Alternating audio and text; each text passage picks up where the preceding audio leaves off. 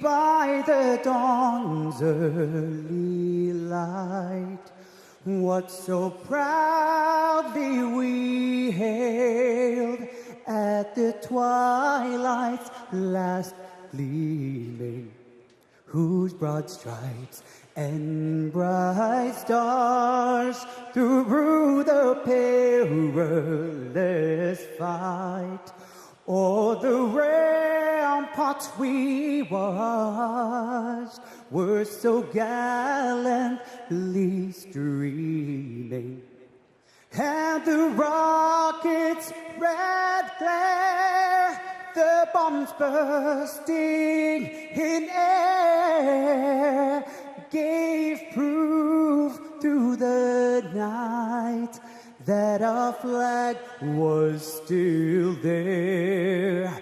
Oh, say does that star-spangled banner yet wave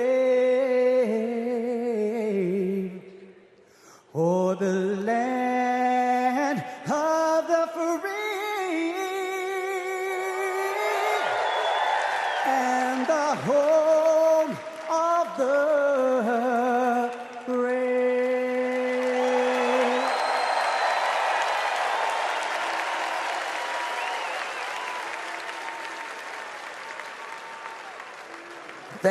Thank you, Aris. Folks, give it up for Aris one more time.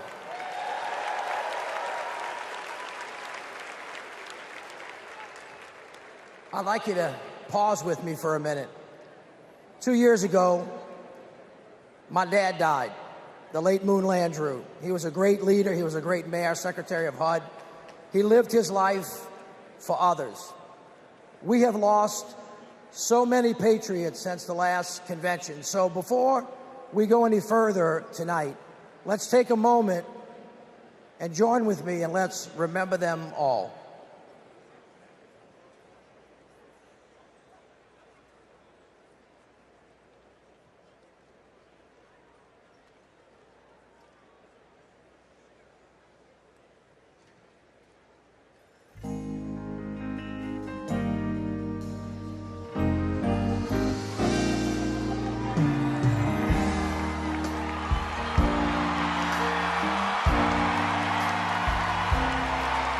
I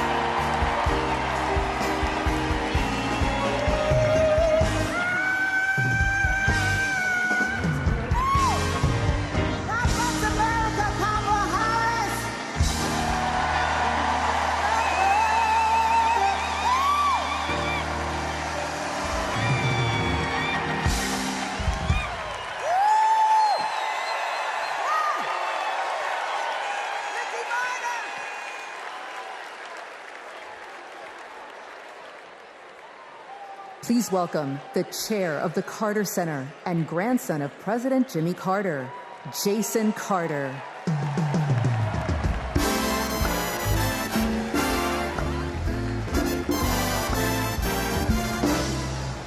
Hello, I'm Jason Carter. My grandfather, President Carter, will have his 100th birthday in October. I call him Pawpaw, and I can tell you that he wishes he could be here tonight. He and my grandmother led their lives with an unwavering faith in God, a respect for human dignity, honesty, and a commitment to loving their neighbors as themselves. Those principles guided them throughout their lives, including during their 4 years in the White House and the 4 decades since. For my grandfather, it was never about fame, recognition, accolades, or awards. His legacy is measured by the lives he has touched and the good he has done. Kamala Harris carries my grandfather's legacy. She knows what is right, and she fights for it. She understands that leadership is about service, not selfishness, that you can show strength and demonstrate decency, and that you can get a whole lot more done with a smile than with a scowl. Pawpaw is holding on. He's hopeful. And though his body may be weak tonight, his spirit is as strong as ever. My grandfather can't wait to vote for Kamala Harris. She reminds us all that the promise of America remains unchanged. We are one nation, indivisible, with liberty and justice for all. And my grandfather knows that with her as our next president, we will keep that promise. Thank you.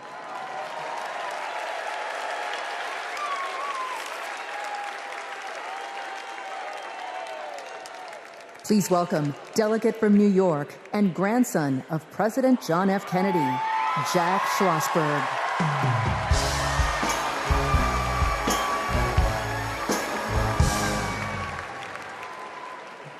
Hi, I'm Jack Schlossberg. President John F. Kennedy is my grandfather, and he's my hero. JFK was the youngest person ever elected president and the first Catholic. He sent a man to the moon, fought for civil rights, and navigated the Cuban Missile Crisis peacefully. Most of all, he inspired a new generation to ask what they could do for our country.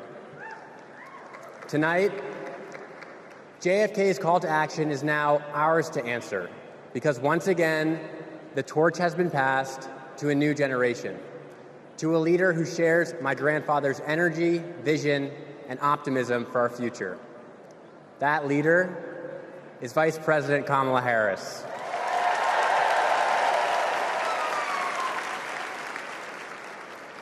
Like President Kennedy, Vice President Harris has dedicated her life to public service. She believes in America, like my grandfather did, that we do things not because they're easy, but because they are hard. As president, she will fight for working families. She will expand investments in clean energy so that my generation will have clean air and good jobs. She will defend our freedoms, the freedom for women anywhere in America to make their own healthcare choices, the freedom to be safe from gun violence, the freedom to vote easily and without fear. The choice is ours to make, and history is watching to see what we will do. Now, let's elect Kamala Harris the next President of the United States. Thank you.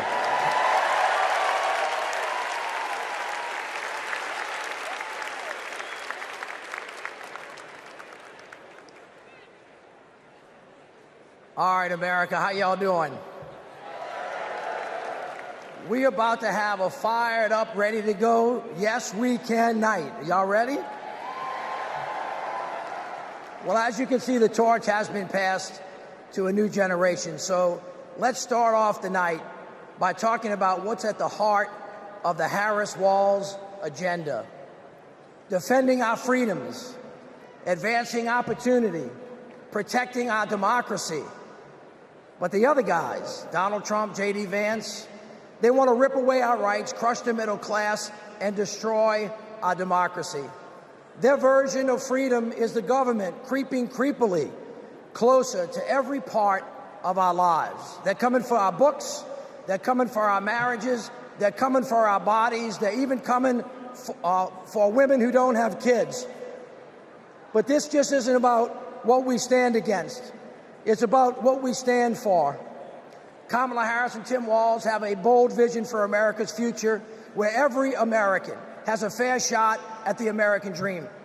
Kamala Harris and Tim Walz will build a future that belongs to all of us, because we are one nation, not two. Indivisible, with liberty and justice for all, not some. We are part of one nation, pledging allegiance to one flag, and that is the flag of the United States of America. Hear this. America is great because of who we are, and more importantly, who we strive to be. My friends, our best days are ahead if we stick together. My friends, say it with me. Let them hear it to the rooftops. We are not going back. So now please help me welcome. Please help me welcome from the great state of Pennsylvania, the great Representative Malcolm Kenyatta.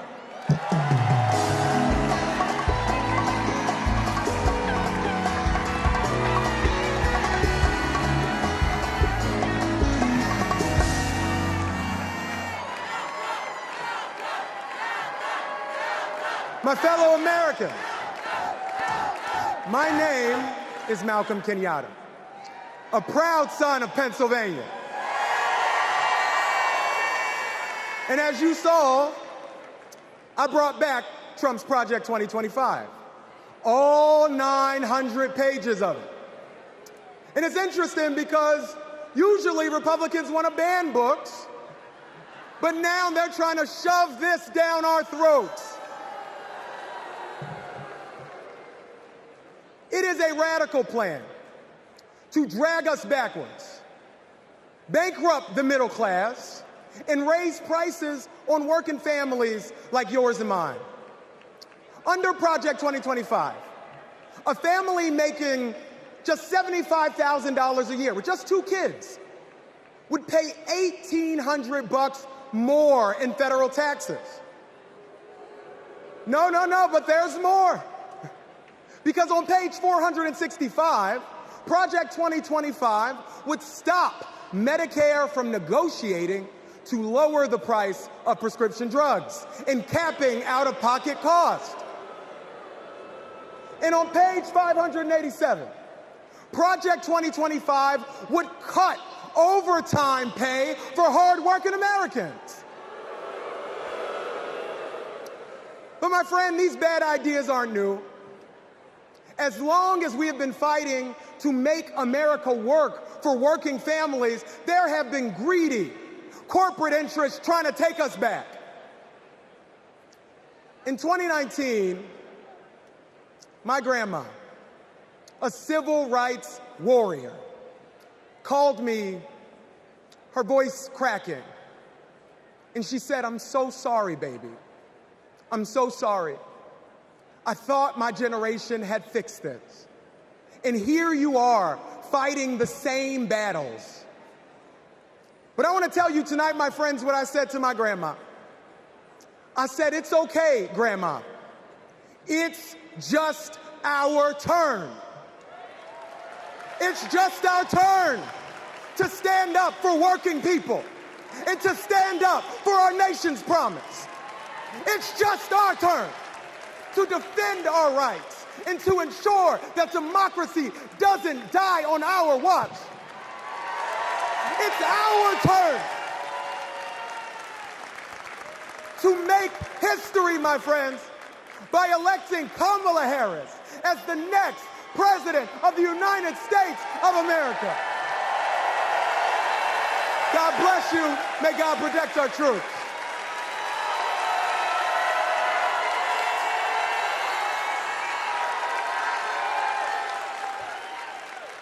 Don't know why, but I feel like I've seen how the Biden-Harris focus on making healthcare affordable for middle-class Americans has benefited so many of my patients. I support Kamala Harris because she fights for the working family and she thinks about the future of our country. Trump tried to take our country backward. She has taken action to make sure childcare and home care are accessible and affordable. I am a type 1 diabetic since the age of 10, and having my insulin is not an option. My name is Ann from Wisconsin, and this is my daughter, Isla. Isla qualifies for a type of Medicaid based on a level of care for children with disabilities. Donald Trump attempted to cut Medicaid every single year he was in office. Kamala Harris is the only candidate on the ticket this year that will actually continue to fight to get caps on insulin, and we need her in office. I am all in for Harris 2024.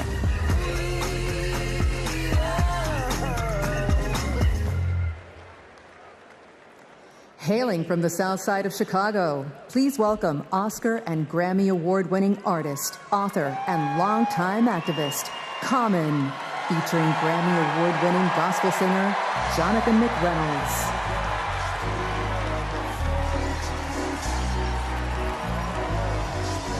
I thank God for this moment in time where Kamala Harris will change the world for the better with love, hope, and grace. We fortunate. I'm fortunate to be alive. Can't explain how I got here, but we've arrived. The deliverance and diligence for which we strive. It's the feeling, there's no silliness when we rise. Fortunate to have friends who don't synthesize. I keep good company, we enterprise. Had a strong day since infantilized. I guess I can see the power in the prize. Incentivized by the streets I identified. Other people's struggles I don't minimize. Fortunate to be born and raised in the shy. Salt of the earth, people with the bravest eye. They say your God is the truth, I wasn't raised to lie. Fortunate to be so que sera. Every day that I get up, I trace the sky. Draw with the most high on the place that I am. And that's fortunate. You can feel it in the air. Hey yo, it's love out there. Hey, the feeling is free. Yo, Chi-Town at the DNC. Jonathan, what you say? Keep you near the cross, and may your troubles show that you need God, and may your battles end the way they should, and may your bad days prove that God is good, and may your triumphs keep you humble and high, and may your endings be worthy of every start. Hey, let's take this message to every husband, that your whole life will prove that God is good. Hey, yo, we fortunate. You can feel it in the air. Hey, yo, it's love out there.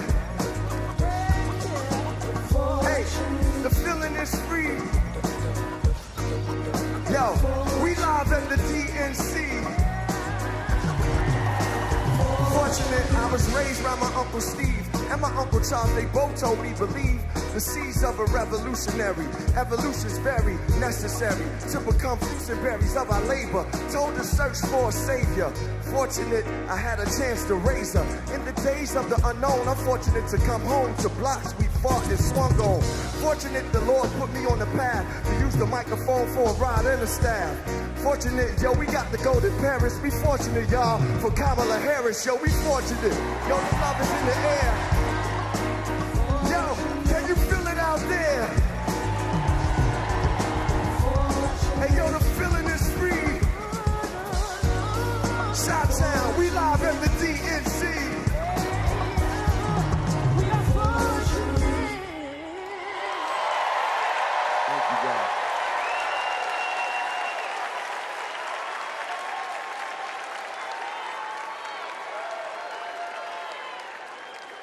Don't know why, but I feel like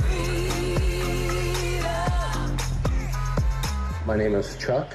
I voted for Trump in 2016. My name is Tom. I'm from Michigan, and I'm a former Trump voter. I'm Joanna. I live in Florida. I'm a former Trump voter. I just cannot vote for the man, and it can go from just being dishonest from a criminal and an insurrectionist. He has no respect for Americans. He has no respect for the Constitution. I believe if Trump gets a second term, he's not leaving, he's staying. He broke the law.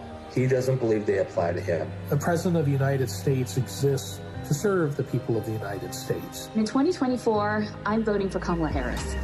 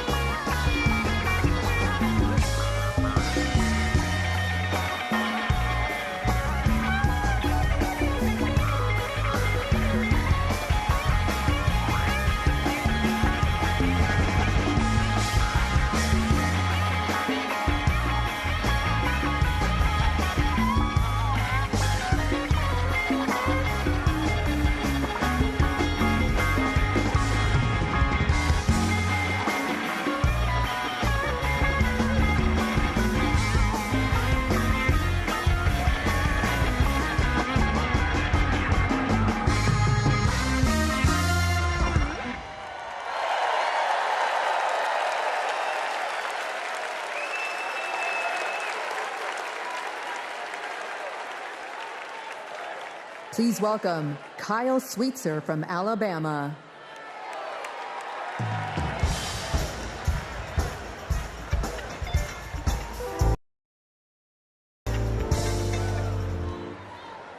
I voted for Trump not once, not twice, but 3 times. You see, I work in construction. I work with my hands. He told us he'd look out for blue-collar workers. So I made my first ever political donation to Trump. And I donated to him many times throughout his presidency. But then I started to see Trump's tariff policy in action. Costs for construction workers like me were starting to soar.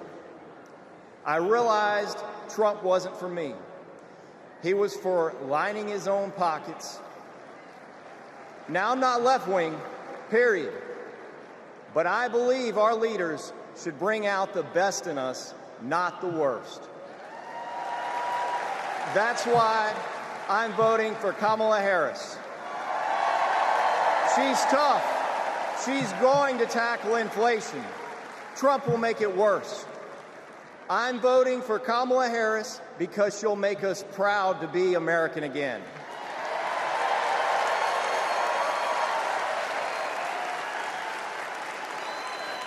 Nobody's ever called me weird. I'm a lot of things, but weird I'm not.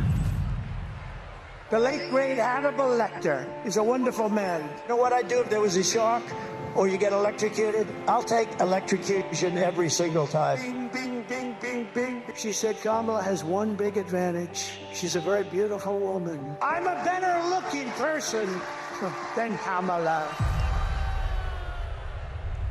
He says, you're not going to be a dictator, are you? I said, no, no, no. Other than day one. I'd like to congratulate Vladimir Putin for having made yet another great deal. Kim Jong-un I had a good relationship with. He's a tough, smart guy. Now, if I don't get elected, it's going to be a bloodbath. Well, they're the weird ones. JD is not at all. The people who are most deranged and most psychotic are people who don't have kids at home. Let's give votes to all children in this country, but let's give control over those votes to the parents of those children. In 4 years, you don't have to vote again. We'll have it fixed so good you're not going to have to vote.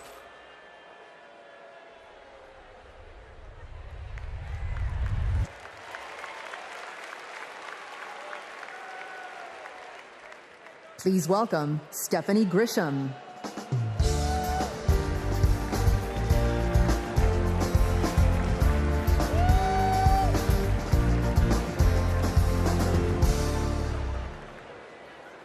I wasn't just a Trump supporter.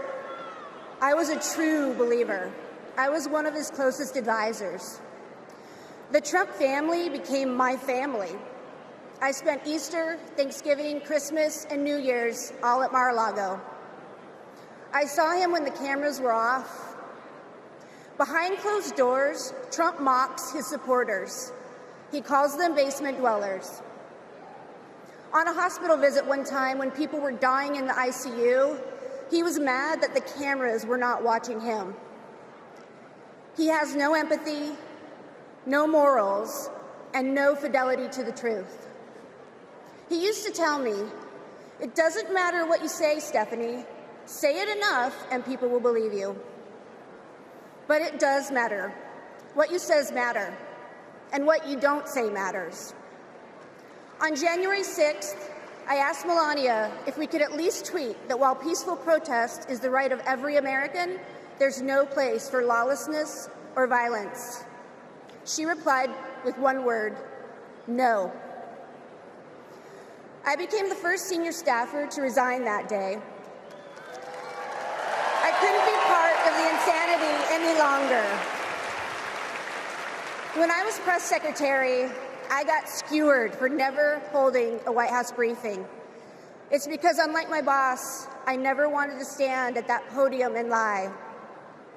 Now here I am, behind a podium, advocating for a Democrat. And that's because I love my country more than my party. Kamala Harris tells the truth. She respects the American people, and she has my vote. Thank you.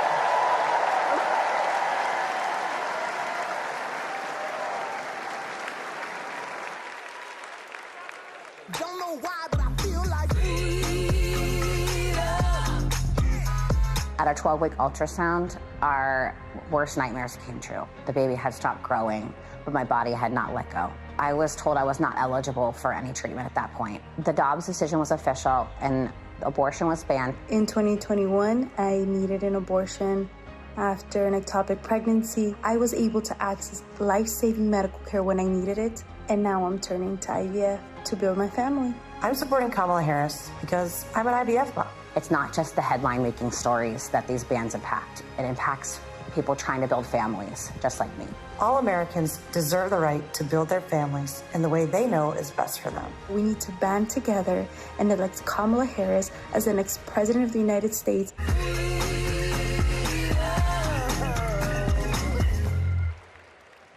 Please welcome Nabella Noor.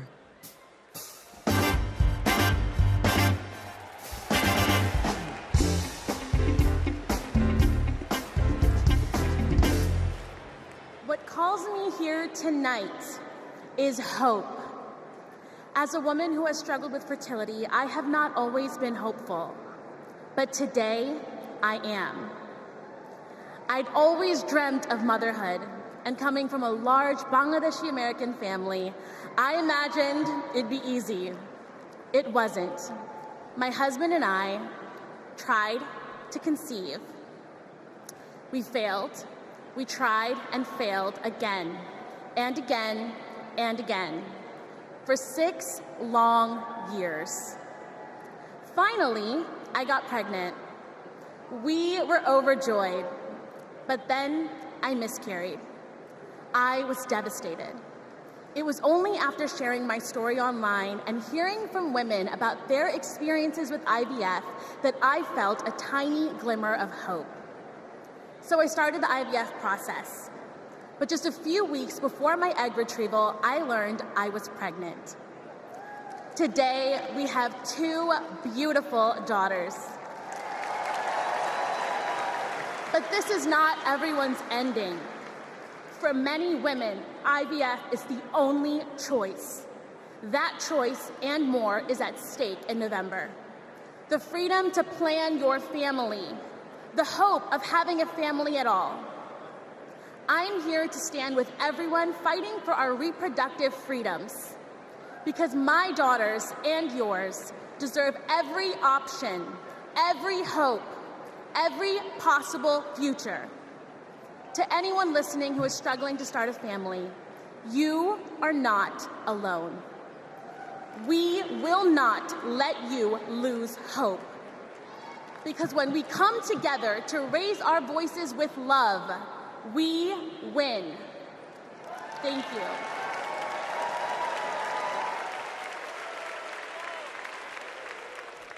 Please welcome Michigan Senator Gary Peters.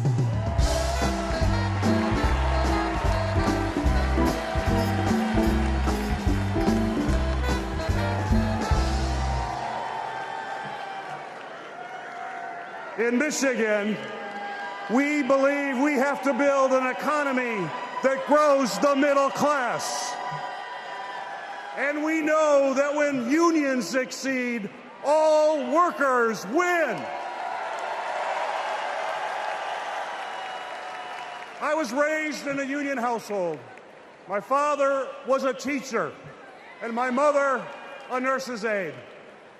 And they gave me and my sisters what every parent wants to provide for their children, an opportunity to pursue their dreams. I went to public school, I worked odd jobs, became an Eagle Scout. And Kamala Harris and Tim Walz grew up just like me. And I know they will fight for all of us. They will make it easier to raise our families and to retire with dignity. Just look at the record. As Vice President, Kamala Harris helped pass legislation that finally allowed Medicare to negotiate and lower the cost of prescription drugs. She brought manufacturing jobs back to the United States of America. And as governor, Tim Walz signed the largest infrastructure investment in Minnesota history.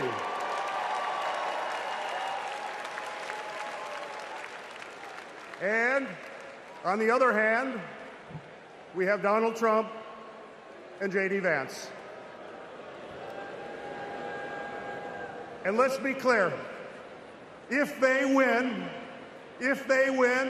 working people like my friends here from the Teamsters will pay the price.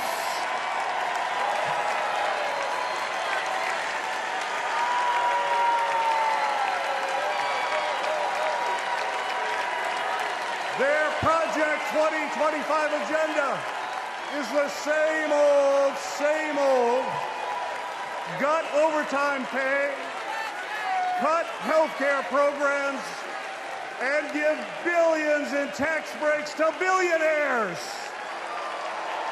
We cannot let that happen, and we will not let that happen. And now I want to introduce some retired Teamsters and pension warriors, led by Ken Stribling, president of the National United Committee to Protect Pensions.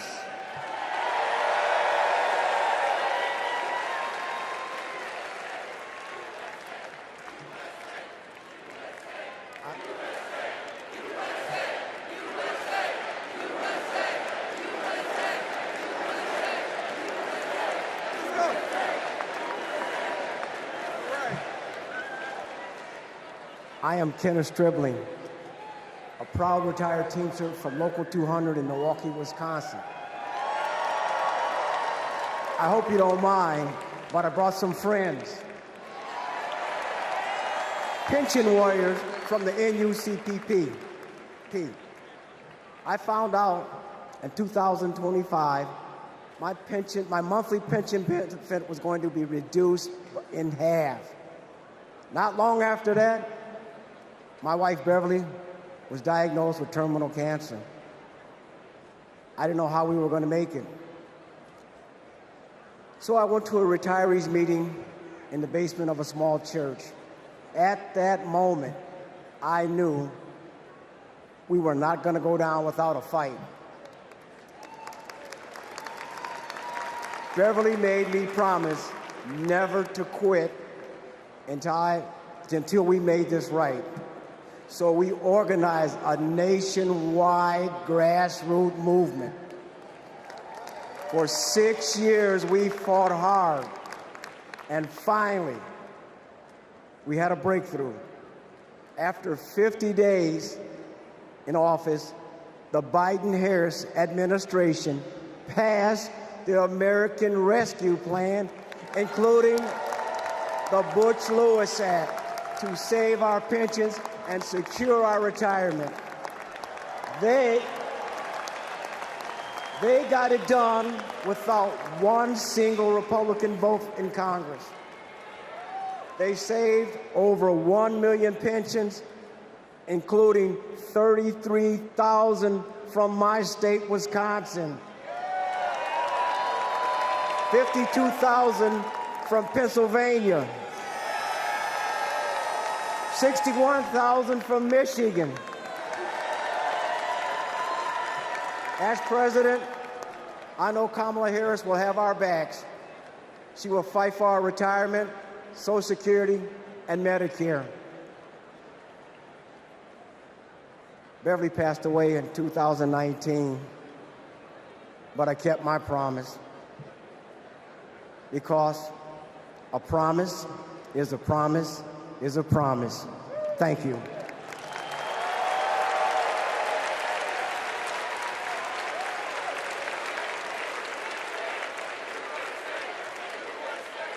For years, Big Pharma has often inflated the price of life-saving medications, and millions of Americans have suffered as a result.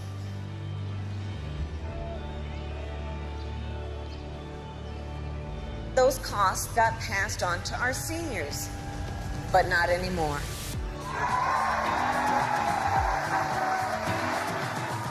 It was because of them that we had insulin for $35 compared to $687. What a gift. This $35 is life-changing for us. The beauty of it is it's fixed. Everything else goes up, but it stays the same. I have more discretionary income, $20, $30 a month more. His wife and I can go to the pub and have a burger and fries. I can afford my rent. I can afford to feed my children. I can afford my insulin. It's saving me a couple $1,000s a year, which is several trips to visit the grandkids. I am looking forward to that lifestyle where I can travel and be able to enjoy my grandchildren and maybe great-grandchildren. It meant I could enjoy life. President Joe Biden and Vice President Kamala Harris will be in Maryland this afternoon to unveil a new plan cutting prescription drug costs. 10 popular drugs are affected by this, including cancer, diabetes, heart disease, and blood clot medications. Seniors will save roughly $1.5 billion in out-of-pocket costs next year. With Kamala Harris, I feel so hopeful. I feel the future of America will be good.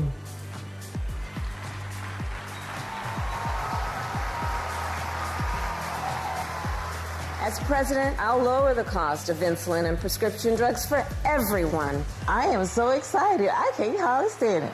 We're going to only go forward. We can't go back.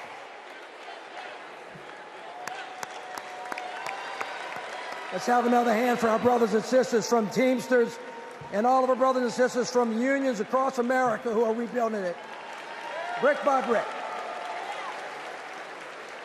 I mean, after that, what do you talk about? Kamala Harris wants to throw a little bit of dirt. So here we go. After years of dead ends and broken promises, President Biden and Vice President Harris brought Republicans and Democrats together to actually get something done. Trump promised Infrastructure Week but never built anything. But this time, the Biden-Harris administration is actually breaking ground, and we're starting to turn dirt, ushering in an infrastructure decade. All I see is possibilities ahead. You see, the foundation of a strong economy is literally a country's infrastructure. It's the cornerstone upon which all rest. We finally got a president and a vice president who puts their money where their mouth is. Already, $460 billion out the door, $1 trillion of private sector investment, building roads and bridges and airports and ports and water systems so that kids don't have to drink dirty water out of lead pipes and little girls don't have to sit on the back of their mama's car trying to do their homework so they can have a better future for us. We're building a clean energy economy. All of it is moving out of the door. And we're touching every part of the country, from the Pakeak, Alaska, all the way down to Lowndes County. We have over, hear me now, 60,000 projects all across this country with funding already underway. We're hitting the ground running, and it's right in everybody's backyards. 2 years ago, after President Biden and Vice President Harris passed the biggest infrastructure investment since President Eisenhower, he called on me and others to help carry out that vision as we rebuild America. As a senior advisor to the president, we pushed out funding for the roads and the bridges. We're literally building bridges to the future. High-speed internet and the clean energy economy. With these projects, we're ushering in a brighter future, a future in which everyone has clean air to breathe, everyone has clean water to drink, a future in which everyone has the opportunity to build generational wealth, a future in which the most vulnerable communities aren't forced to bear the brunt of progress. And we have made historic progress towards that vision. Let's take a look with what progress is being made in communities across the country with products that are being made right here in the USA. Since passing the bipartisan infrastructure law And the American Rescue Plan. The Biden-Harris administration is putting billions of dollars into cities and counties across the country over the next 5 years. I want to particularly thank the mayors of America. You make things work. Thanks to the Biden-Harris administration, the city of Phoenix has a much greener bus fleet. In San Antonio, we're building the airport of the future in the heart of our city. Until 1970, Scranton and New York were connected by passenger rail. And within 5 years, finally, we're getting that connection back. Our vision is to create a truly multimodal city, a city where people can walk, ride public transportation, or ride a bike to get to their destination. Our city is able to create over 2,000 jobs and move our transit system into the future. We are investing over $50 million to take vacant buildings just like this one to turn them into shovel-ready job sites in the heart of our city. We were able to use American Rescue Plan funding for safe, affordable housing for our neighbors. When a dilapidated apartment complex was condemned, we were able to swiftly relocate these tenants. In Tucson, we have planted or distributed over 100,000 drought-tolerant trees to combat extreme heat. In the great city of Baltimore, Maryland, we're opening brand new rec centers that closing in our city, and many more investments thanks to President Biden and Vice President Harris.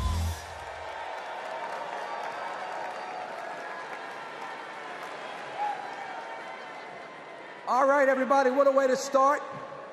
But you ain't seen nothing yet.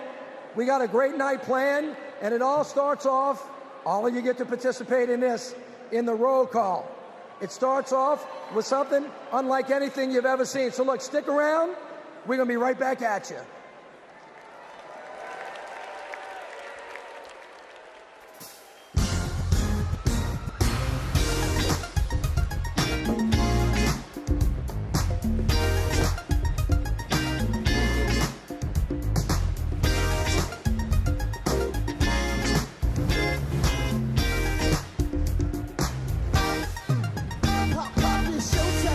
Showtime, guess who's back again?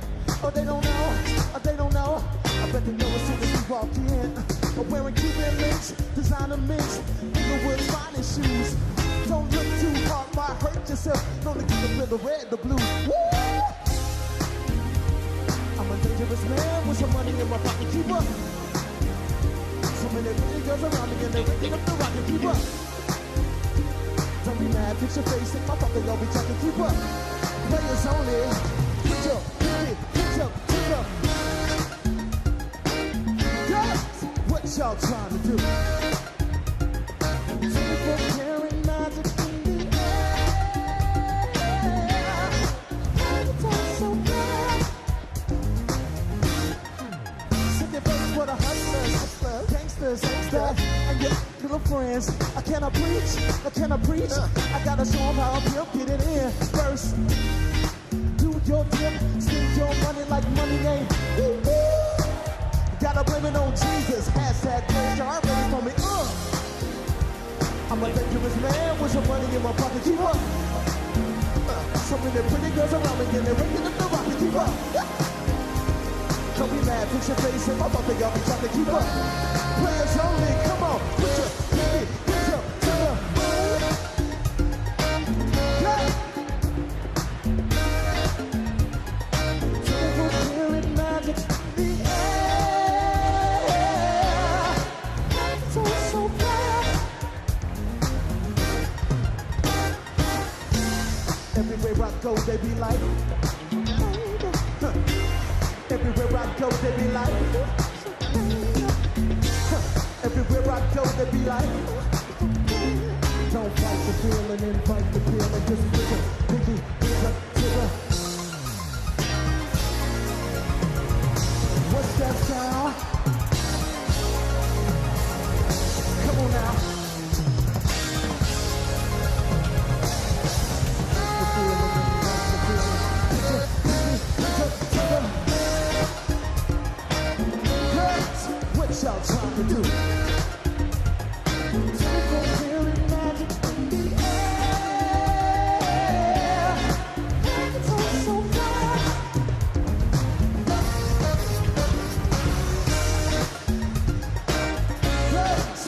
Y'all trying to do?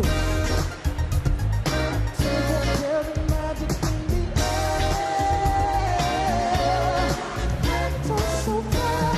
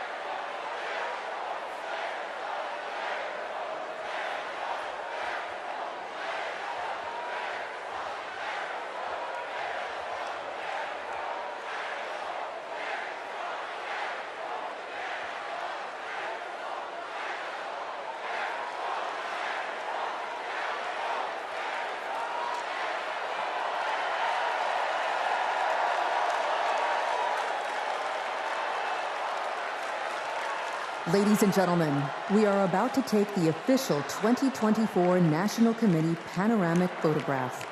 At this time, we would ask all of the delegates and guests to take their seats and get ready for this historic photo. During the photo, there should not be any movement in the hall. If anyone moves, anyone behind them will be blurred.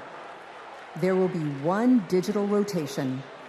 There will be one photo taken with a 110-year-old film camera by Abbas Shir Mohammadi, fourth-generation photographer who has captured all of the past Democratic and past 10 swearing ceremonies. The camera is ready. Please listen to Abbas, who is located in the center blue press stand in the center of the hall.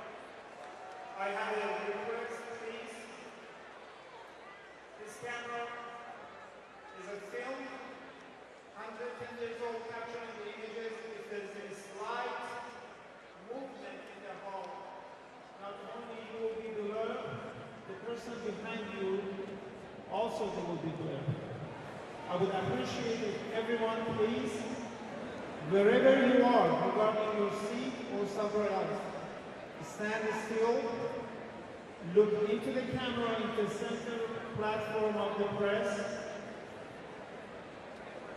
and hold your hands in the front, please. Do not move. The camera is going to start in about 22 seconds. Please do not move. There are some moving in the hall. Please, wherever you are, stay right there.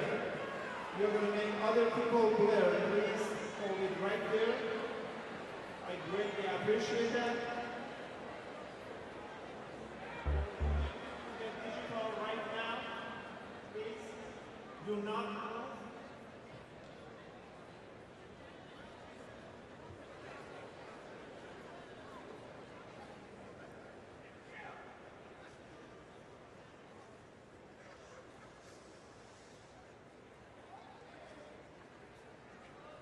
There's some movement, please. Please stay right where you are.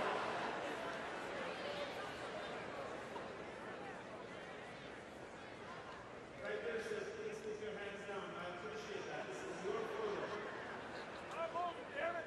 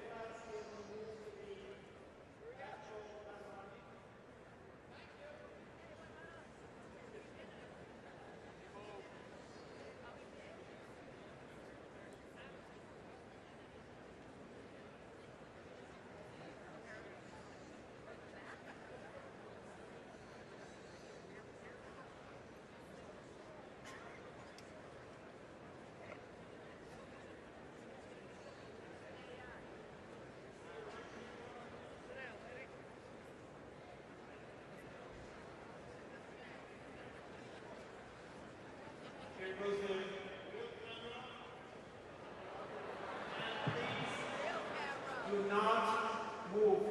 It's an extremely sensitive camera. Thank you.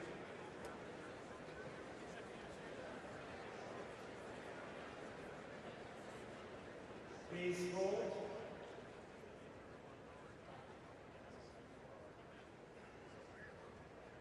You can see this photograph at democraticphotos.com. 48 hours.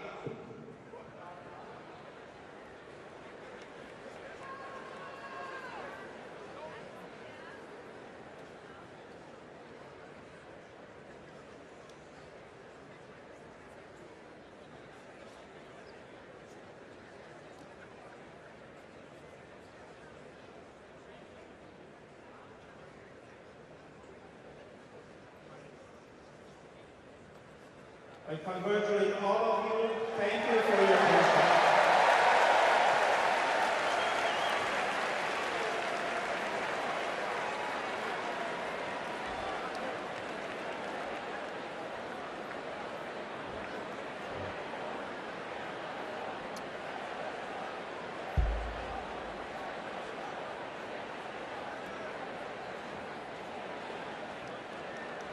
Delegates and guests, please put on your wristbands at your seats.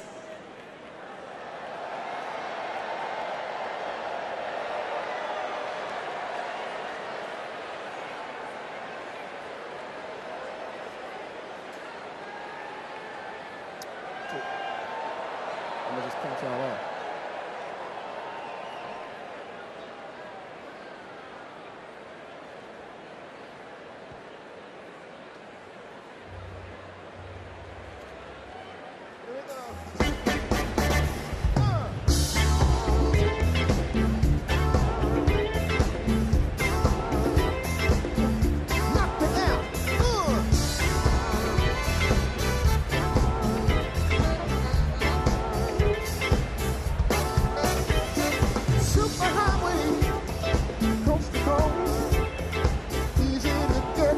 Anywhere.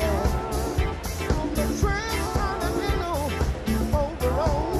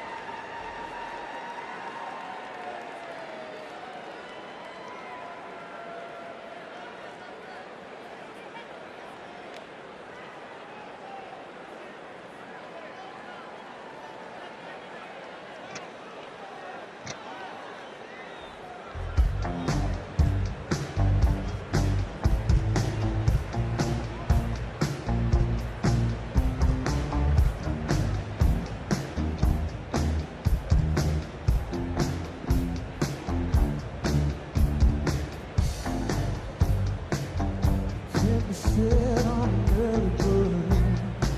It's 10 o'clock before I say a word. Baby, I can never tell. Do you sleep so well? You keep telling me to live right. Go to bed before the daylight.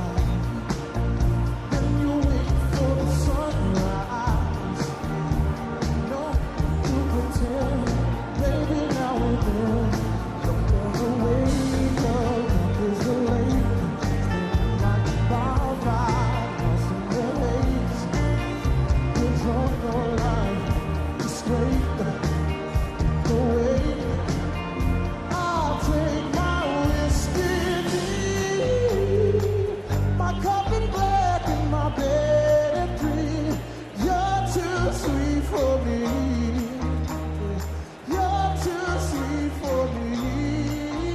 I'll take my whiskey deep, my coffee black and my bed at 3. You're too sweet for me. You're too sweet for me.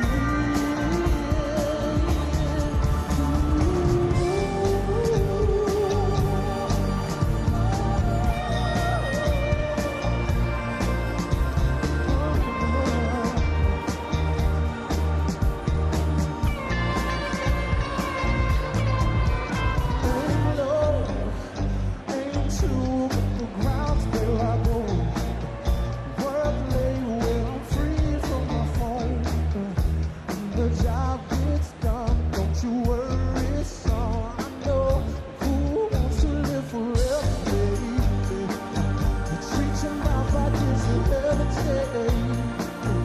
Yes, to you is like a TSA. College get along, babe, don't get me wrong. There's a bright man on the rain. Some days will rain from on it, get the break.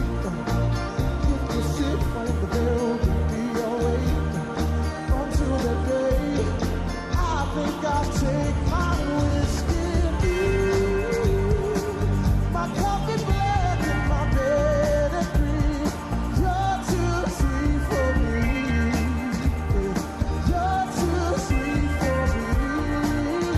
I'll take my whiskey deep, my coffee black and my bed at 3. You're too sweet for me. You're too sweet for me.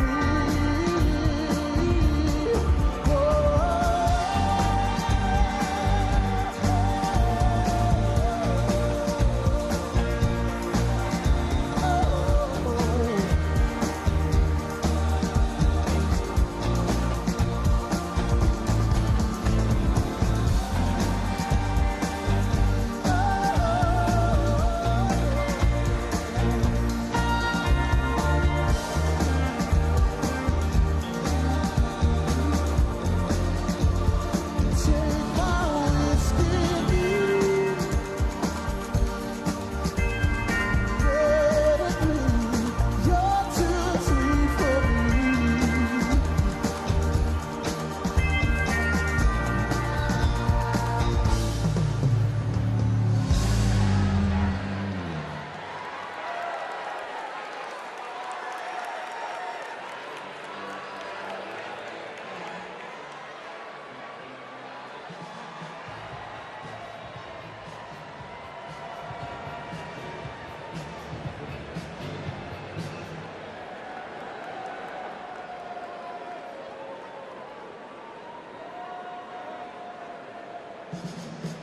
One, two, 1, 2.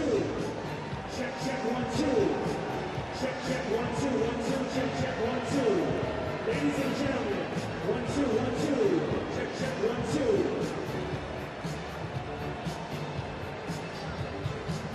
Check, check, 1, 2, 1, 2.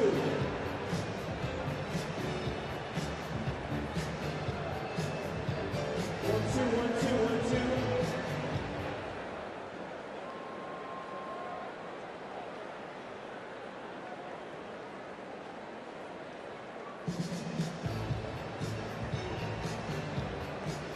One, two, 1, 2, 1, 2, 1, 2.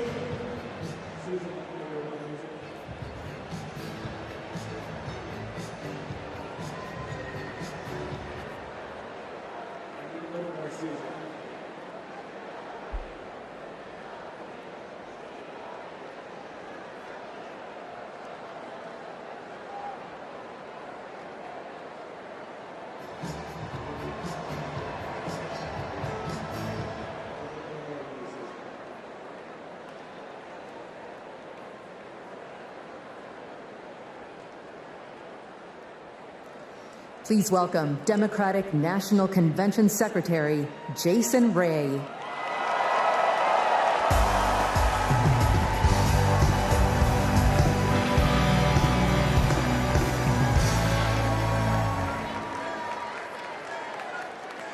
Well, good evening, delegates. My name is Jason Ray, and I'm honored to serve as the secretary of both the Democratic National Committee and the Democratic National Convention. I remember watching my very first convention on television when I was just 10 years old. It was the 1996 convention right here at the United Center. Now, nearly 3 decades later, I could not be more thrilled to join you in making history as we nominate Vice President Kamala Harris.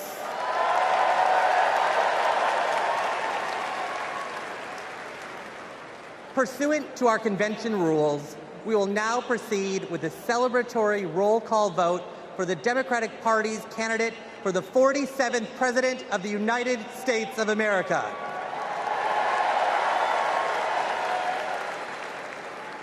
As a reminder, our nomination was made official on August 6th upon the certification of the virtual roll call.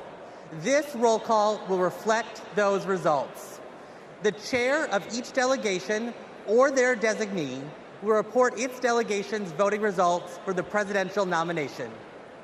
Pursuant to the rules, the roll call will follow the alphabetical order of the states, with the District of Columbia and Puerto Rico, the territories, and Democrats abroad treated as states for the purposes of the alphabetical roll call. Delegates, are you ready?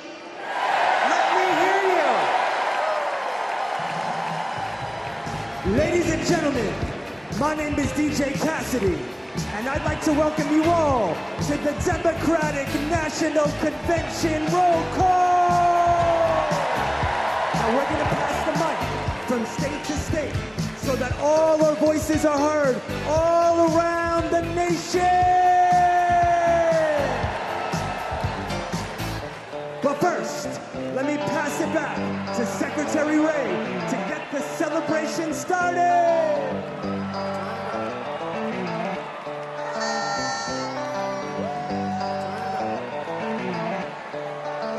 Alabama, how do you cast your vote?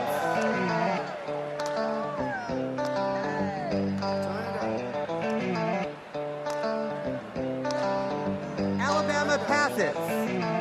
Delaware, how do you cast your vote?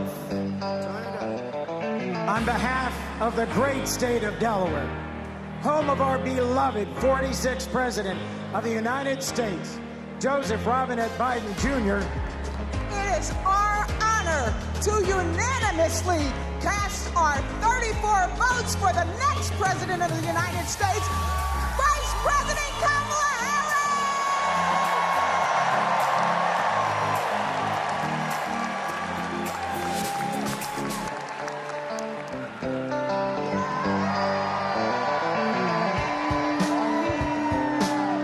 Thank you, Delaware.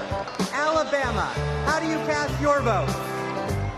In a letter from the Birmingham jail, Dr. King wrote that progress is not inevitable. We have to fight for it. We have to win it. Kamala Harris will protect the legacy and the progress that we've made by our forefathers and our foremothers, and she will advance it. She will safeguard our freedom to vote by passing the John Robert Lewis Voting Rights Advancement Act. She will fight for freedom and opportunity and build an economy that works for everyone. So, from Huntsville to Mobile, from the Black Belt to the Wiregrass, from the historic civil rights cities of Birmingham, Montgomery, and my hometown of Selma, from the people who brought us the Voting Rights Act and the Civil Rights Act, the proud, great state of Alabama proudly cast 56 votes for the first Black woman President of the United States of America, Kamala Harris, and the next Vice President, Tim Walz.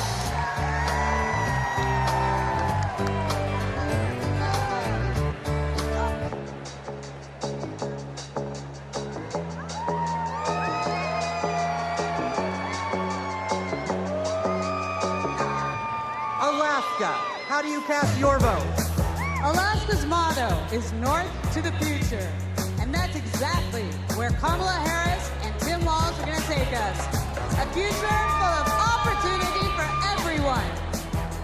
As a teacher, a union member, and a proud black woman, it is my honor to cast Alaska's 19 delegates for the next president of these United States, Kamala Harris.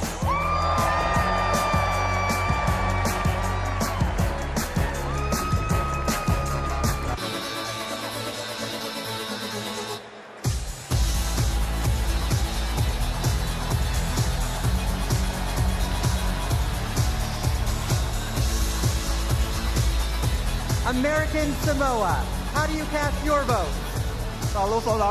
Here in American Samoa, faith, service, and community are everything. That's why we cast 10 votes for our next president, Kamala Harris.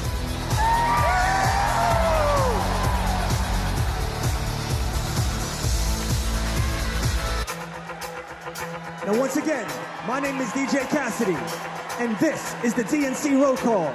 So let's pass the mic around the nation.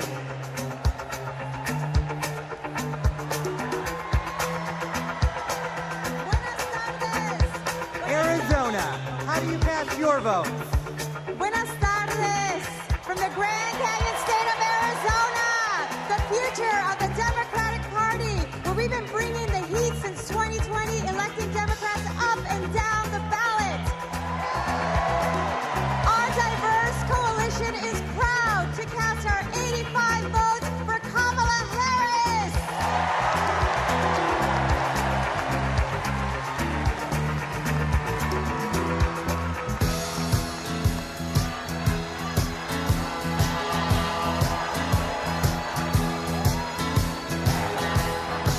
Arkansas, how do you cast your vote? On behalf of the great state of Arkansas, home of American legends Johnny Cash and Sister Rosetta Tharpe, home of the trailblazing civil rights leaders Daisy Bates and the Little Rock Nine, and home of the birthplace of President William Jefferson Clinton, who inspired all of us in a place called Hope. Arkansas casts our votes for Vice President Kamala Harris and Governor Tim Walz.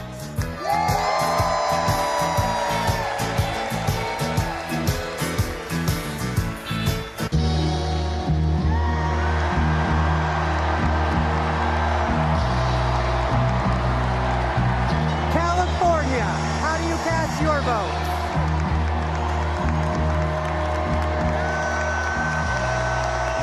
Mr. Secretary, the great state of California passes at this time. California passes.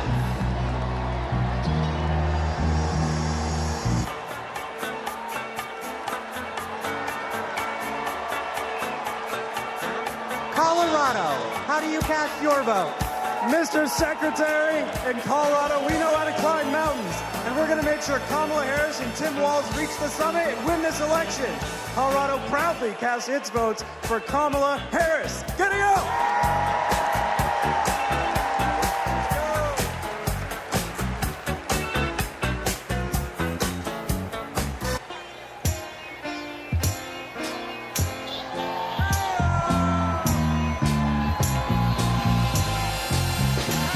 Connecticut, how do you cast your vote?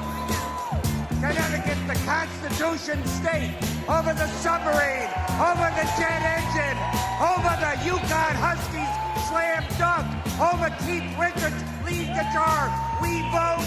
Tonight we cast 73 votes and one president for the first female president of the United States of America, Kamala Harris.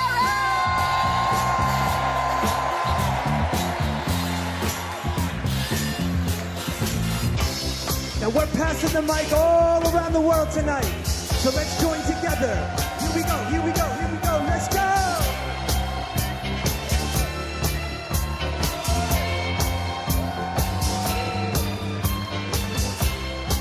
Democrats abroad, how do you cast your vote? Mr. Secretary, Democrats Abroad represents millions of Americans who live abroad and vote back home in all 50 states and in D.C. U.S. citizens can go to votefromabroad.org to register and request a ballot. On behalf of our large, diverse community, we joyfully cast 21 votes for Kamala Harris!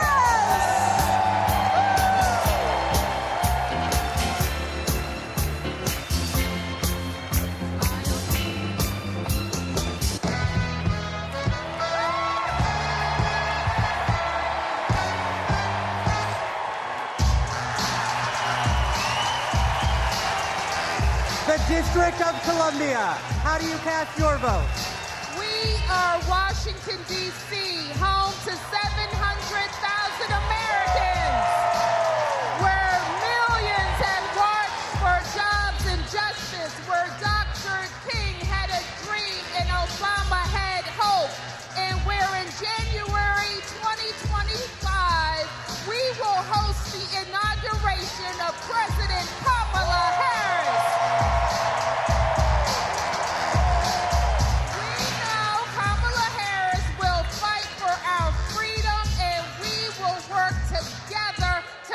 Washington, D.C., the 51st state. The District of Columbia is proud to cast its 51 votes for the next president of the United States, Kamala Harris.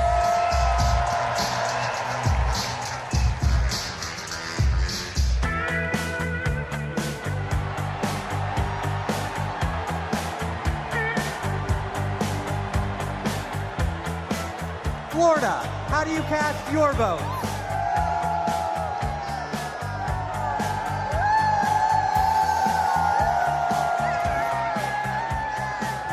Florida is worth fighting for.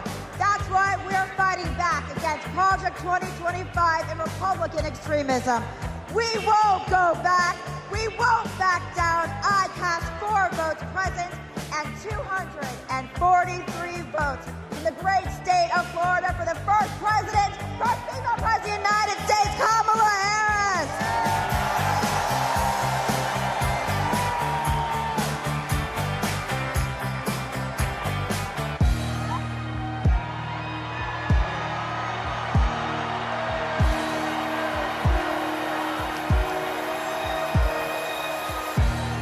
Georgia, how do you cast your vote?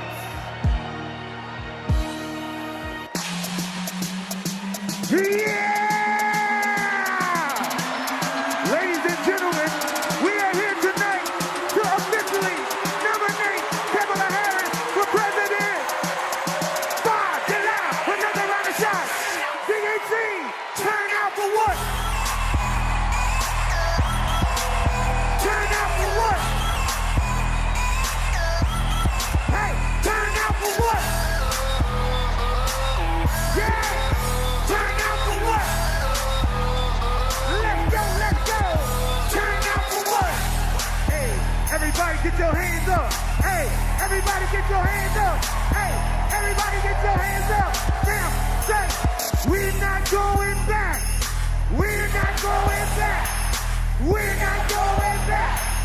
We're not going back. D.P. Harris, come to the wall. D.P. Harris, give me the wall. Hey.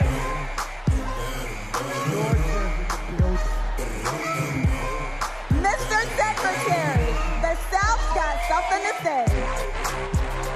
I'm Congresswoman Nikema Williams, chairwoman of the Democratic Party of Georgia. Georgia, the home of President Jimmy Carter, the cradle of the Civil Rights Movement, where we fight for our freedom. Extremists in Georgia are trying to silence our voices by kicking Georgians off of the rolls and making it harder to vote. But y'all, when we send Kamala Harris to the White House, she'll fight for our freedom to vote, our reproductive freedoms, and our freedom to thrive. In the spirit of good trouble, Georgia cast 123 votes for the next president of the United States, Kamala Harris.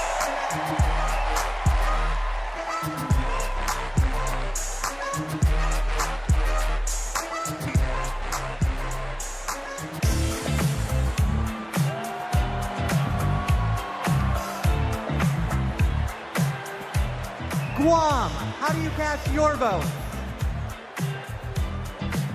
Half day, todo santo. I am Governor Lou Leon Guerrero, the first female governor of our beautiful island of Guam.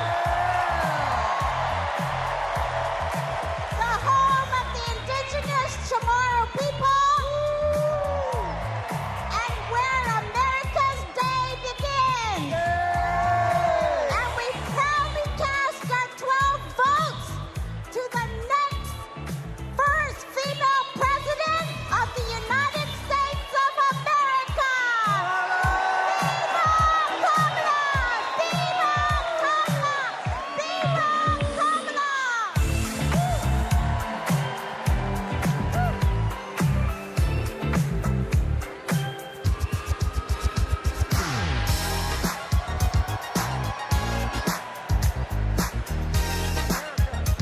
Aloha, Hawaii, how do you cast your vote? America, thank you all for loving Hawaii. The spirit of aloha means acting with love and kindness. Our Hawaii was the first state to legalize abortion. Our state was the first to ratify the ERA.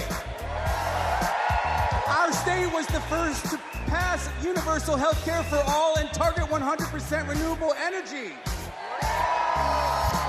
Our state is the birthplace of Barack Obama. Our state shares the values of Kamala Harris, and we cast 6 votes present and 23 votes for Kamala Harris. First woman president.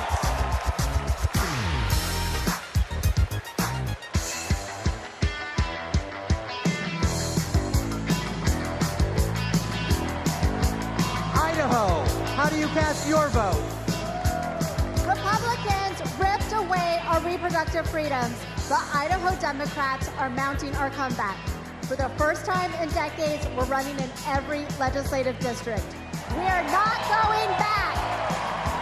Idaho cast 27 votes for Kamala Harris.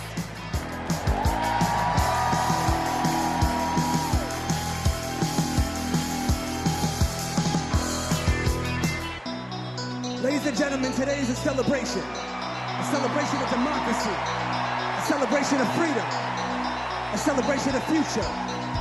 Chicago, are you ready?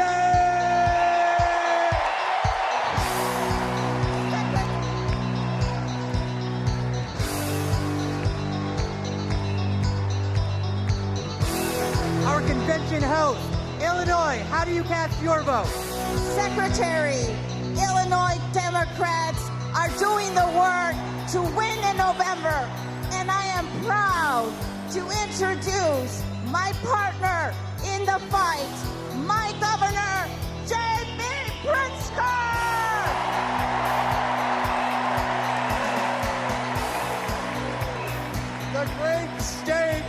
The great state of Illinois, the prairie state, home of 4 presidents, including President Barack Obama.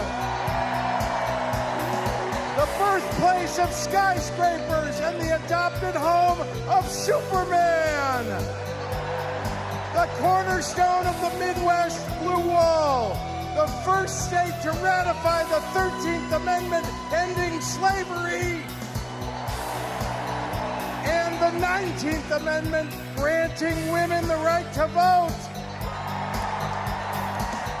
Illinois cast 1 vote present and 176 votes for the next president of the United States, future Madam President Kamala Harris.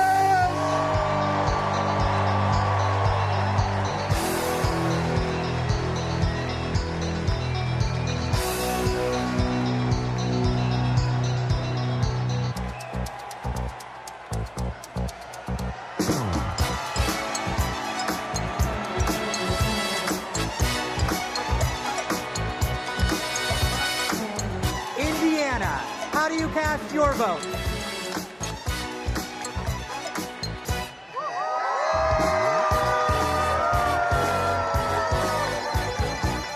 Indiana welcomed me into its heart.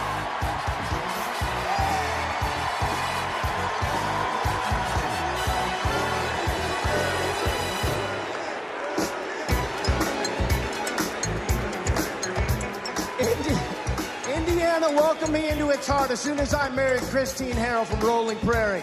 And that's before I lived in Hawkins or played the littlest player with the biggest heart at the University of Notre Dame, Rudy. I want what's best for Indiana, and that means electing Kamala Harris, the first woman president of the United States of America. On behalf of the great Hoosier State, home of the largest single sporting day event in the world, the Indy 500, home of Michael Jackson, home of Babyface, home of David Letterman, Indiana delivered this 86 delegates to Kamala Harris and Tim Walz as the next president and vice president.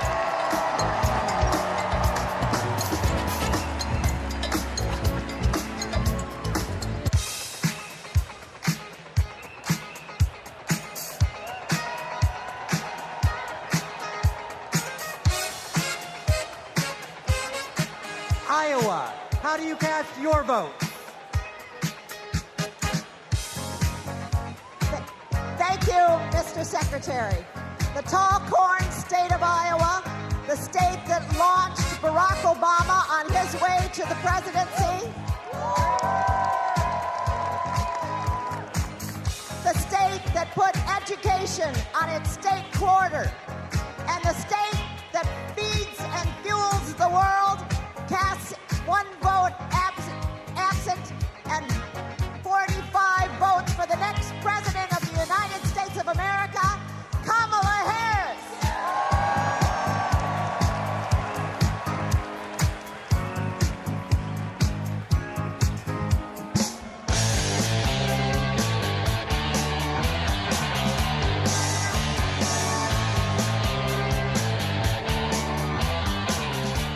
Kansas, how do you cast your vote? I can't hear. Hello, delegates from the center of America, the Sunflower State, Kansas, where our farmers feed America, where we elect strong women who govern from the middle. As the first ever black chair of Kansas, I am proud to cast our 39 votes for the first black woman president, Kamala Harris!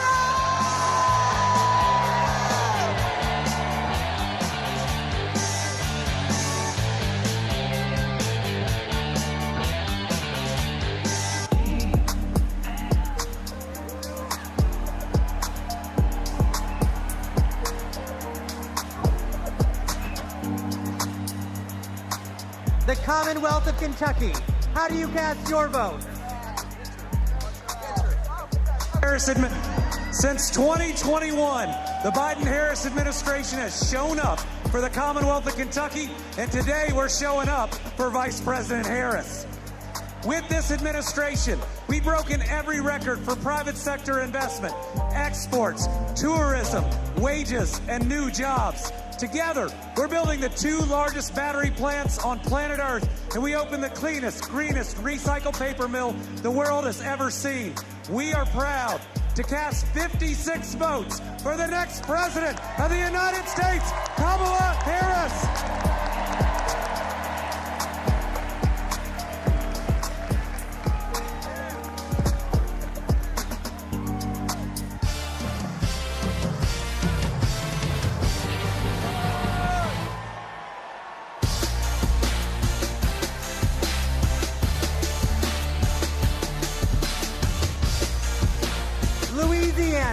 How do you cast your votes?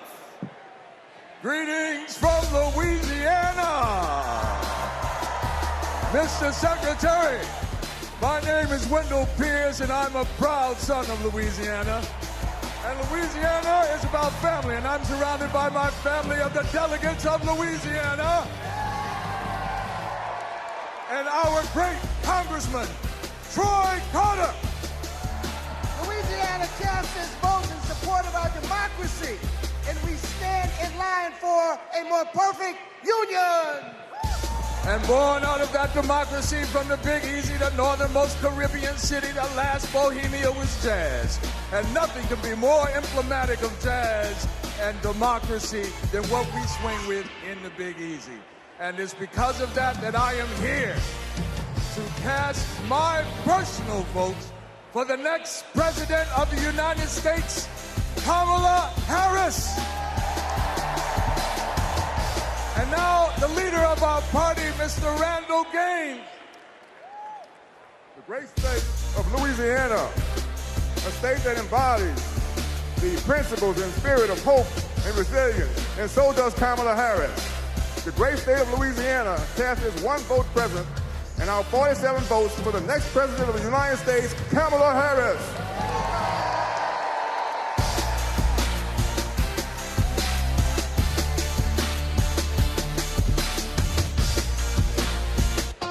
Ladies and gentlemen, we're halfway there. Are you ready? Here we go, here we go. Let's go, let's go, let's go!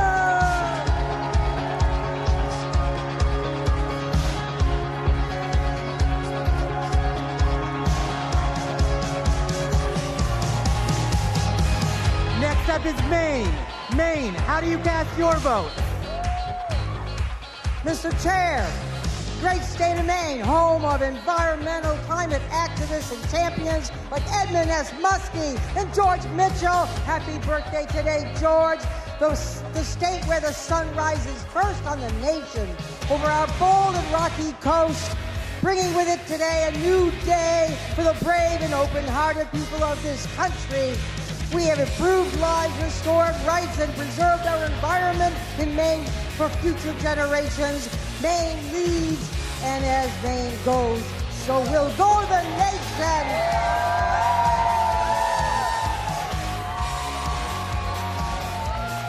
Maine proudly cast 30 votes for our next president, Kamala Harris.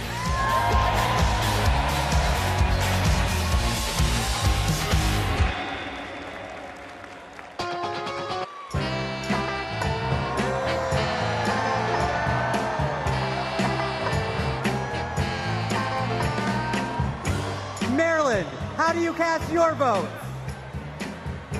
We are Maryland!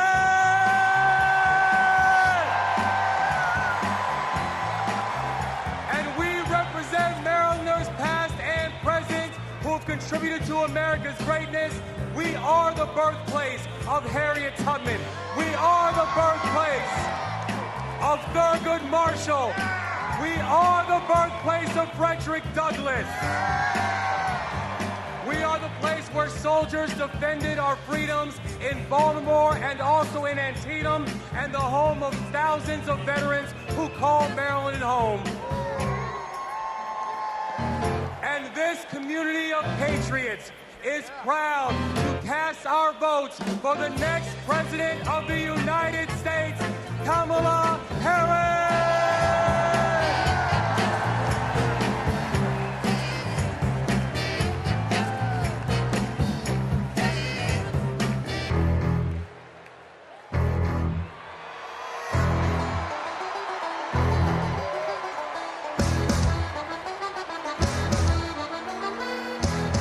The Commonwealth of Massachusetts, how do you cast your vote? Mr. Secretary, the people of Massachusetts know something about making history. The first Thanksgiving in Plymouth, the first public school, the first public library where we don't ban books. Health care for all, and the first shots fired in our revolution. And we are proud, as the Commonwealth of Massachusetts, to make history once again. Mr. Secretary, Massachusetts counts 116 votes, all of our votes, for Kamala D. Harris for the office of President of the United States.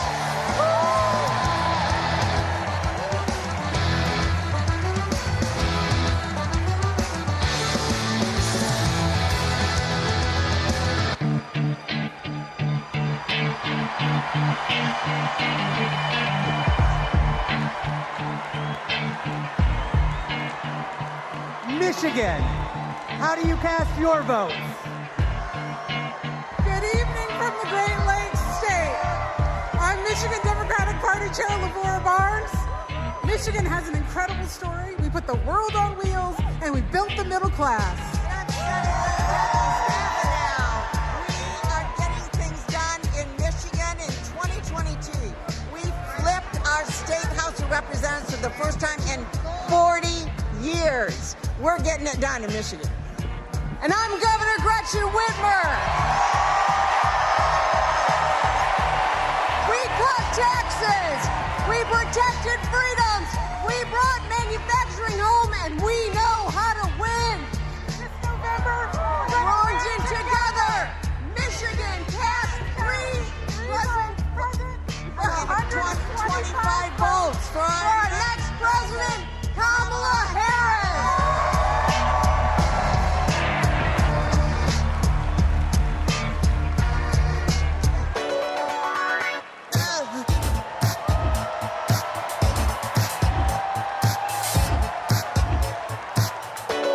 Minnesota, how do you cast your vote? Mr. Secretary, the great state of Minnesota, home of Vice President Hubert Humphrey, Vice President Walter Mondale, and the next Vice President of the United States, Tim Walz. We pass. Minnesota passes.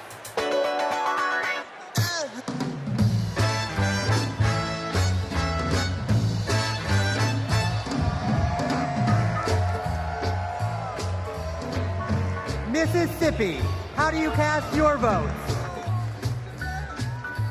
Mr. Secretary, I'm State Chair Shaq Taylor from the home of magnolias and mockingbirds, from the great state of Mississippi, from the Red Clay Hills to the Mississippi River.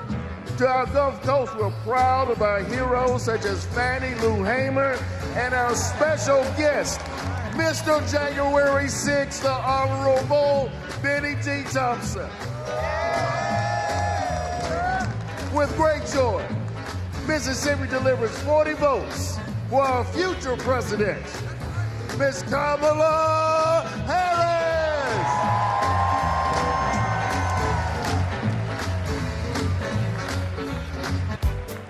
Now tonight is a celebration of love, a celebration of life. So let the celebration continue.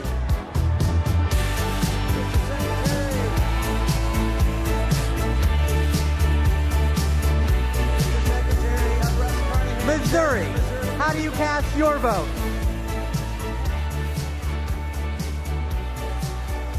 Mr. Secretary, I'm Russ Carnahan, Chairman of Missouri Democrats. We're home to Super Bowl champion Kansas City Chiefs. We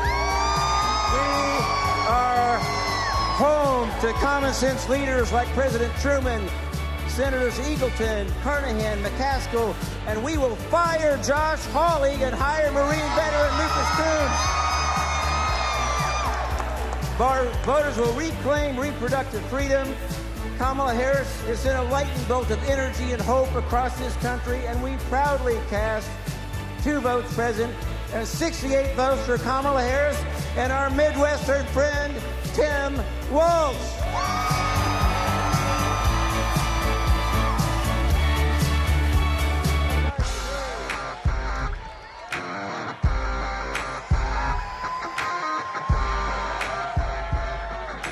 Montana, how do you cast your vote? We, the delegates of the proud state of Montana, on behalf of Big Sky Country,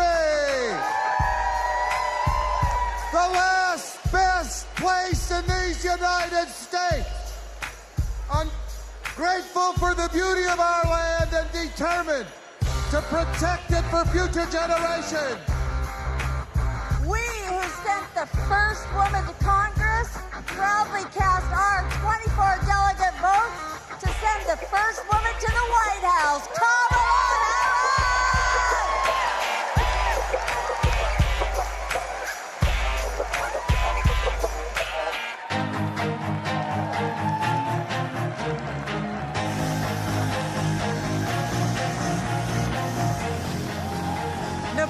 Nebraska. How do you cast your vote?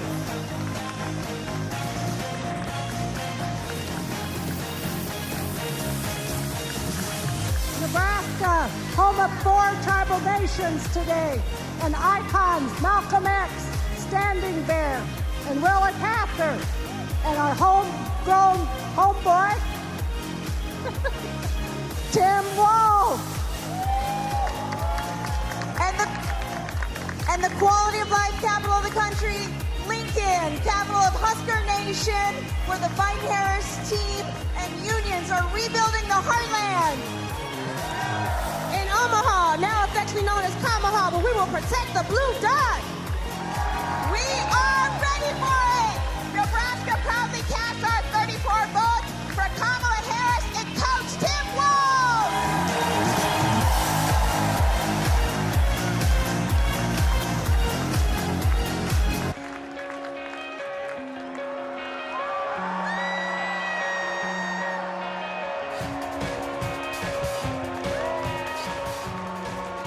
Nevada, how do you cast your vote?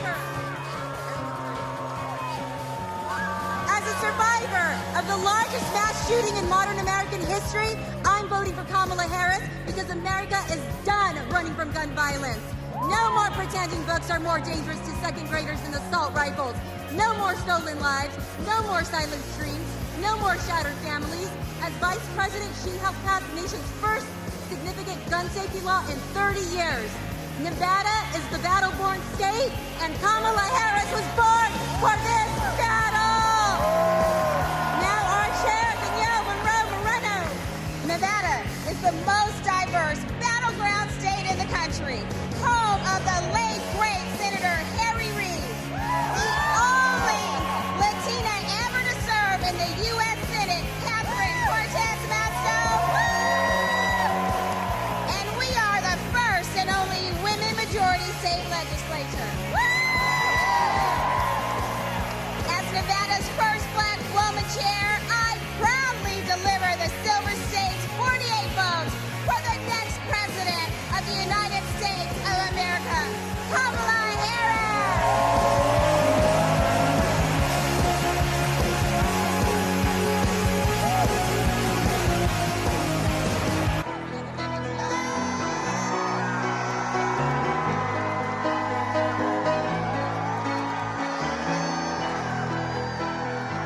New Hampshire, how do you cast your vote? Good evening. My name is Joanne Dowdell from the great state home of the nation's first primary, New Hampshire, where we stand granite strong. We are so proud of the many women throughout our state committed to building a future of opportunity and trailblazing the way for all of us. And now it is my pleasure to introduce our youngest delegate, Aliana Hope Manzour.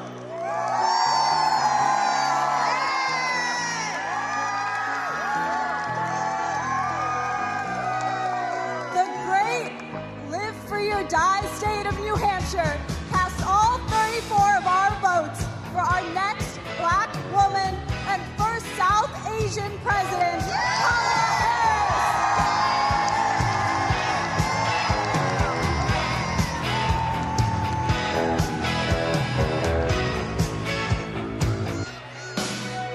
Today we come together as one nation, under one groove. Nothing can stop us now.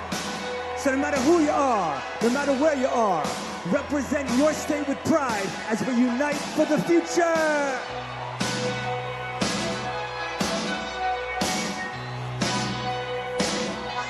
New Jersey, how do you cast your vote? Everybody, I'm Governor Phil Murphy. We're from Jersey, baby, and you're not. In the Great Garden State, we care about protecting women's rights and lifting up vulnerable communities. That's what we mean when we say the Great Garden State. My name is Dr. Joey Perella, pronouns she, her, hers. I'm a proud resident of the Garden State. I'm proud to stand with Kamala Harris and Tim Walz because they stand with the LGBTQ community.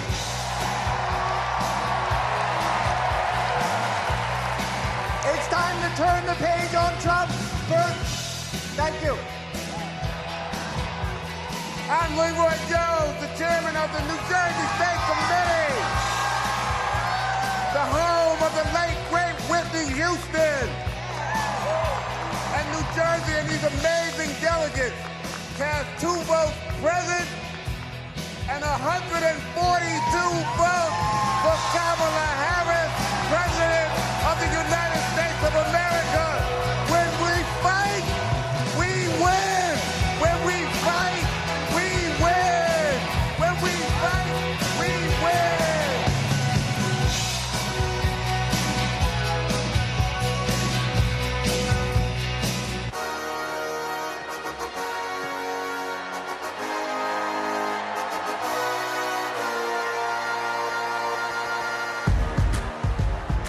New Mexico.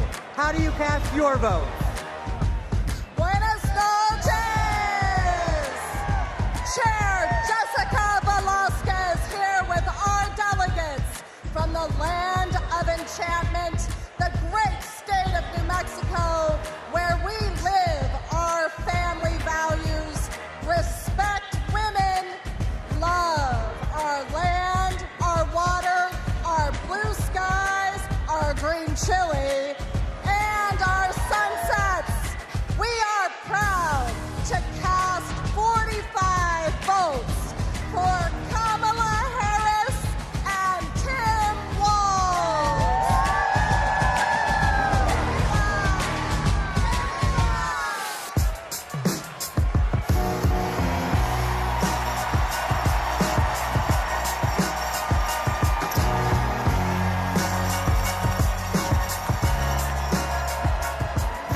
New York.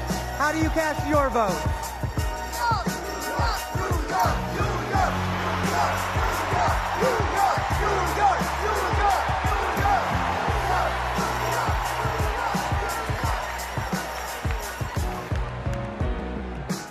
Mr. Secretary, my name is Henry Garrido. I am from the great state of New York. Unions not only built the Empire State, they built a strong middle class across this country. That is why I'm so proud to introduce the governor of the greatest labor state of the country, Governor Kathy Hochul. As governor of the greatest state that ever existed. Hey, for New Yorkers, get used to it. From Seneca Falls, the birthplace of the women's rights movement, to Stonewall, the birthplace of the LGBTQ movement, to Stone King Mountain, the birthplace of the environmental justice movement, and the birthplace of the labor movement. We are also not just the birthplace of great progressive movements, we are the birthplace of Shirley Chisholm.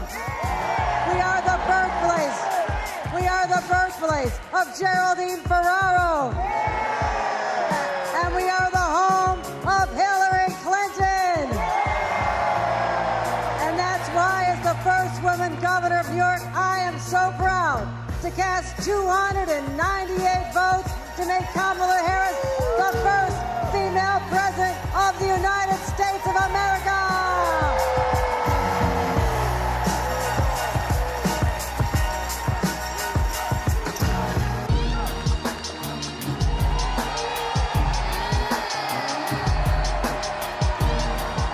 North Carolina.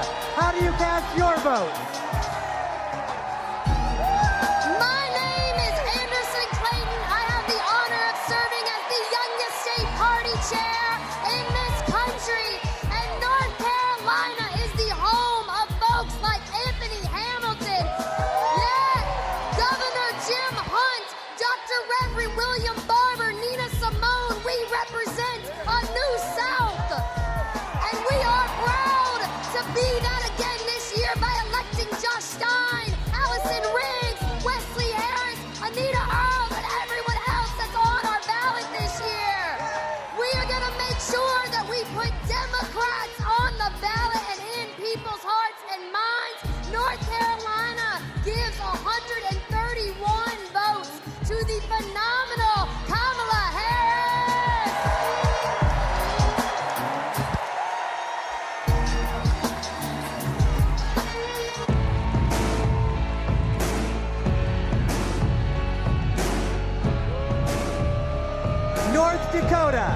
do you cast your vote?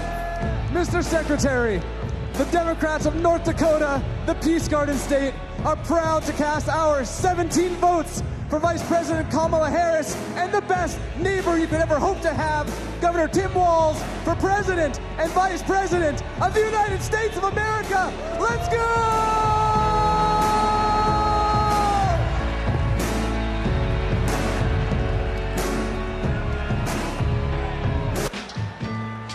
So now, ladies and gentlemen, my name is DJ Cassidy.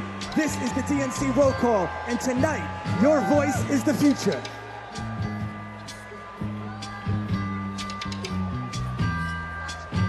Northern Mariana Islands, how do you cast your vote? Hafa-day, T-Row, and hello, everyone. We are the Northern Mariana Islands, where our customs, our culture, our land, and our oceans breathe life into our people. The earth is not red or blue. The earth is sick, and we must protect it. Home to some of the living legends in celestial navigation and to some of the friendliest people in the Pacific. We are the blue waves of the Pacific, and we are proud to cast all 11 votes for our MVP, Kamala Harris. Viva Marianas! Viva Harris Walz!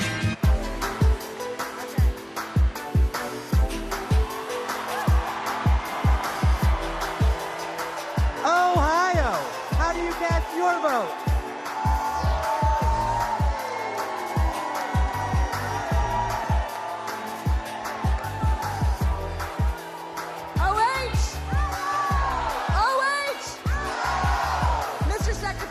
Ohioans know how to make history. We put a man on the moon, and we are the founding home of the AFL-CIO. We enshrined abortion rights in our state constitution by 13 points, and we are going to send Sherrod Brown back to the U.S. Senate.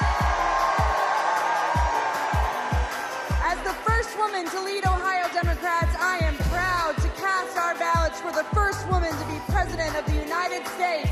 Mr. Secretary, we cast one vote present and 142 votes for Kamala Harris and Tim Walz.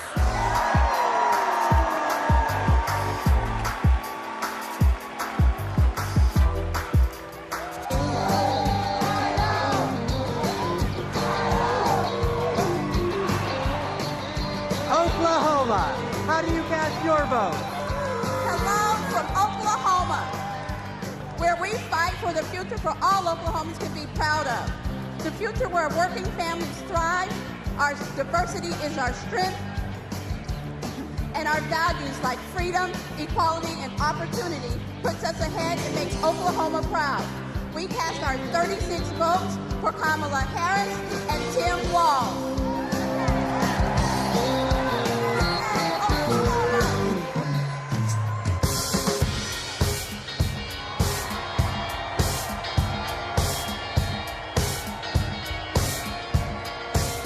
Oregon, how do you cast your vote?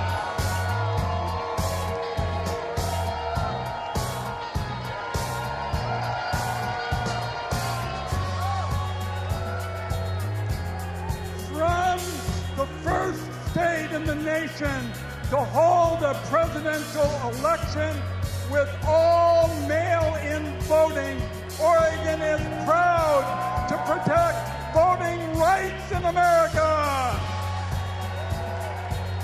And hailing from the heart of the beautiful Pacific Northwest, Oregon protects our planet and fights for LGBTQ equality.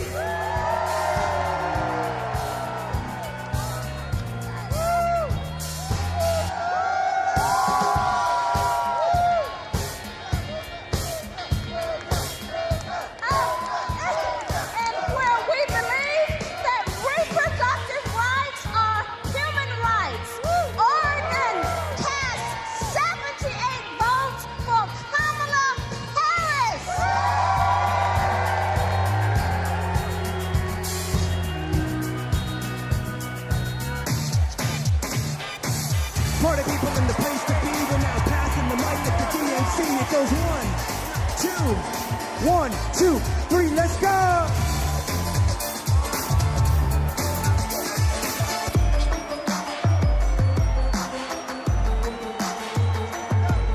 The Commonwealth of Pennsylvania. How do you cast your vote? Let's go, Pennsylvania, let's go!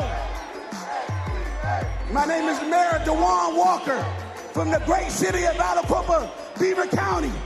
My city is a city of legends, the only high school in America with 3 Hall of Famers.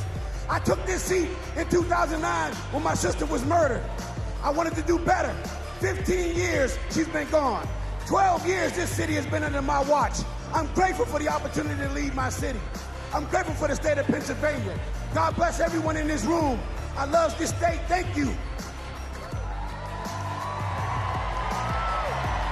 I'm Governor Josh Shapiro.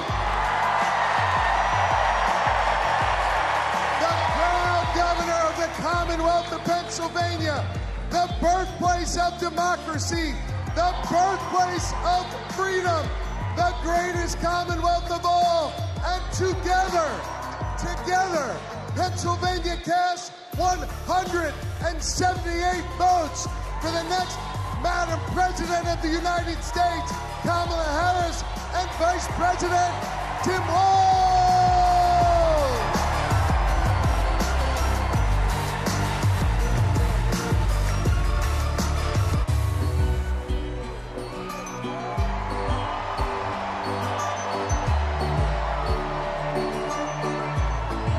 Puerto Rico.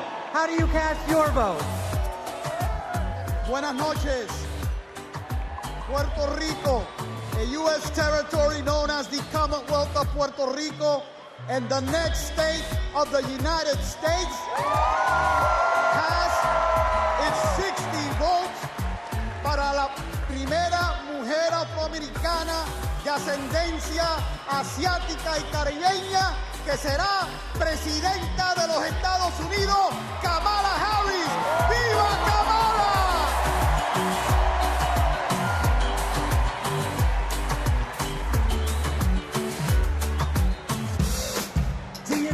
Let's go!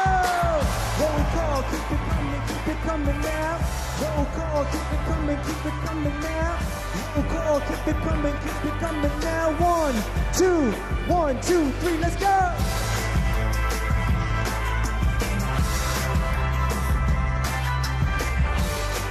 Rhode Island. How do you cast your vote? I am Joe Shekarchi, Speaker of the Rhode Island House. We are the smallest state, but we have the biggest ideas. Home to the nation's first wind farm and a historic act on climate, we continue leading the way on sustainability and housing. The deep blue ocean state is proud to cast 1 vote present and 34 ballots for the next president of the United States, Kamala Harris. Yay!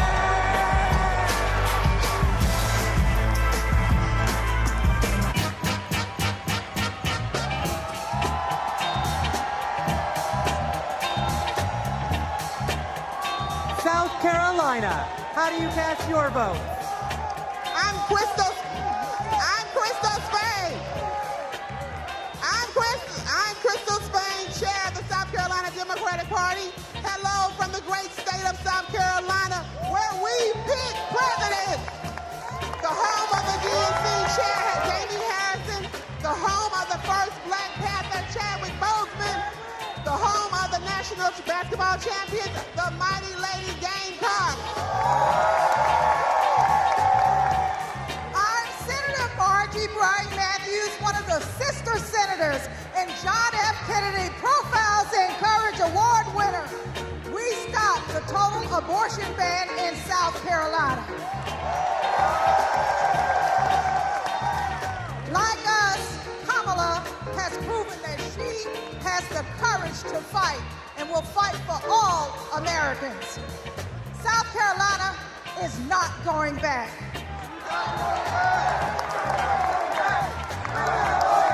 We're going forward on reproductive rights. We're going forward on voting rights. We're going forward against hate crime.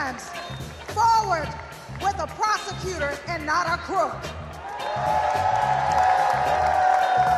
That's why we are proud to cast our 65 delegates for Kamala Harris.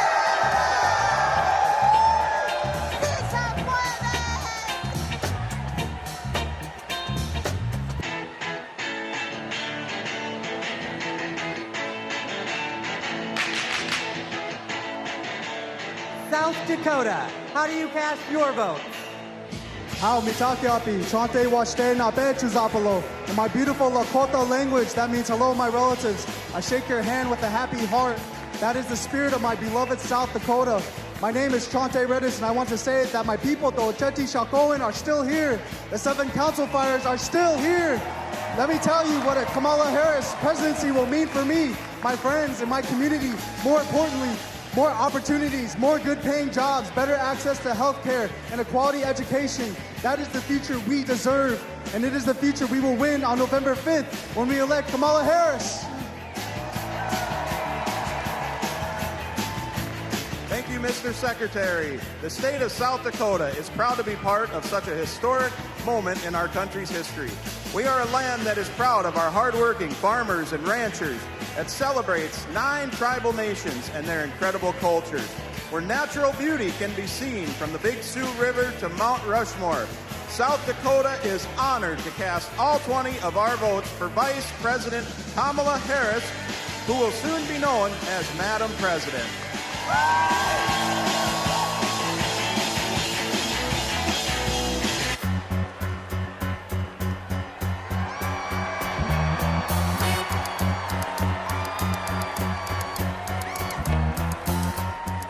Tennessee, how do you cast your votes? Mr. Secretary, the great state of Tennessee, birthplace of rock and roll, hometown to the blues, the home of 7 HBCUs, and the state that gave women the right to vote. From the bluffs of Memphis to the peaks of Mountain City, the movement for justice, rooted in love in Tennessee, is still strong.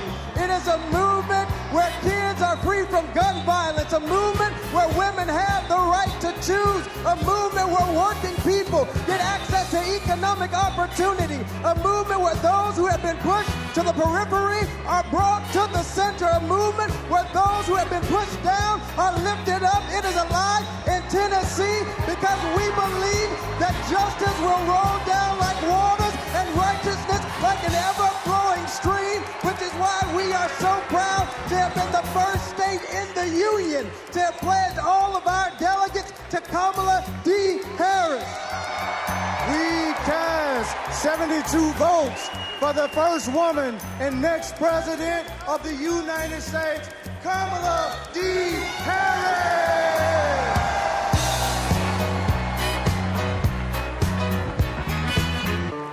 Party people, come on. TNC, party people, come on.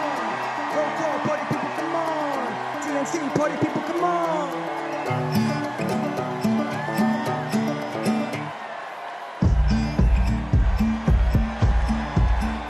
Texas, how do you cast your vote?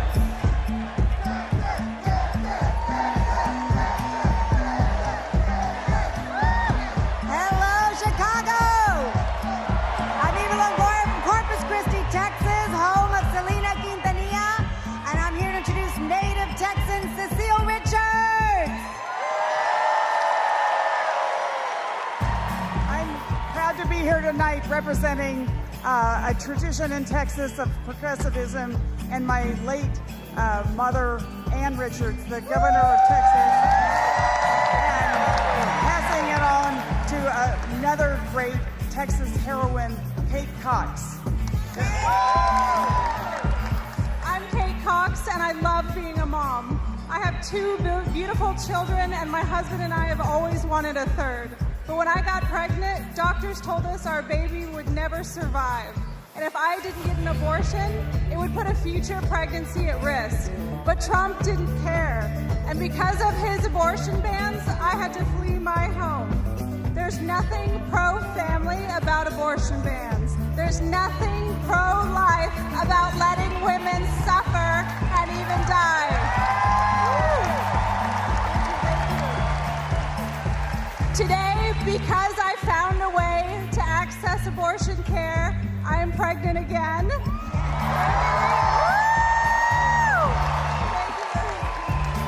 And my baby is due in January, just in time to see Kamala Harris sworn in as President of the United States.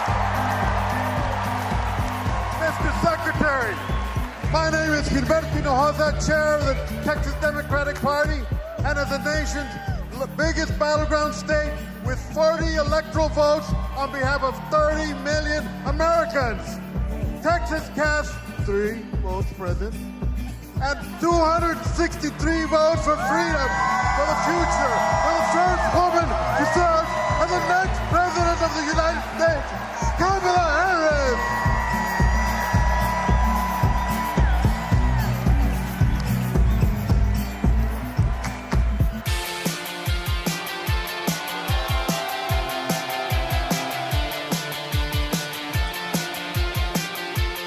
Utah, how do you cast your vote?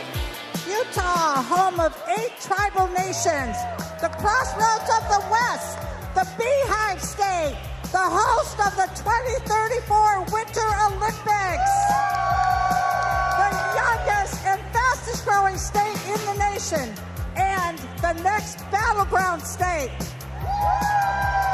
Mr. Secretary, we proudly cast 34 votes for Vice President Kamala Harris!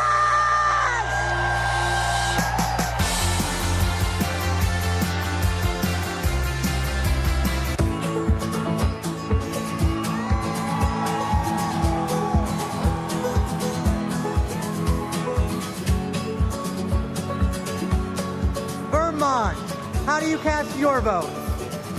Vermont knows the value of public education. We even have a teacher as our congresswoman. And in 1777, we were the first state to place public education in our Constitution. As someone with significant learning disabilities, I know the value of investing in every single child.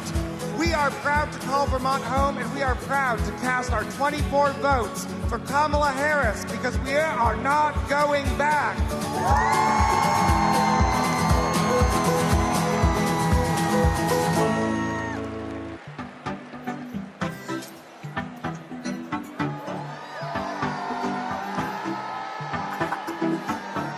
The U.S. Virgin Islands, how do you cast your vote? Mr. Secretary, we are proud to call the Virgin Islands of the United States our home, a place of resistance and freedom, home of Alexander Hamilton, the first slave rebellion in the Western Hemisphere, the fire-burned Queens. We are proud to celebrate a nominee of Caribbean heritage. From America's Caribbean, the place where the sun rises first in America, from the place of great liberty and the vacation home of President Joe Biden, the Virgin Islanders are strong, resilient, and committed to and passionate to vote for the next President of the United States. All 13 votes to Kamala Harris!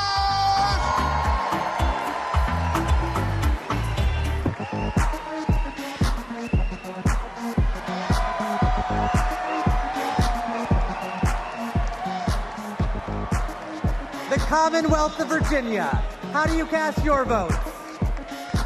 Mr. Secretary,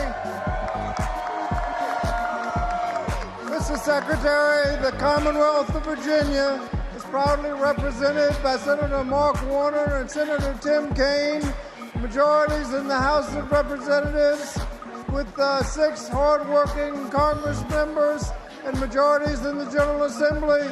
We also are proud to be represented by 25,000 hardworking, mostly union workers who build freedom, by building aircraft carriers and submarines. Senator Warner. Virginia, where this year we're going to return Tim Kaine to the United States Senate. Our Commonwealth of Virginia is proud to cast all 119 votes for the next President, Kamala Harris.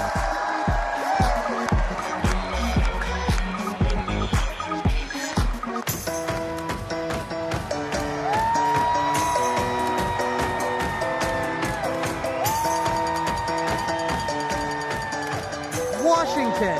How do you cast your vote?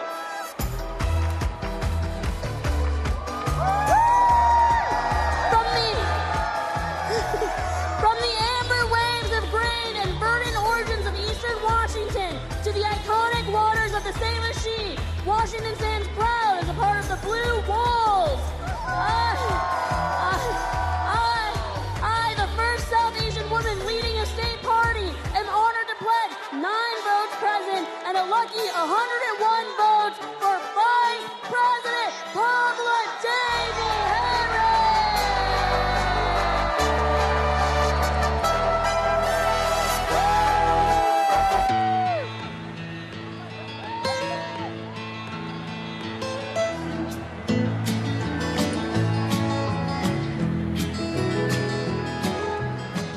West Virginia. How do you cast your votes? My name is Jean Evansmore, and I'm 83 years old. And as such, I am the oldest of the delegates in West Virginia. Most 83-year-olds that I know are spending time with their grandchildren or traveling. But I'm here, suited up and ready to battle. Because I will not, I repeat, I will not let everything I've fought for be taken away by Donald Trump.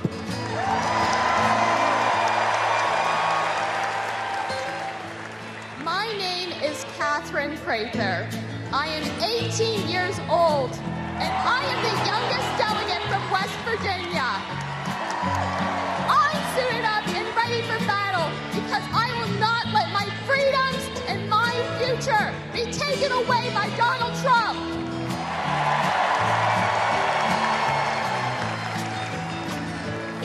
That's why we're proud to cast West Virginia's 24 delegates for the next President of the United States, Kamala Harris!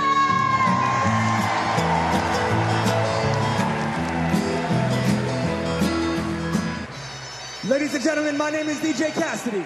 Now, are you ready?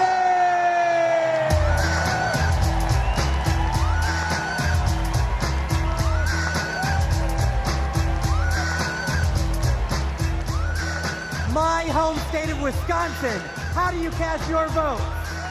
Thank you, Badger Jason Ray, for all your good work. As a proud governor of the great state of Wisconsin, we're home of the Green Bay Packers. We're home of the Wisconsin Badgers. We're home of the Milwaukee Brewers. And the Milwaukee Bucks, as well as U.S. Senator, our best U.S. Senator, Tammy Baldwin. And our great congressional folks, Gwen Moore and Mark Pocan. I'm here because I'm jazzed as hell to announce that Wisconsin cast 1 vote present and 94 votes who are we at? Got me going here. Former Wisconsinite, former state, oh my God. We love you, Jody! We love you, Jody! 94 votes for.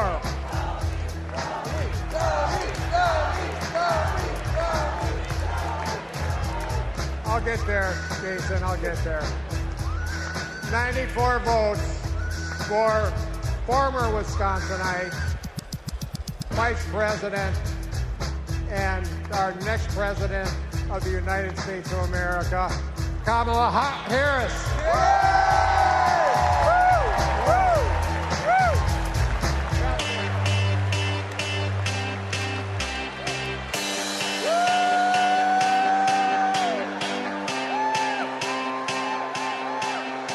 Wyoming. How do you cast your vote? Mr. Secretary, delegates, my name's Joe Barbudo, and these folks around me, we are honored to be representing the great state of Wyoming. Both the first state and territory in this nation to recognize a woman's right to vote, and the state that 100 years ago elected Democrat Nellie Taylor Ross, our nation's first female governor. With that legacy in mind and heart, the Equality State cast all of our votes for the woman who will be the first woman president of the United States. Say it with me now, Kamala Harris!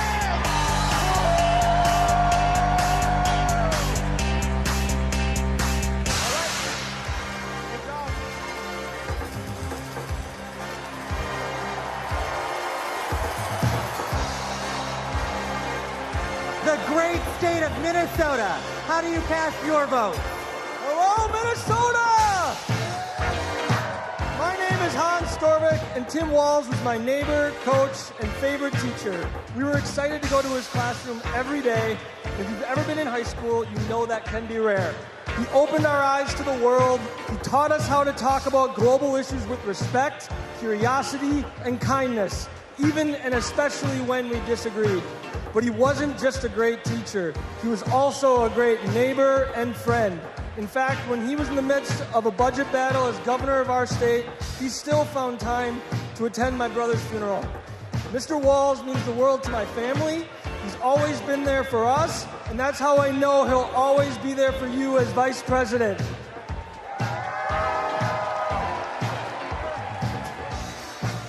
Thank you, Hans. Minnesota, let me hear you. There you go. 14 years in the National Football League taught me a lot about leadership. A good leader cannot be selfish. He has to look out for his team. Coach Walz is as unselfish as they come. He has led Minnesota with honesty and integrity. And in November, Minnesota is going to send Tim Walz and Kamala Harris to the White House. Let's go! Klobuchar, the senator from the great state of Minnesota, where nearly everyone votes and purple reigns. And I'm Tina Smith from the great state of Minnesota, the home of the next Vice President of the United States, Tim Walz.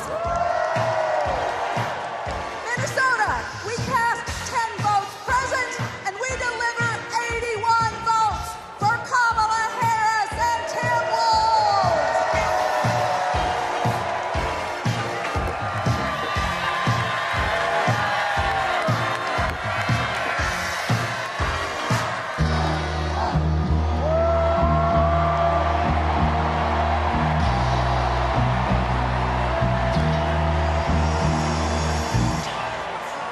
The great state of California. How do you cast your vote? My name's Governor Gavin Newsom. From the great state of Nancy Pelosi. I come from a state like our nation of dreamers, of doers, of entrepreneurs, of innovators that prides itself on being on the leading and cutting edge of new ideas. California is the most diverse state in the world's most diverse democracy. And we pride ourselves on our ability to live together and advance together and prosper together across every conceivable and imaginable difference. But the thing we pride ourselves most on is that we believe the future happens in California first.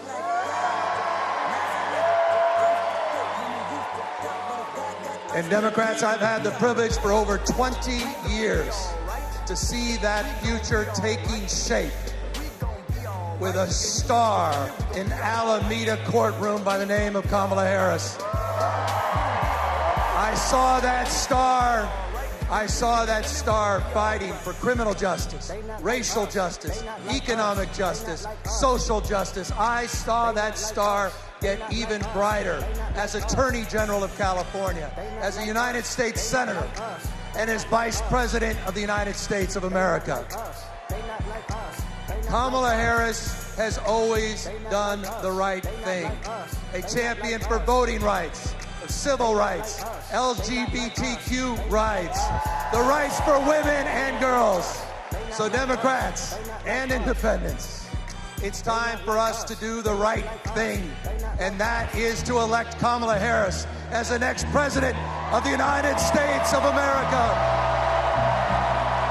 California, we proudly cast our 482 votes for the next president, Kamala Harris.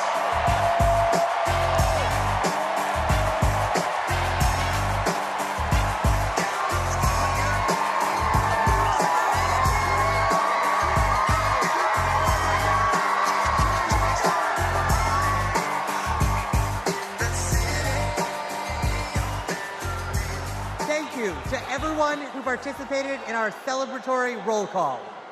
Delegates, please know how critical you are to this process, both now and earlier this month when we conducted our virtual roll call. I am thrilled to reaffirm Kamala Harris as the Democratic nominee for President of the United States.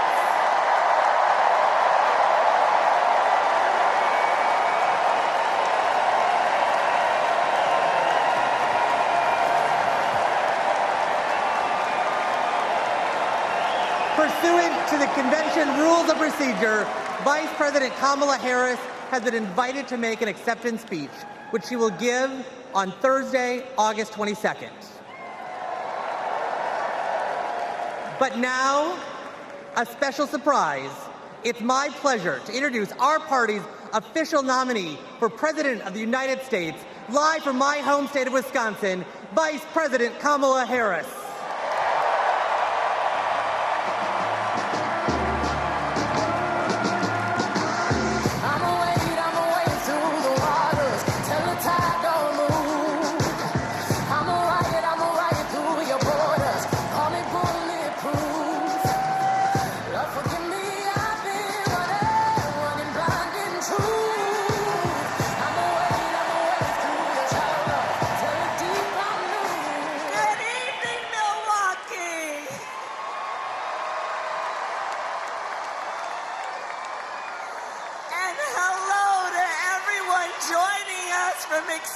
Chicago. The delegates at the Democratic National Convention, well, they just completed their roll call. And they have nominated Coach Walz and me to be the next Vice President and President of the United States of America.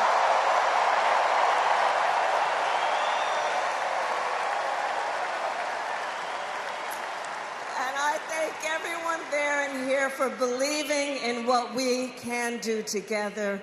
We are so honored to be your nominees. This is a people-powered campaign, and together we will chart a new way forward. A future for freedom, opportunity, of optimism and faith. So to everyone in Chicago and across America, thank you. Thank you. Thank you. And you're going to hear from our wonderful second gentleman shortly. I'll see you in 2 days, Chicago.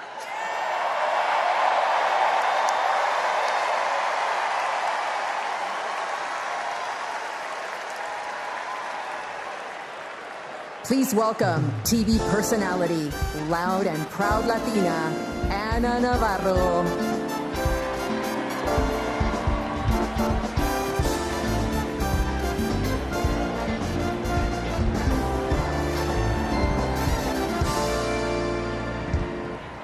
Buenas noches, Chicago. So tell me, are you excited? Wow, what energy, what a moment. I have to tell you, I will never stop being the little refugee girl who came to this country at the age of 8. Thank you for inviting me to be here. Welcome to the second night of the Democratic National Convention. Let me tell you about the Kamala Harris I know. She is legitimately a joyful, optimistic leader. She cares about policy, yes, but she also cares about people and how that policy affects real people, not just the members of Mar-a-Lago. And you know what else? Kamala Harris, she likes dogs. And my dog, Cha-Cha, likes her. Dogs are good judges of character. So are cats. We cannot elect a president who does not like dogs or hangs around with people who shoot them. Now, let's be serious. Donald Trump and his minions call Kamala a communist. I know communism. I fled communism from Nicaragua when I was 8 years old. I don't take it lightly. And let me tell you what communist dictators do. And it's never just for one day. They attack the free press. They call them the enemy of the people, like Ortega does in Nicaragua. They put their unqualified relatives in cushy government jobs so they can get rich of their positions, like the Castros do in Cuba. And they refuse to accept legitimate elections when they lose and call for violence to stay in power, like Maduro is doing right now in Venezuela. Now, you tell me something. Do any of those things sound familiar? Is there anybody running for president who reminds you of that? And I know one thing, it's not Kamala Harris. That is not the America we love. It's not the land of freedom we treasure. Last night, we heard President Biden say that he loves his job, but he loves his country more. Every American needs to love our country more. Every American has the duty to put our country first. Country first before party. Country first before political ambition. Country first before habit. And in this election, putting country first means one thing and one thing only: voting for Kamala Harris. And that is what this night is about.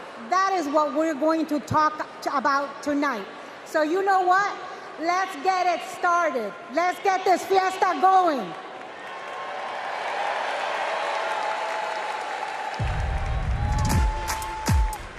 The ayes are 50, the nays are 50. The Senate being equally divided, the Vice President votes in the affirmative, and the nomination is confirmed.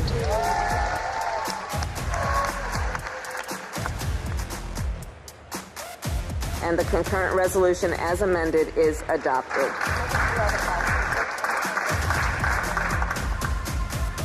The Vice President votes in the affirmative, and the motion to proceed is agreed to.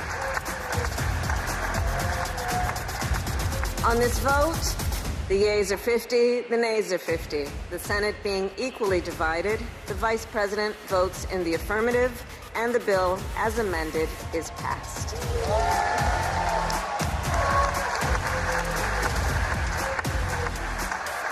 It is my honor to present the Golden Gavel to Vice President Harris, 32 tie-breaking votes.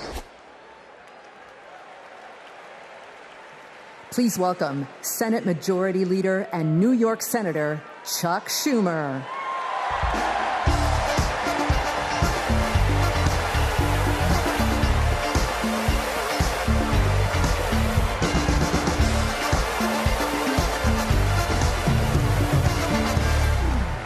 Everybody, wasn't that a great roll call?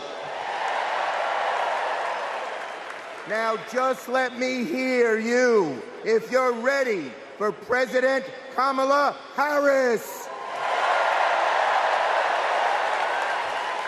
Friends, we're here to talk about one thing tomorrow. and building a better tomorrow for all Americans. This November, we can choose a brighter, a fairer, a freer future, or we can relive the dark night of Trump's American carnage. Only one candidate will move America forward, Kamala Harris. Vice President Harris has been the best partner Senate Democrats could ever have asked for. Under her and President Biden's leadership, Senate Democrats lowered prescription drug prices and created millions of good-paying American jobs. I worked with Kamala Harris when she was Senator Harris. I saw a leader who was fearless, who stood up for middle-class families like the one she was raised in, who focused on things that really mattered. Helping parents raise their kids, safe neighborhoods, safe schools, and building an opportunity economy that gives everyone a shot at the American dream. She will lead America forward into a brighter future, but she can't do it alone. She needs a Democratic majority in the Senate of the United States. Now, my friends, 2 years ago, the naysayers said Senate Democrats stood no chance in the midterms. I told them, just you wait. We're going to keep the Senate and maybe pick up a seat or two, and that's exactly what happened. Well, ladies and gentlemen, my good friends at this convention, I am telling all of you now, we're going to hold the Senate again, and we're poised to pick up seats.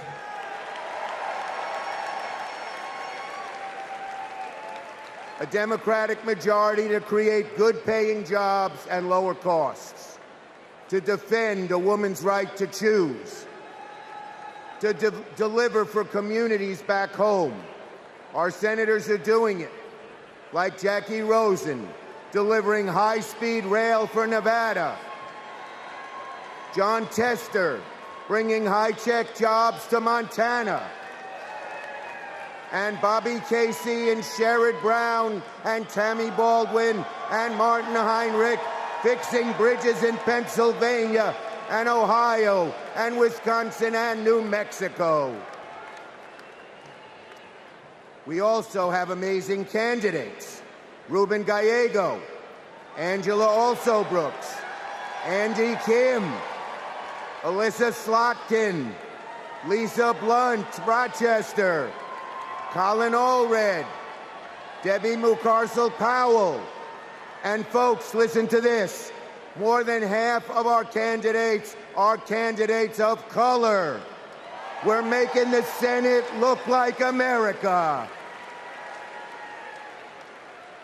Now let's compare that with Senate Republicans.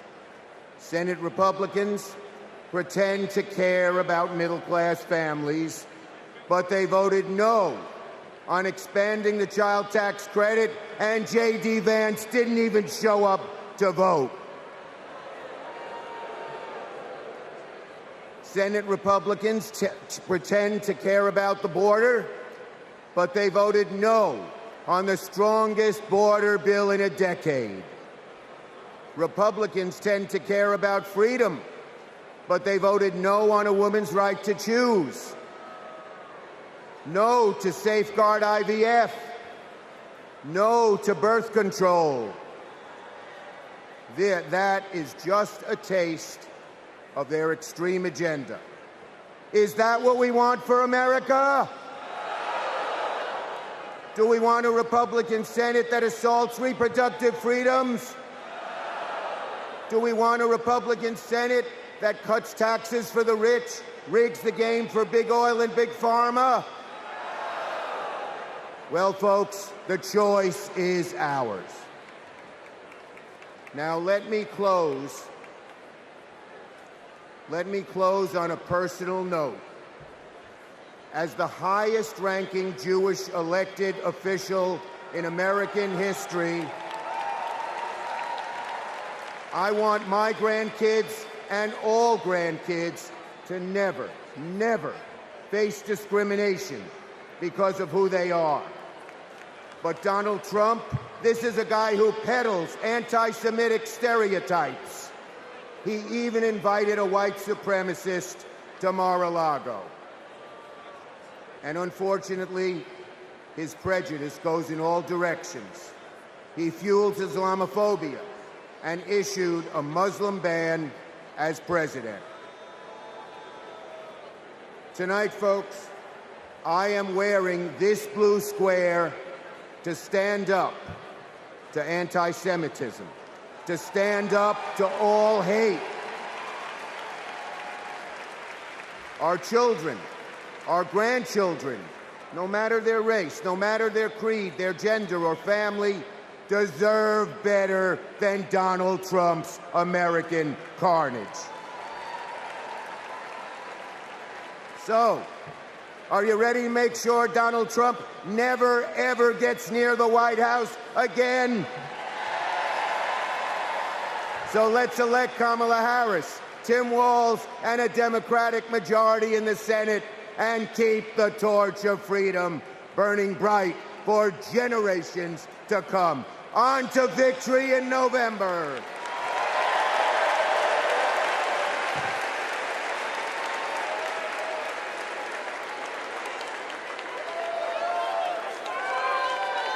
Together, we will build what I call an opportunity economy.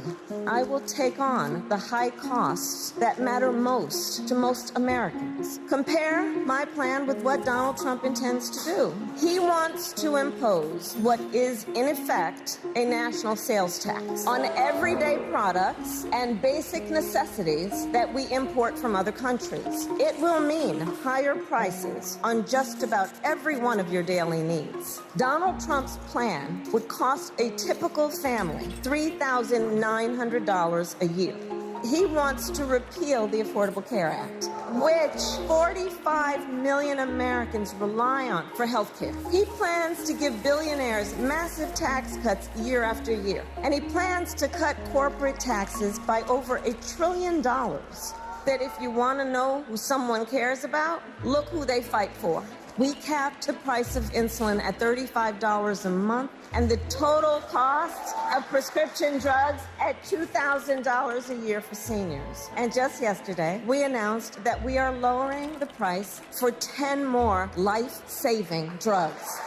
As president, I will work to build the housing we need, and by the end of my first term, we will end America's housing shortage by building 3 million new homes and rentals that are affordable for the middle class. More than 100 million Americans will get a tax cut by restoring the Earned Income Tax Credit and the Child Tax Credit, through which millions of Americans with children got to keep more of their hard-earned income. We will provide $6,000 in tax relief to families during the first year of a child's life. Now is the time to chart a new way forward. I will fight to give money back to working and middle-class Americans. Increase the security and stability financially of your family and expand opportunity for working and middle-class Americans.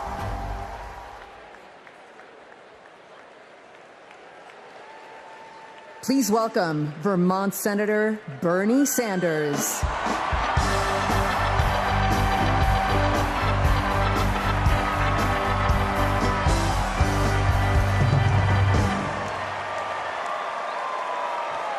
Thank you.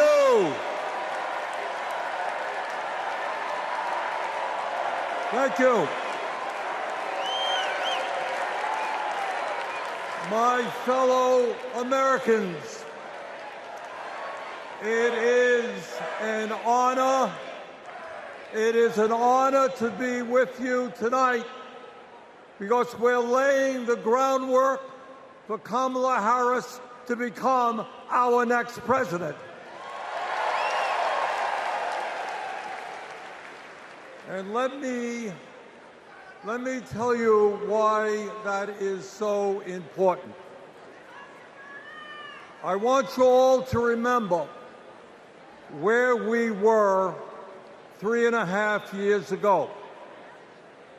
We were in the midst of the worst public health crisis in 100 years and the worst economic downturn since the Great Depression. 3,000 Americans were dying every day, and our hospitals were overwhelmed with COVID patients. All across the country, businesses were shutting down. Unemployment was soaring. Workers were losing their health insurance. Schools were closing. State and city budgets were running out of money. People were being evicted from their homes. Children in America were going hungry. That was the reality the Biden-Harris administration faced as they entered the Oval Office. A nation suffering, a nation frightened, and people looking to their government for support. And within 2 months of taking office, our government did respond.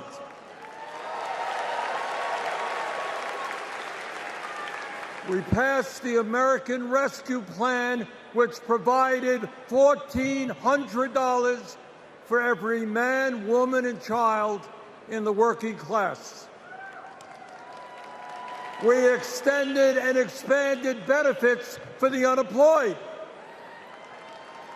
We provided emergency assistance for small businesses to stay open.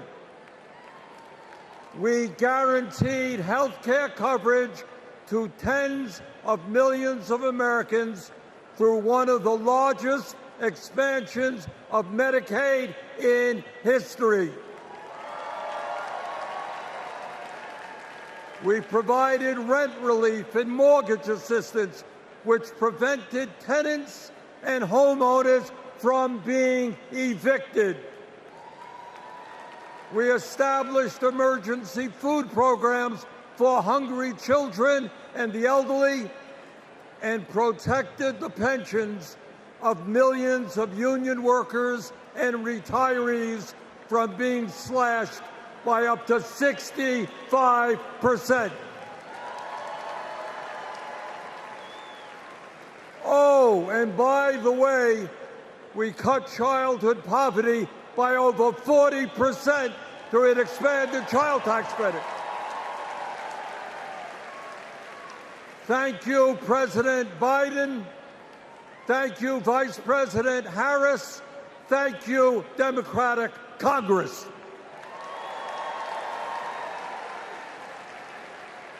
Now, I say all of this not to relive that difficult moment, but to make one simple point.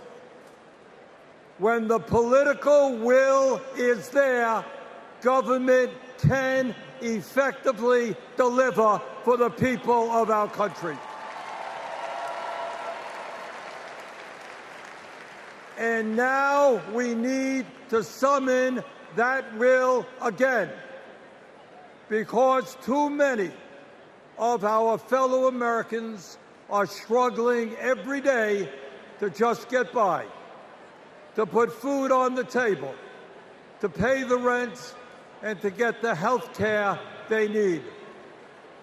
Brothers and sisters, bottom line, we need an economy that works for all of us, not just the billionaire class.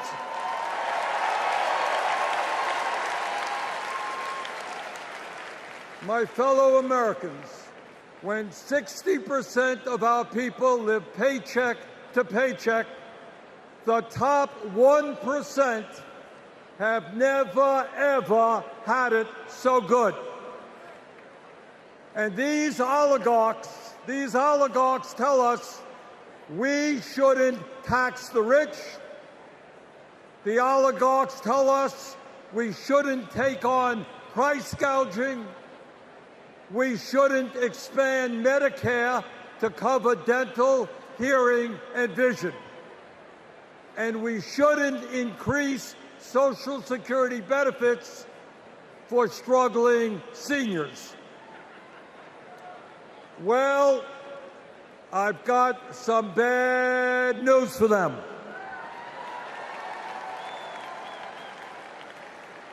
That is precisely what we are going to do.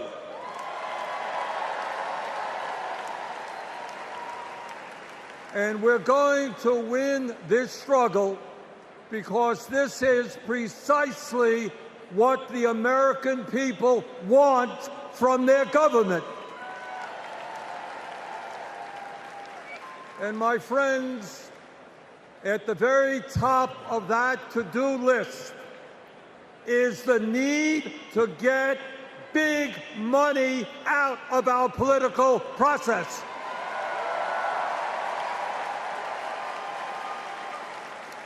Billionaires in both parties should not be able to buy elections, including primary elections.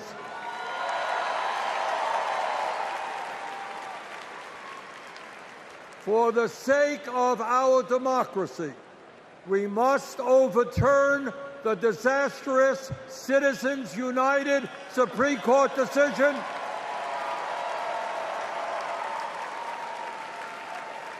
and move toward public funding of elections. And let me tell you what else we must do. We need to join the rest of the industrialized world and guarantee health care to all people as a human right, not a privilege.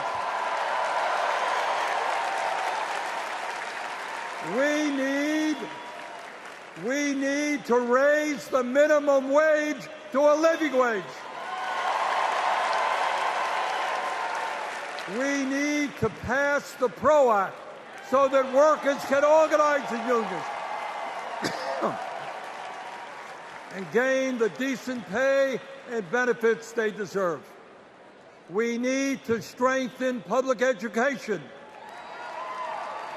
raise teachers' salaries, and make sure that every American, regardless of income, receives the higher education he or she needs. We need to take on Big Pharma and cut our prescription drug costs in half so that we no longer pay any more than other countries. Joe and Kamala made sure that no senior in America pays over $35 a month for insulin. We need to make sure that reality is true for every American. I look forward to working with Kamala and Tim to pass this agenda. And let us be very clear. This is not a radical agenda. But let me tell you what a radical agenda is. And that is Trump's Project 2025. At a time of massive income and wealth inequality, giving more tax breaks to billionaires is radical. Putting forth budgets to cut Social Security, Medicare, and Medicaid is radical. Letting polluters destroy our planet is radical. And my friends, we won't let that happen.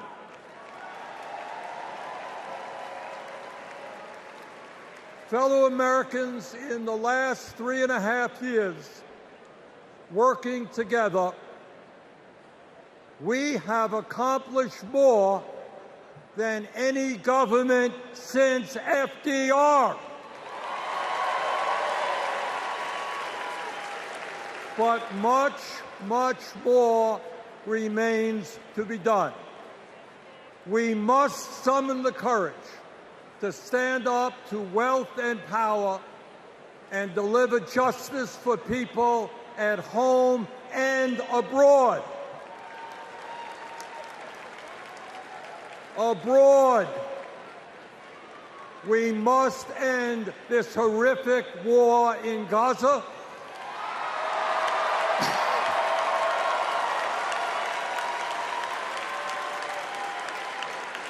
Bring home the hostages and demand an immediate ceasefire.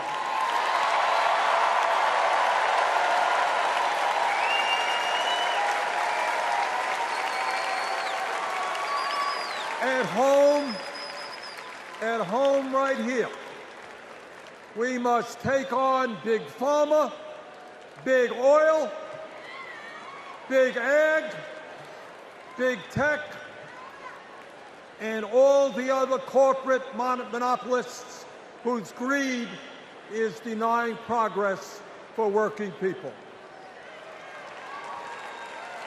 On November 5th, let us elect Kamala Harris as our president, and let us go forward to create the nation we know we can become. Thank you all very much.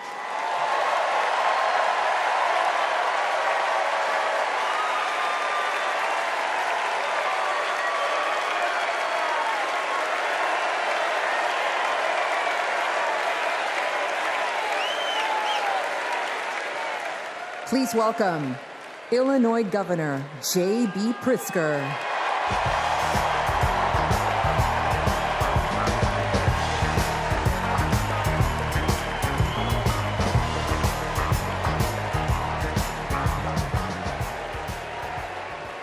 Fellow Democrats, welcome to Chicago. American city in a proud blue state. Our patriotism was formed in frost and in fire, and in the steel we forged to survive both. Our love of country has been a tapestry of faith that weaves from Abraham Lincoln reuniting a house divided to Barack Obama declaring blue states and red states make one United States.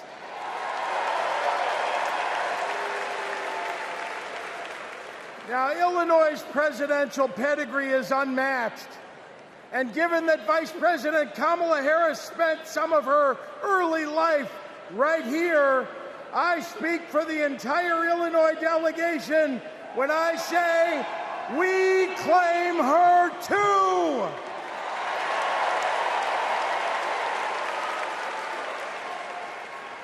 Now, one president we will never claim is the con artist the Republicans nominated in Milwaukee last month. Donald Trump once called Chicago embarrassing. To quote a great Chicagoan who won 6 world championships on these very grounds, we take that personally.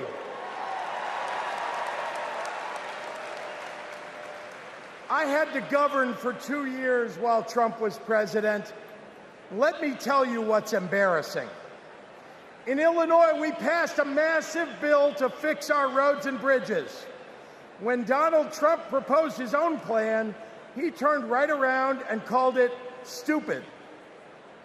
We eliminated the grocery tax.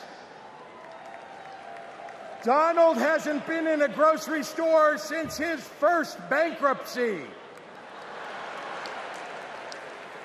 Illinois invested in clean energy and the jobs it brings. Donald claimed that windmills in the ocean made the whales a little batty. During COVID, we supported small businesses and jobs. And Donald, well, Donald told us to inject bleach. Donald Trump thinks that we should trust him on the economy because he claims to be very rich. But take it from an actual billionaire.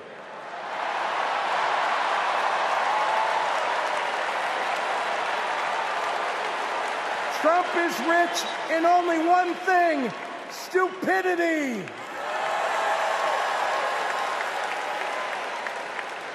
Now, I meet with business leaders all the time, and there's one universal thing they all need: people. They need more workers to fill all the jobs they have. But the anti-freedom, anti-family policies of MAGA Republicans are driving workers away. Here's the thing. Americans don't want to be forced to drive 100 miles to deliver a baby because a draconian abortion law shut down the maternity ward.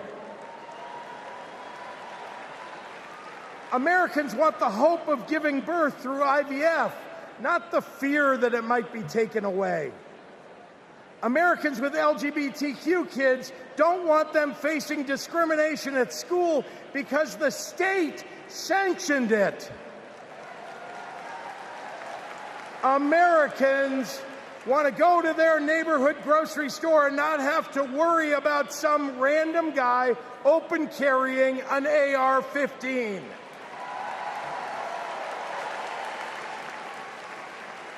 Americans don't want their kids to be taught in history class that slavery was a jobs program. And if Americans are black or brown, they want to get promoted at work without being derided as a DEI hire for the sin of being successful while not white.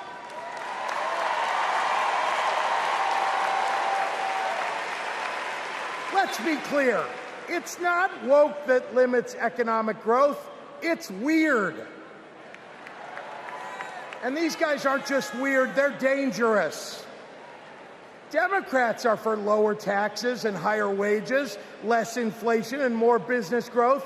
We just think it's wrong to craft those policies for Elon Musk and not for everyday working people. That includes a secure retirement and good health care. We think the government should help you prosper, not police who you're sleeping with. More than anything, Democrats want economic policies that are kind, not cruel. But Trump chooses cruelty every time. After all, everything he's achieved in his own life has been by hurting someone else. Kamala Harris and Tim Walz, well, they've spent their lives lifting people up, not pushing them down. They know that a White House that leads with kindness looks at someone who is struggling and sees not what they might cost society, but what they might create for it. Americans want policies that give every American a chance to make it to the middle class. They want to grow small businesses, and Democrats want to cut taxes for everyday people. More than anything, Kamala Harris and Tim Walz want a country where we can all live with a little serenity. The serenity that comes with a balanced checkbook, an affordable grocery bill, and a housing market that has room for everyone. And if there's one thing I know about Donald Trump, he's not bringing anyone any kind of serenity. We have a choice, America, between the man who left our country a total mess and the woman who has spent 4 years cleaning it up.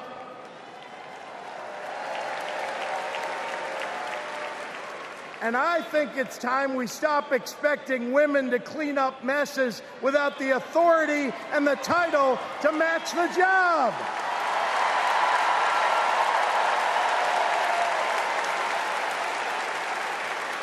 Vice President was a good title for Kamala Harris, but you know an even better one?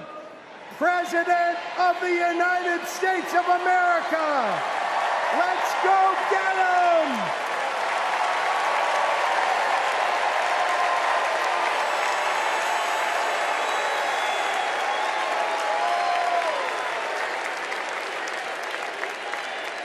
Please welcome former chair and CEO of American Express and current chair and managing director of General Catalyst, Ken Chenault. My fellow Americans, for 17 years, I ran American Express, one of the greatest companies in this country. America has thousands of great companies, more than any other nation in the world. And that's not by accident. The United States is the best place in the world to do business because of the values on which our country was built. Democracy, the rule of law, free and fair elections, the peaceful transfer of power. As a business leader, I have seen firsthand why democracy is so important. Democracy provides the foundation upon which American business and our economy depend. Character and values matter. In business, nothing is more important than trust. In America, we have to trust our president will protect democracy. We have to be certain they'll follow the law and serve the nation, not themselves. Business requires stability and certainty that our democracy will endure. Our economy and democracy are tightly linked. Both only grow stronger when Americans, despite our differences, are willing to work together. At this moment, when our politics pits one group against another, that's what's remarkable about Kamala Harris. She is for all Americans. She understands it's possible, in fact necessary, for a president to be both pro-business and pro-worker. Kamala Harris understands that government must work in partnership with the business community. She knows that a market-based economy needs a strong and effective government. Kamala Harris understands that we need to help entrepreneurs turn good ideas into thriving companies, that we can create good-paying jobs by helping manufacturers expand. Kamala Harris believes in growing the economic pie for the benefit of current and future generations. Unlike her opponent, she knows the way not to build an advanced economy is a broad tariff that would only raise prices, hurt consumers and businesses, and cost jobs. She knows the way not to do it is to give people like me a tax cut when that money should be invested to grow the middle class. If you want to lead, you have to be willing to serve. Kamala Harris's vision for the economy serves us all.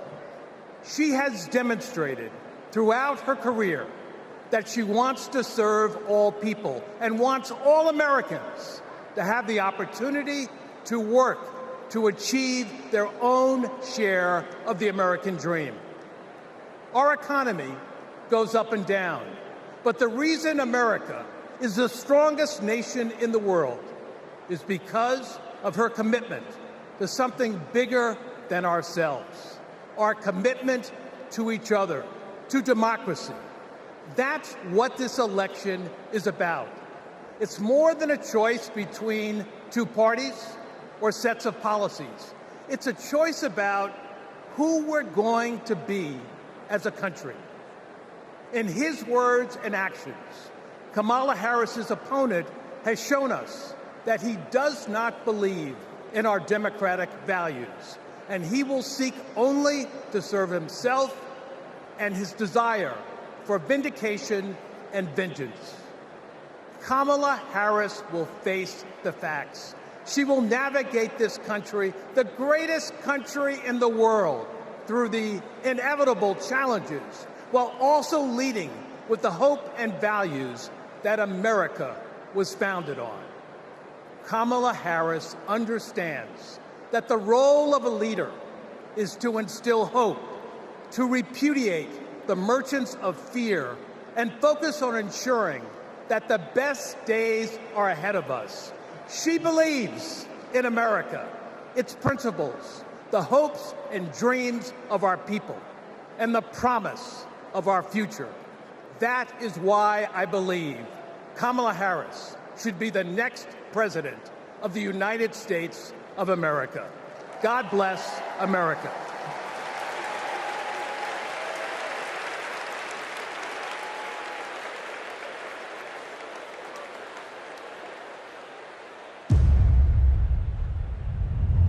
Repeal Obamacare. Donald Trump over the weekend again threatened to repeal Obamacare. This would lead to Americans having their health insurance taken away. There are about 19 million people with coverage through Medicaid expansion, another 16 million enrolled through the ACA's health insurance marketplaces, and we'd probably be talking about many millions of people becoming uninsured. Biggest worries, losing the safety net of pre-existing conditions coverage. What happens if you lose this insurance? Our son would die.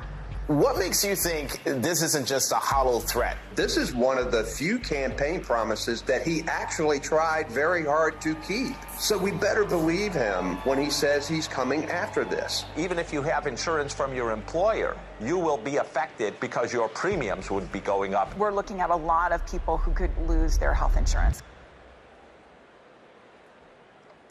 Please welcome New Mexico Governor Michelle Lujan Grisham.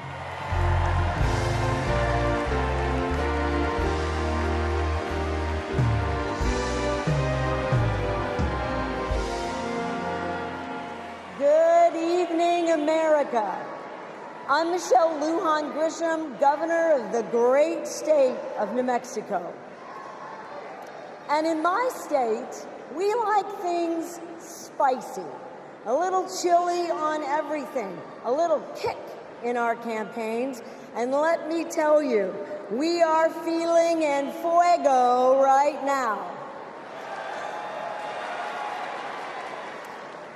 We are fired up to elect Kamala Harris President of the United States.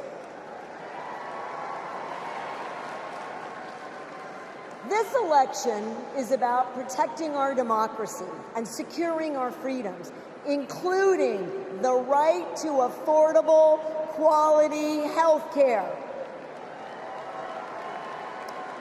Now, this issue is personal to Vice President Harris, whose mom passed away after a battle with colon cancer.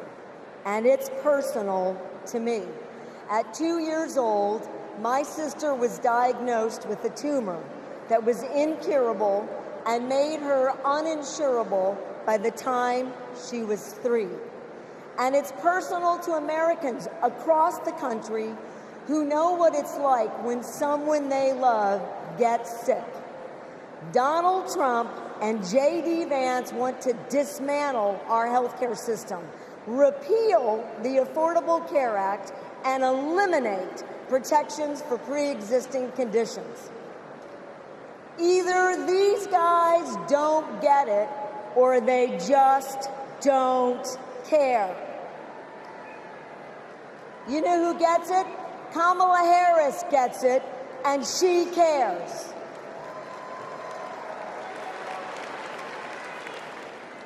As Attorney General, she took on drug companies that jacked up prices and hospitals that overcharged patients. And when Republicans tried to kill the Affordable Care Act, she stood up in the Senate, voting not just no, but hell no.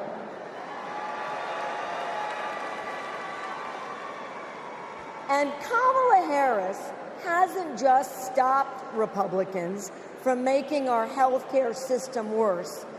She fights every day to make it better. And I know, I spent 20 years working to get Medicare the ability to negotiate lower drug prices. As Vice President, Kamala Harris delivered it. You know what Donald Trump delivered? Junk plans, higher premiums, and abortion bans. And if you don't think a second term would be worse, then I've got a box of Trump steaks to sell you. We have not just a better choice. America, we have the best choice. Yes, we do. Kamala Harris will protect your right to care. She'll cap drug costs, she'll go after corporate price gougers, and ensure every woman who needs it can access reproductive health care.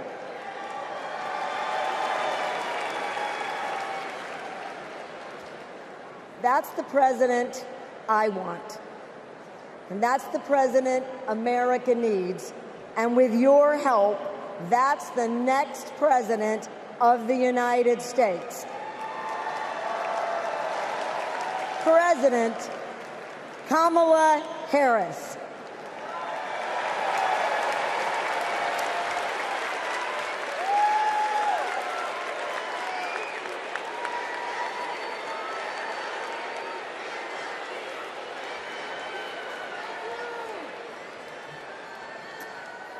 I love you too. Y en español, los quiero. So, my mom, like Kamala's mom, got sick. When my mom died in 2021, Kamala called me. She had lost her mother to cancer in 2009. Kamala helped me navigate my grief. She said that heartbreak and loss are the price for having loved and having been loved. How I wish our mothers could be here to see this moment.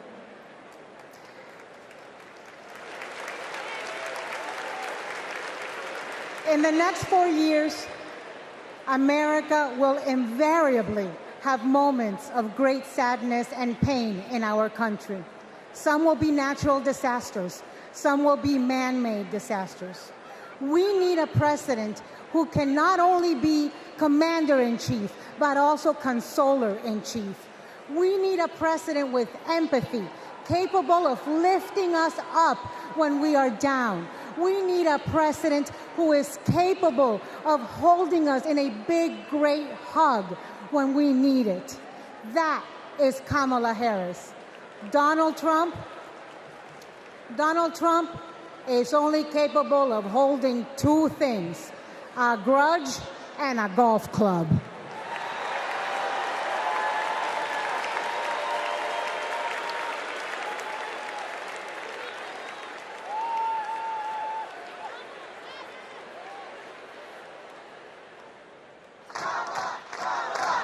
I remember when Kamala was first running for district attorney and people were like, oh, I don't know if she's tough enough. And I just had to laugh because I'm like, you don't know my sister. Kamala had been a hard and tough prosecutor in Alameda County, prosecuting men who were pimping young girls and rapists. Kamala wanted to make sure that murderers and child abusers face meaningful accountability and consequences for those actions. One of the cases that she had early in her career was where a man had scalped his girlfriend. And she ended up getting a conviction, getting justice for that woman. She came to San Francisco to protect victims, and she was elected to be district attorney of San Francisco. Kamala knew that we needed to be smart on crime, and if hell, no one else was going to do it, that she was going to do it. If I'm going to keep my promise to you to keep you safe, I better talk with you about what I'm doing in terms of crime prevention. Investing in people coming out of prisons is the smart thing to do for law enforcement. Forget that it's just the right thing to do. That was a young Kamala Harris. She's only gotten more fierce. I've never seen her back down from a fight, and when she fights, she wins. When Kamala became Attorney General, she wanted to protect people, but also to fundamentally pursue justice. Being smart on crime starts with being tough on violent crime. From a statewide perspective, I think we were concerned about the rise of gang violence. In San Joaquin County, we saw this tremendous change in our community, and it hit us like a wave. We saw an increase in human trafficking, narcotics, and guns. Let it be clear to anyone who would menace this state with violence, to those who prey on the weak and the vulnerable, justice will be swift and certain in the state of California. She was always hunting the kingpins, but we didn't have partnerships with DOJ or FBI or DEA or any of those law enforcement agencies. Now, we all work collaboratively to help all the counties in California. Because of her, we destabilized organized crime, disrupt these flows of guns, human beings, and narcotics. We are here this afternoon to announce the shutting down of one of the biggest and most organized threats to the safety of the Central Valley. I really think of her as fearless, as a fighter. Kamala just perseveres, and mommy would say it's too hard is never an excuse. Making excuses is a failure to not only take responsibility, but to take action.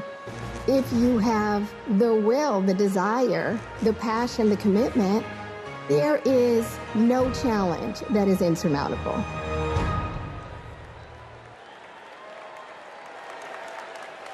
Please welcome the Democratic nominee for Senate in Maryland, Angela Alsobrooks.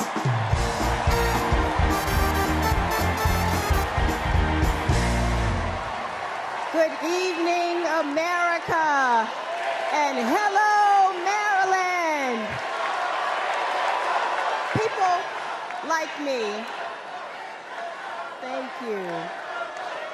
People like me, stories like mine don't usually make it to the United States Senate, but they should. I'm the proud granddaughter of a housekeeper, Sarah Daisy, who raised her 3 children in a 1-bedroom apartment. It was her dream to work in government to help people. That meant taking a typing test. But she didn't know how to type, and she couldn't afford a typewriter. So she put a white piece of paper on the refrigerator and drew a keyboard on it. And every night, she stood in front of that refrigerator and taught herself to type. She took the test, passed it, and got the job she dreamed of. I am her legacy. And tonight, I am a candidate for United States Senate from the great state of Maryland.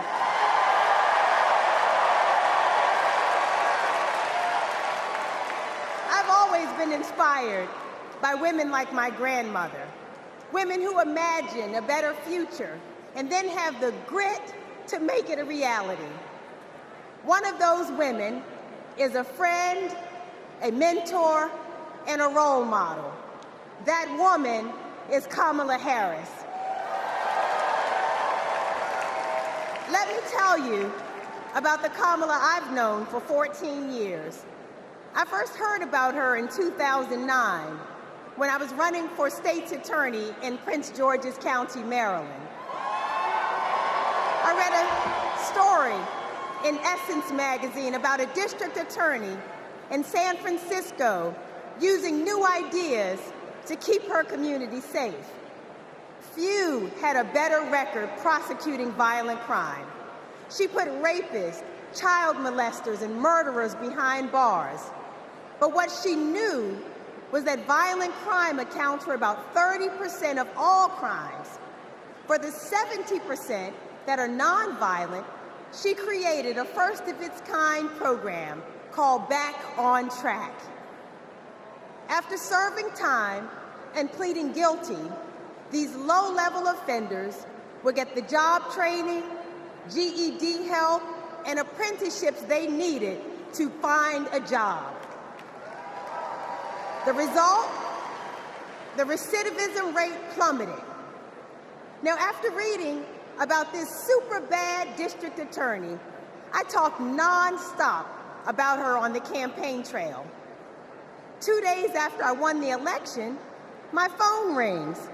It's Kamala Harris calling to congratulate me and ask how she could help. She helped me bring Back on Track to Maryland. And wouldn't you know it, crime went down and economic growth went up. Back on Track is now a national model. Now Donald Trump says if Kamala Harris is elected, tough guys will treat her like a play toy. Do you know who else thought that? The drug cartels she busted, the big oil companies she made pay for polluting, the big banks that she made pay $20 billion to homeowners they ripped off. Getting justice for others isn't a power trip for her. It's a sacred calling. And hear me, Kamala Harris knows how to keep criminals off the streets. And come November, with your help, she'll keep one out of the Oval Office.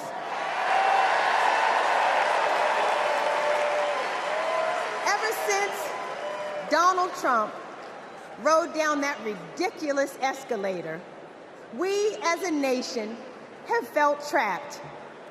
Every national decision has been made in reaction to this one man and his extremist MAGA movement. We are still frozen by the fear that Donald Trump might once again come to power. And it's not just our politics that have been trapped, it's our imagination. And then Kamala came along. Kamala has reminded us that we don't need to fear anything, not the future, and certainly not that man. This is our moment to leave Donald Trump where he belongs, in America's past. We stand with Kamala Harris because we as a country are not going back. For the ancestors who sat at lunch counters and made sure that we all had the right to vote, we are not going back. For the mamas and grandmamas who marched to make sure that women could control our own bodies, we are not going back. For the parents who work from can't see in the morning until can't see at night, not so that they will have a better future, but so that their children will have a better life. We are not going back. When facing an obstacle, my father has often said to me, your faith is stronger than your fears. Tonight, our faith is stronger than our fears. Faith in the promise of America. Faith in the American idea, in the American values that we share. Faith that we, the people, can choose a new leader, a better future for the people. Faith that as dark as our days and challenges have sometimes felt, it's always darkest before the dawn. We know that we can endure for a night because joy cometh in the morning. Morning is coming. Morning is coming. And that joy will be led by Kamala Harris. Thank you so much.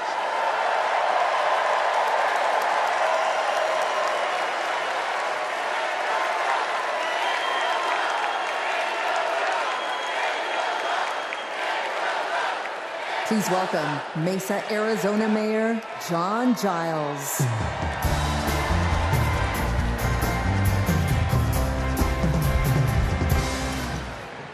Good evening. I have a confession to make. I'm a lifelong Republican. So I feel a little out of place tonight, but I feel more at home here than in today's Republican Party. The grand old party has been kidnapped by extremists and devolved into a cult, the cult of Donald Trump. Trump doesn't know the first thing about public service. Like a child, he acts purely out of self-interest. We all need an adult in the White House, and we've seen what happens when we don't have one. Trump made a lot of lofty promises: unlimited economic growth, American manufacturing reborn, a secure border. Turns out Donald Trump was all talk. He wanted our votes, but he couldn't deliver a thing. But these days, my city of Mesa, Arizona is on the move. I'm going to ribbon cuttings every single week, all because Joe Biden and Kamala Harris reached across the aisle and they delivered for my conservative community and countless more across the country. My hero, John McCain, taught us to put country over party. And that's how Vice President Harris and Governor Walz will lead too. I have an urgent message for the majority of Americans who, like me, are in the political middle. John McCain's Republican Party is gone, and we don't owe a damn thing to what's been left behind. So let's turn the page. Let's put country first. Let's put adults in the room where our country deserves. Thank you.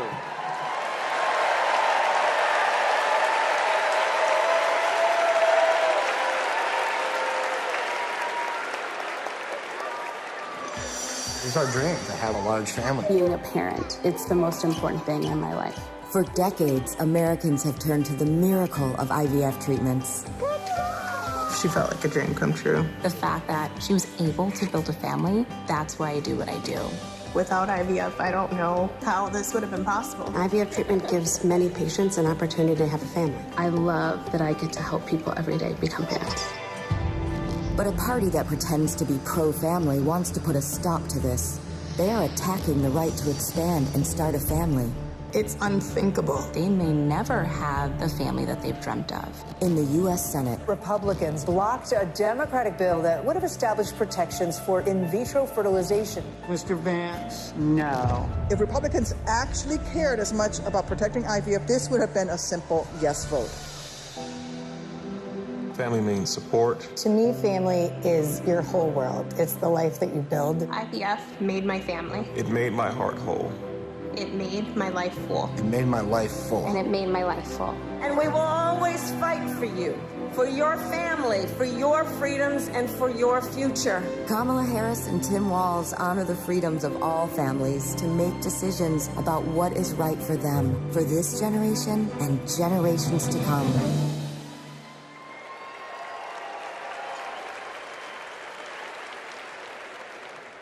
Please welcome Illinois Senator Tammy Duckworth.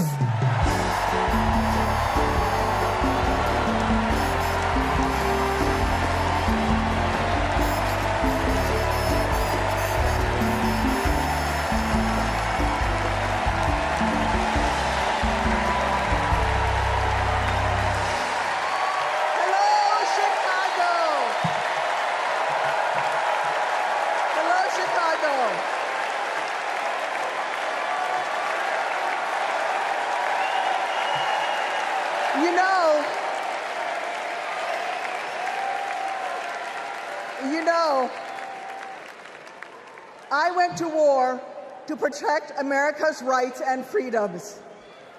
So I take it personally when a 5-time draft-dodging coward like Donald Trump tries to take away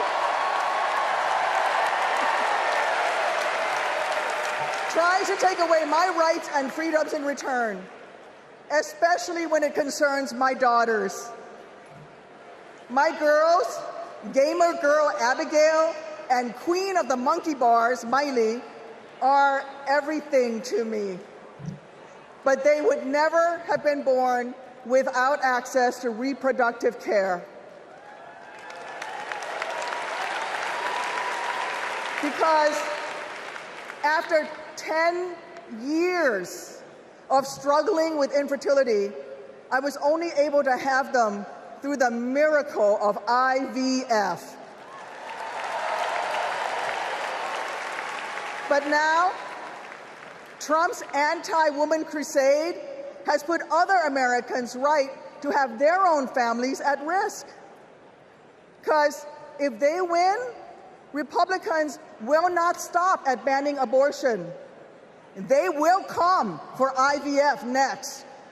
They'll prosecute doctors. They will shame and spy on women. And if you think that's far-fetched, just look up what happened in Alabama last year. So let me say to every would-be parent, I see you, I'm with you. And together, in November, we'll send a message to old Cadet Bone Spurs.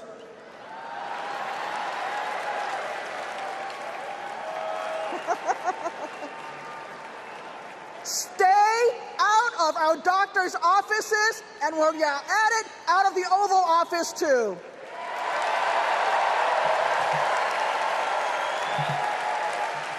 Look, my struggle with infertility was more painful than any wound I earned on the battlefield.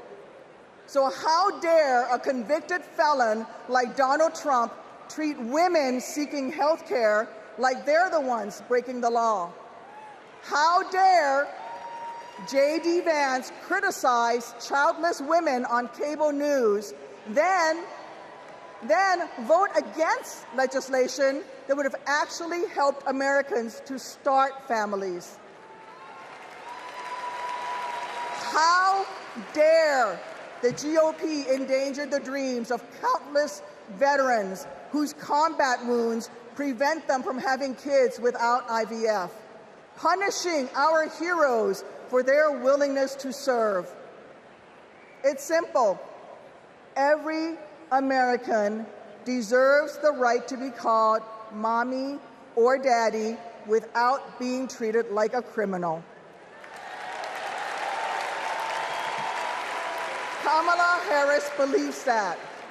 So let's make some history and elect her in November. God bless America.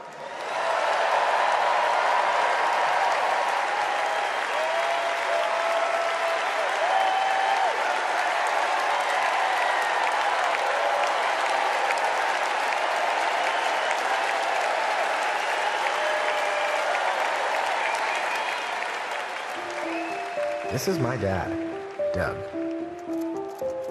He was raised in Jersey, moved to LA when he was 16. These are his parents, Barb and Mike. They think he walks on water. This is what he wore to his bar mitzvah. And here's him at summer camp. They voted him most athletic, so he says. This is a photo McDonald's used when he was Employee of the Month. It hung on our wall for years. My dad is a lawyer, a really good one. My mom called him the crisis guy because he was everyone's first call.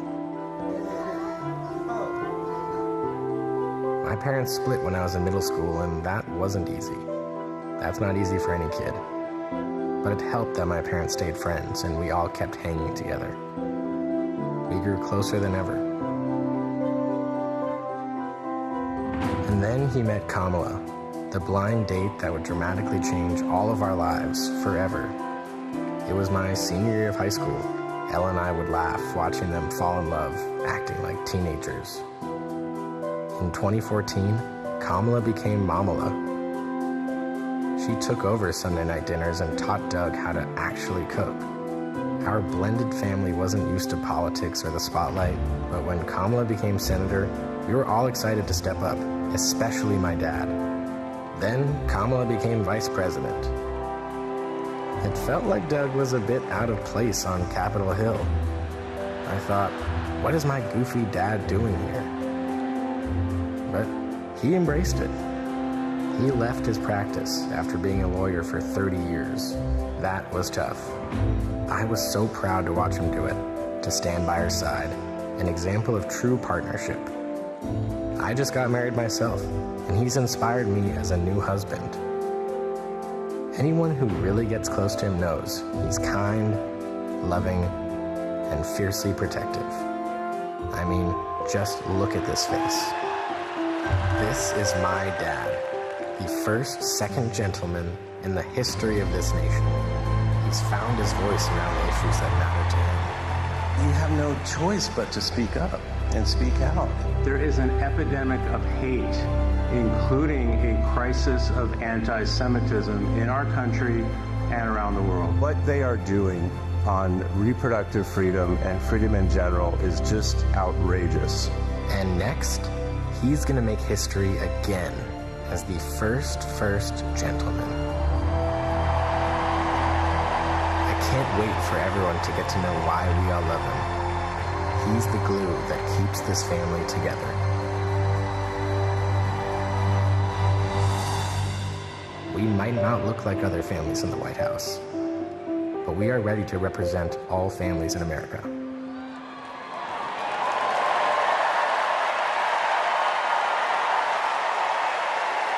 Please welcome my dad, the second gentleman of the United States, Doug Emhoff.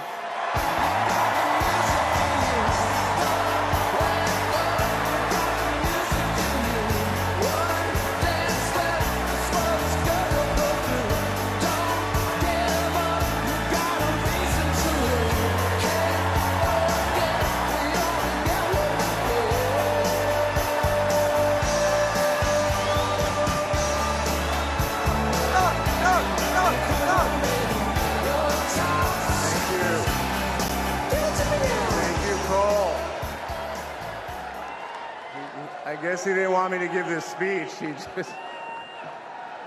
Thank you. Thank you so much. Hello. Thank you. Hello to my big, beautiful, blended family up there. I love you so much. Aren't you proud of Cole? Wow. And a special shout out to my mother. I see you. My mother is the only person in the whole world who thinks Kamala is the lucky one for marrying me. And to Kamala, who, well, we just saw where she is. She's out on the trail, listening to and talking with voters. Honey, I can't wait for you to come back to Chicago because we're having a great time here.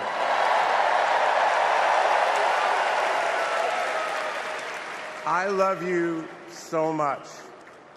I'm so proud of how you're stepping up for all of us. But that's who she is. Wherever she's needed, however she's needed, Kamala rises to the occasion. And she did it for me and our family. And now that the country needs her, she's showing you what we already know. She's ready to lead. She brings both joy and toughness to this task, and she will be a great president we will all be proud of. Now, I'm the son of two Brooklynites, Mike and Barb.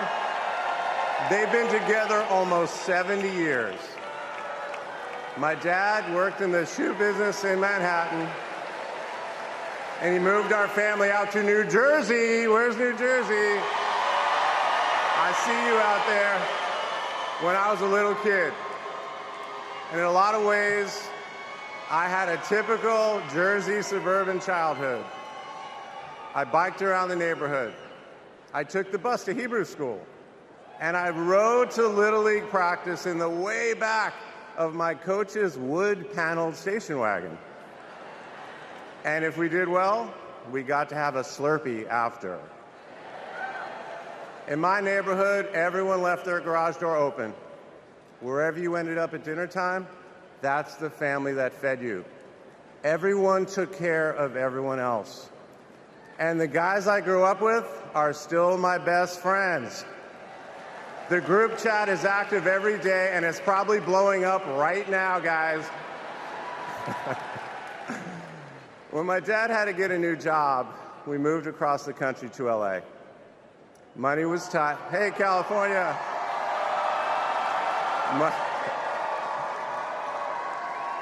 Money was tight, so I worked at McDonald's in high school for some extra cash. Not only was I Employee of the Month, but I still have the framed picture, which you just saw, and there was a ring, golden arches and all. And then I waited tables, parked cars. I was working full-time so I could afford to go to college part-time. And thanks to partial scholarships, student loans, and a little help from my dad, I got myself through law school. And I got my first job as a lawyer, which is also where I met the guys in my fantasy football league. And a lot has changed in our lives since the early 90s, but my team name is still Nirvana. Yes, after the band. I worked hard, and I love being a lawyer. And by the way, I still get to be part of the profession by teaching students at Georgetown Law School. I got married, became a dad to Cole and Ella. Unfortunately, I went through a divorce, but eventually started worrying about how I would make it all work. And that's when something unexpected happened. In 2013, I walked into a contentious client meeting. We worked through the issue, and by the end of the meeting, the now happy client offered to set me up on a blind date, which is how I ended up with Kamala Harris's phone number. Now, for generations, people have debated when to call the person you're being set up with. And never in history has anyone suggested 8:30 a.m. And yet, that's when I dialed. I got Kamala's voicemail, and I just started rambling. Hey, it's Doug. I'm on my way to an early meeting. Again, it's Doug. I remember I was trying to grab the words out of the air and just put them back in my mouth. And for what seemed like far too many minutes, I hung up. By the way, Kamala saved that voicemail, and she makes me listen to it on every anniversary. But that message wasn't the only unusual thing about that day. Now, Kamala, who normally would have been working hard at her office, just happened to be waiting at her apartment for a contractor to do some work on her kitchen. I was eating at my desk, which was not a regular occurrence for a busy lawyer like me who appreciated a good business lunch. But that's when she called me back. And we talked for an hour, and we laughed. Well, you know that laugh. I love that laugh.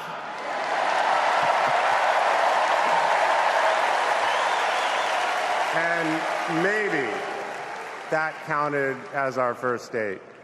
Or maybe it was that Saturday night when I picked her up and told her, buckle up, I'm a really bad driver. Because you can't hide anything from Kamala Harris, so you might as well own it.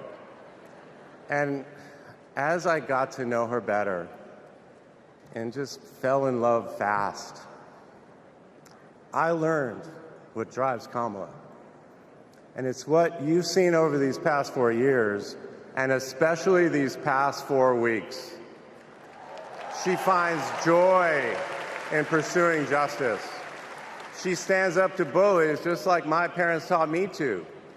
And she likes to see people do well, but hates when they're treated unfairly. She believes this work requires a basic curiosity in just how people are doing. Her empathy is her strength. Over the past decade, Kamala has connected me more deeply to my faith, even though it's not the same as hers. She comes to synagogue with me for high holiday services, and I go to church with her for Easter. I get to enjoy her mom's chili relleno recipe every Christmas, and she makes a mean brisket for Passover. It brings me right back to my grandmother's apartment in Brooklyn, you know, the one with the plastic-covered couches. But Kamala has fought against anti-Semitism and all forms of hate her whole career. She's the one who encouraged me as second gentleman to take up that fight, which is so personal to me. And those of you who belong to blended families know that they can be a little complicated. But as soon as our kids started calling her Mamala, I knew we'd be okay. Ella calls us a three-headed parenting machine. Kamala and Kirsten, thank you both. Thank you both for always putting your family and the kids first.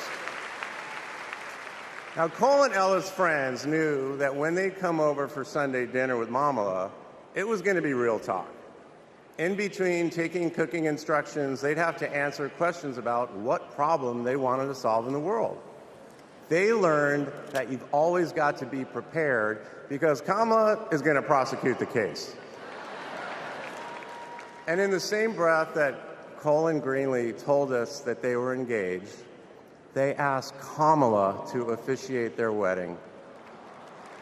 And in the same way that she always steps up when it matters, Kamala put so much time into those remarks, and she bound them in a book that matched her dark red dress, and then turned that into a gift for the happy couple. A few days ago, during this incredible time we're going through, there was a brief window when Kamala was back at home. And I saw her sitting on her favorite chair, and in the middle of a wild month, I just hoped that she was having a quiet moment to herself. But then I realized she was on the phone. And of course, my mind went to all the potential crises that the vice president could be dealing with. Was it domestic? Was it foreign? Was it campaign? I could see she was focused, and all I knew was that it must be something important.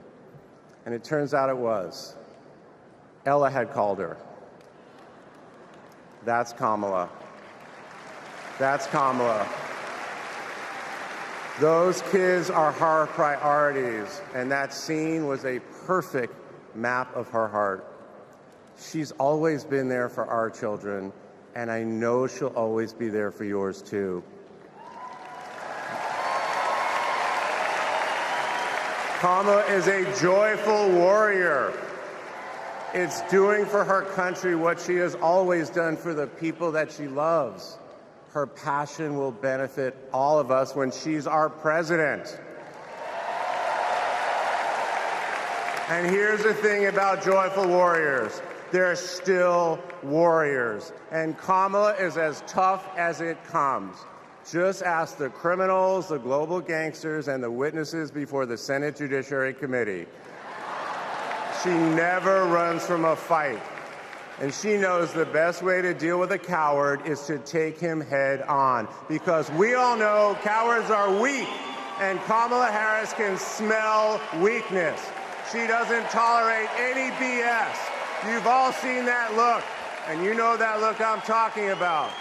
That look is not just a meme. It reflects her true belief in honest and direct leadership. And it's also why she will not be distracted by nonsense.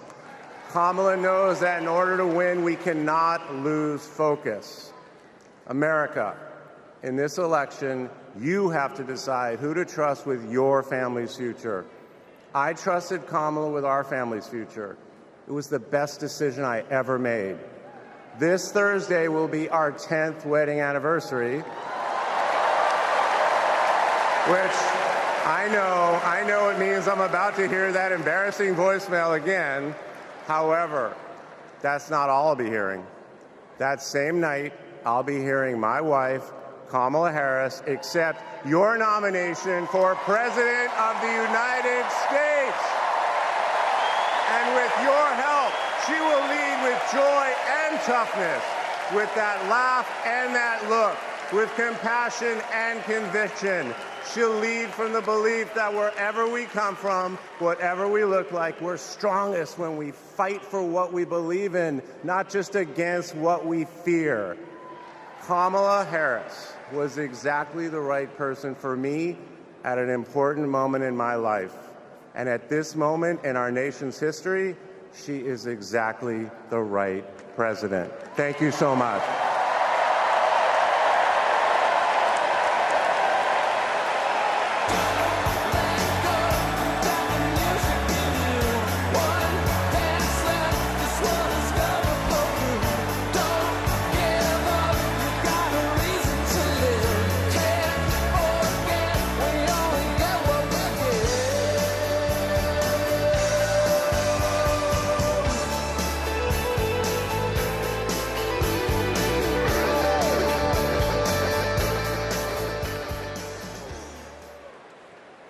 Please welcome former First Lady Michelle Obama.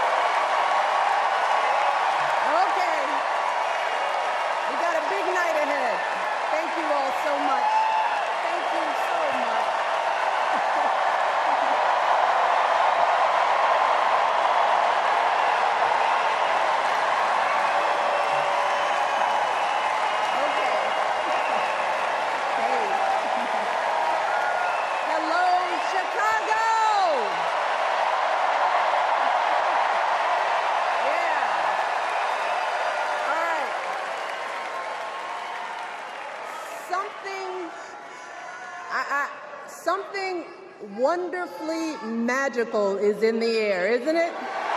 Yeah. You know, we're feeling it here in this arena, but it's spreading all across this country we love. A familiar feeling that's been buried too deep for far too long. You know what I'm talking about. It's the contagious power of hope. The anticipation, the energy, the exhilaration of once again being on the cusp of a brighter day. The chance to vanquish the demons of fear, division, and hate that have consumed us and continue pursuing the unfinished promise of this great nation, the dream that our parents and grandparents fought and died and sacrificed for. America, hope is making a comeback.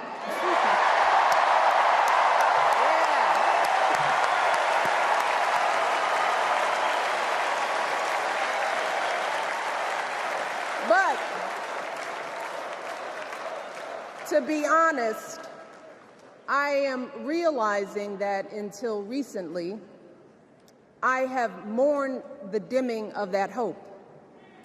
And maybe you've experienced the same feelings, that deep pit in my stomach, a palpable sense of dread about the future.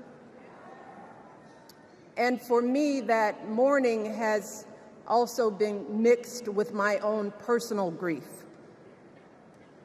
The last time I was here in my hometown was to memorialize my mother, the woman who showed me the meaning of hard work and humility and decency, the woman who set my moral compass high and showed me the power of my own voice. Folks,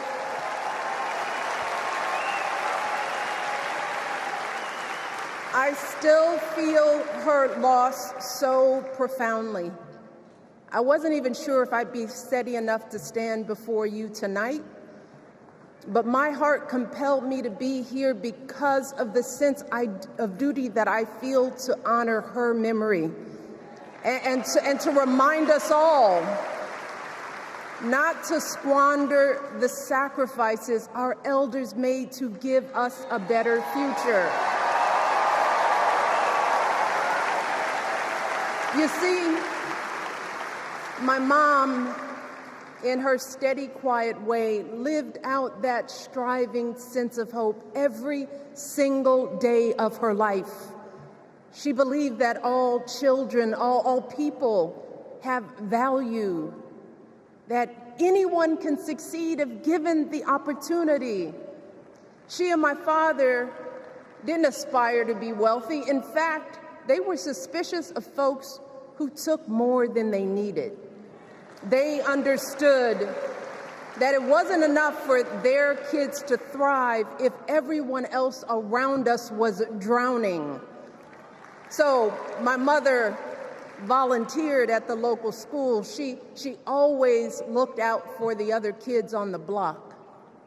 She was glad to do the thankless, unglamorous work that for generations has strengthened the fabric of this nation. The belief that if you do unto others, if you love thy neighbor, if you work and scrape and sacrifice, it will pay off. If not for you, then maybe for your children or your grandchildren. You see, those values have been passed on through family farms and factory towns, through tree-lined streets and crowded tenements, through prayer groups and National Guard units and social studies classrooms. Those were the values my mother poured into me until her very last breath. Kamala Harris and I built our lives on those same foundational values. Even though our mothers grew up an ocean apart, they shared the same belief in the promise of this country. That's why her mother moved here from India at 19. It's why she taught Kamala about justice, about the obligation to lift others up, about our responsibility to give more than we take. She'd often tell her daughter, "Don't sit around and complain about things. Do something." So, with that voice in her head, Kamala went out and she worked hard in school, graduating from an HBCU, earning her law degree at a state school. And then she went on to work for the people, fighting to hold lawbreakers accountable, strengthening the rule of law, fighting to get folks better wages, cheaper prescription drugs, a good education, decent health care, child care, elder care. From a middle-class household, Kamala worked her way up to become Vice President of the United States of America.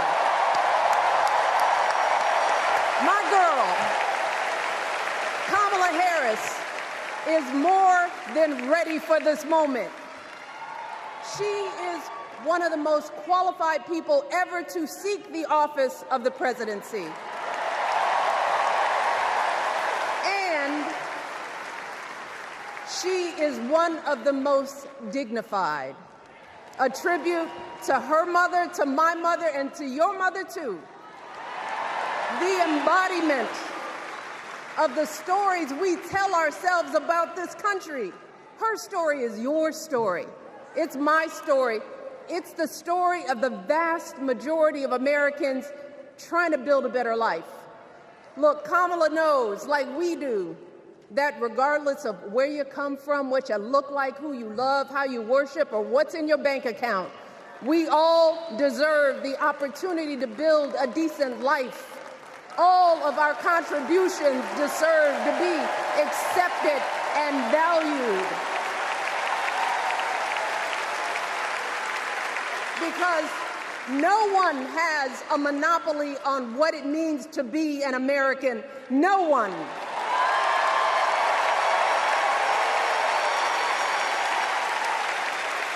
Kamala has shown her allegiance to this nation, not by spewing anger and bitterness, but by living a life of service and always pushing the doors of opportunity open to others. She understands that most of us will never be afforded the grace of failing forward. We will never benefit from the affirmative action of generational wealth.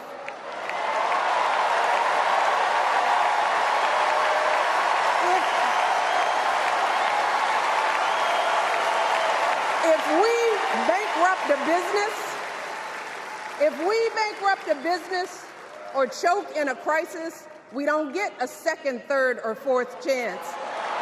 If things don't go our way, we don't have the luxury of whining or cheating others to get further ahead. No.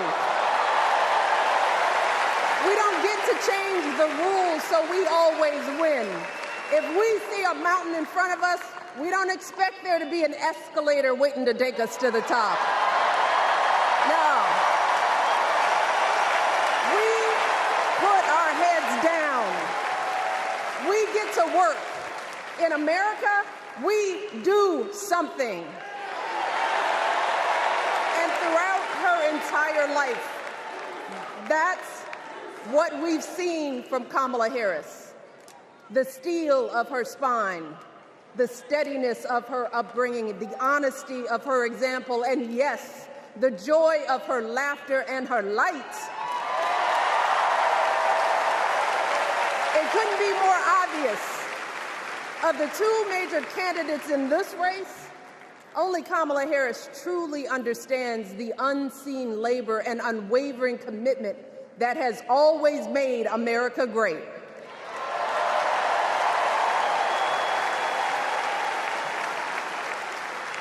Now, unfortunately, we know what comes next.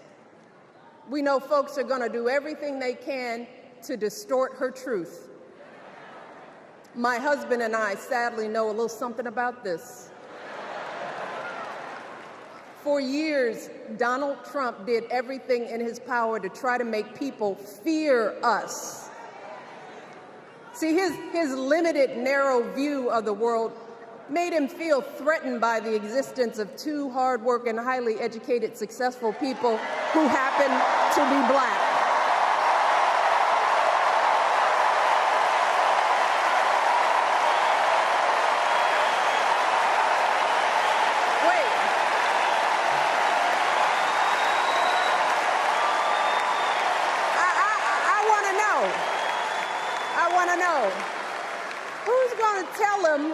Who's going to tell him that the job he's currently seeking might just be one of those black jobs?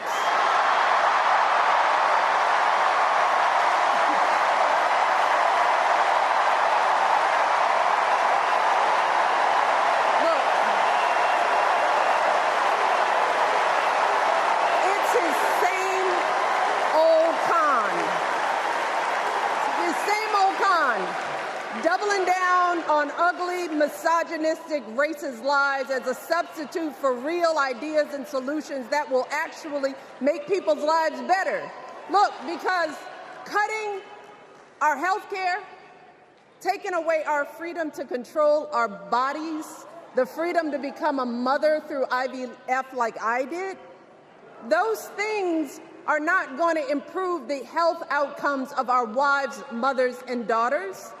Shutting down the Department of Education, banning our books, none of that will prepare our kids for the future. Demonizing our children for being who they are and loving who they love, look, that doesn't make anybody's life better.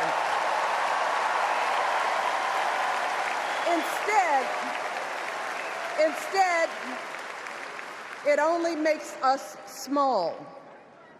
And let me tell you this, going small is never the answer. Going small is the opposite of what we teach our kids.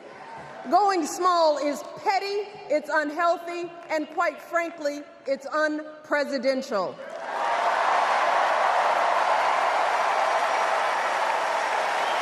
So, why would any of us accept this from anyone seeking our highest office? Why would we normalize that type of backward leadership? Doing so only demeans and cheapens our politics. It only serves to further discourage good, big-hearted people from wanting to get involved at all. America, our parents taught us better than that, and we deserve so much better than that. That's why we must do everything in our power to elect two of those good, big-hearted people. There is no other choice than Kamala Harris and Tim Walz. No other choice.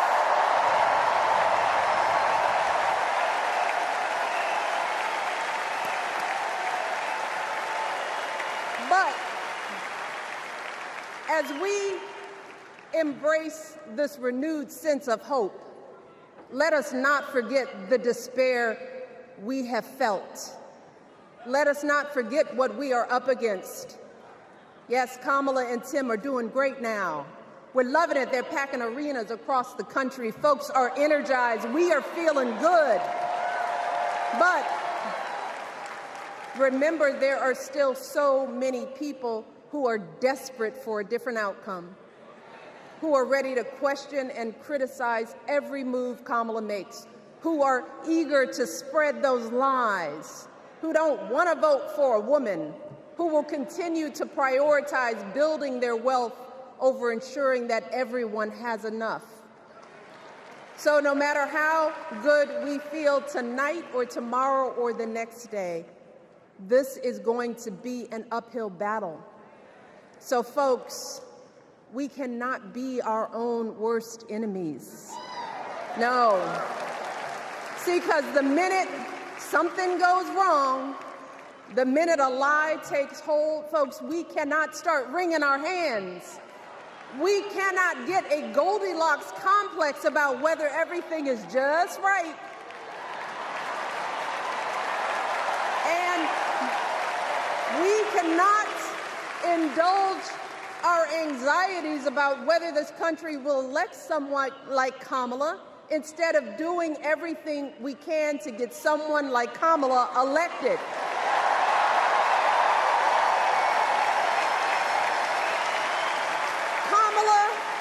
And Tim, they have lived amazing lives. And I am confident that they will lead with compassion, inclusion, and grace. But they are still only human. They are not perfect. And like all of us, they will make mistakes. But luckily, y'all, this is not just on them. No, this is up to us, all of us, to be the solution that we seek. It's up to all of us to be the antidote to the darkness and division. Look, I don't care how you identify politically, whether you're Democrat, Republican, Independent, or none of the above. This is our time to stand up for what we know in our hearts is right.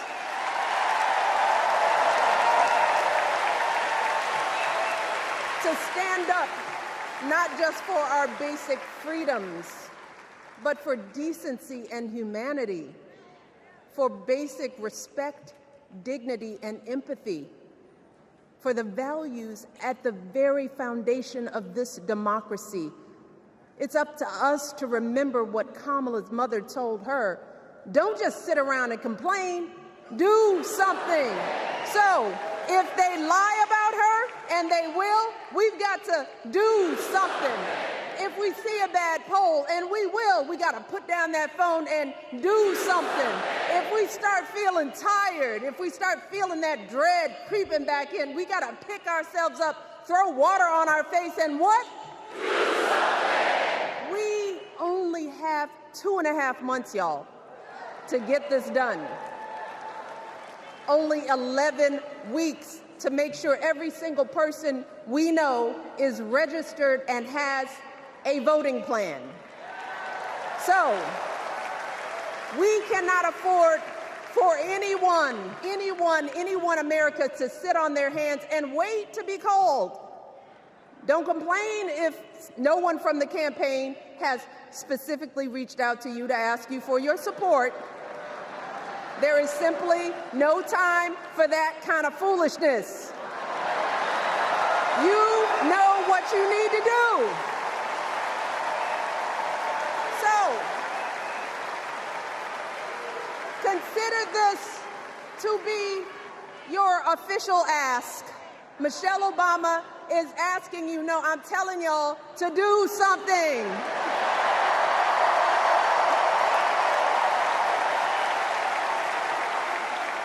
Because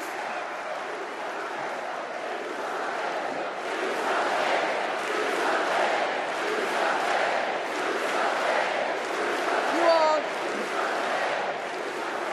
this election is going to be close. In some states, just a handful, listen to me, a handful of votes in every precinct could decide the winner. So we need to vote in numbers that erase any doubt. We need to overwhelm any effort to suppress us. Our fate is in our hands. In 77 days, we have the power to turn our country away from the fear, division, and smallness of the past. We have the power to marry our hope with our action. We have the power to pay forward the love, sweat, and sacrifice of our mothers and fathers and all those who came before us. We did it before, y'all, and we sure can do it again. Let us work like our lives depend on it. And let us keep moving our country forward and go higher, yes, always higher than we've ever gone before as we elect the next president and vice president of the United States, Kamala Harris and Tim Walz. Thank you all. God bless.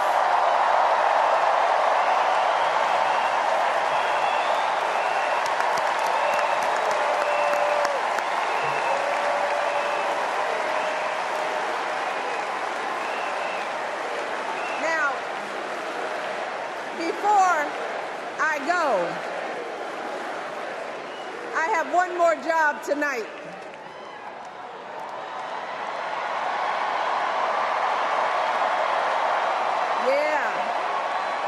One more job.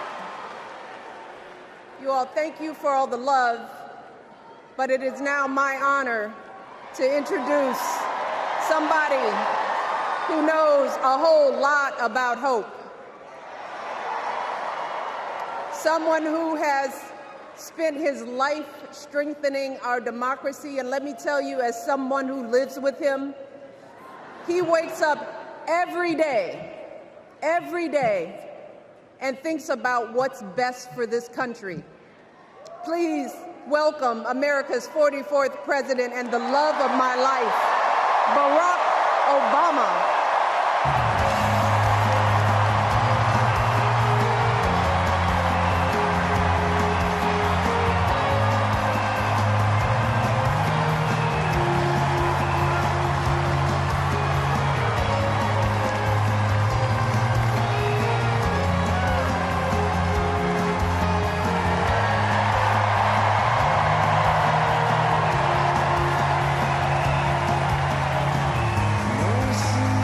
Mercy,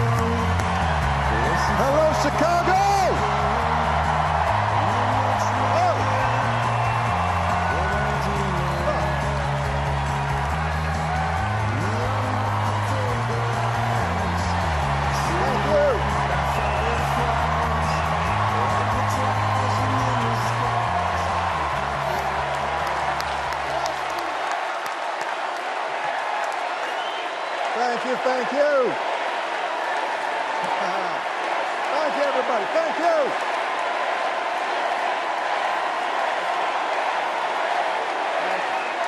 Thank you.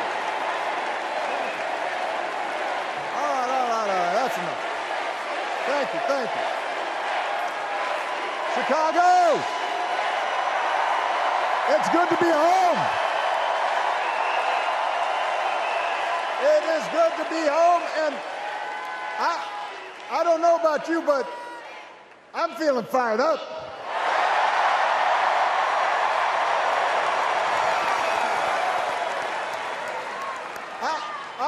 I am feeling ready to go.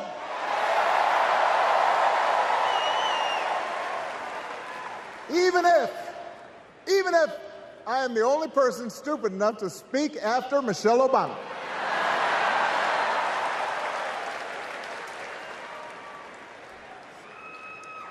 I am feeling hopeful because this convention has always been pretty good to kids with funny names who believe in a country where anything is possible. Because we have a chance to elect someone who has spent her entire life trying to give people the same chances America gave her. Someone who sees you and hears you and will get up every single day and fight for you. The next president of the United States of America, Kamala Harris.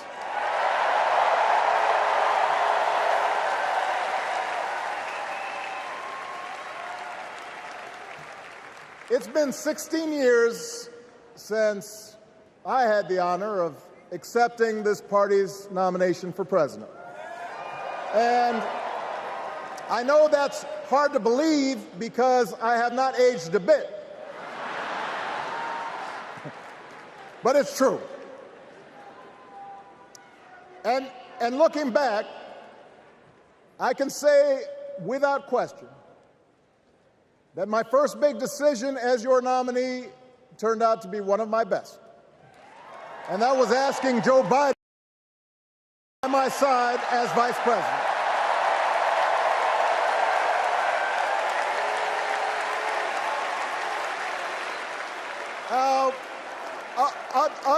Other than some common Irish blood, Joe and I come from different backgrounds. But we became brothers. And as we worked together for 8, sometimes pretty tough years, what I came to admire most about Joe wasn't just his smarts, his experience. It was his empathy and his decency and his hard-earned resilience, his unshakable belief that everyone in this country deserves a fair shot.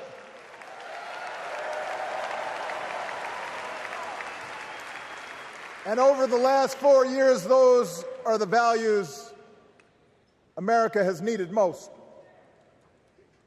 At a time when millions of our fellow citizens were sick and dying, we needed a leader with the character to put politics aside and do what was right.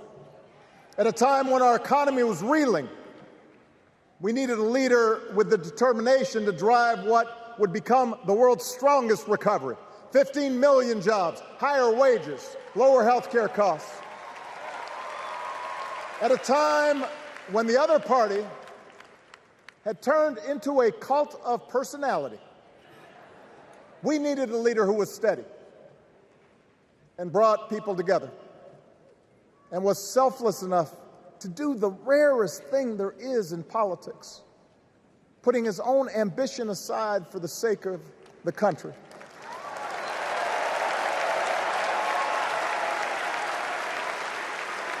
History will remember Joe Biden as an outstanding president who defended democracy at a moment of great danger. And I am proud to call him my president, but I am even prouder to call him my friend.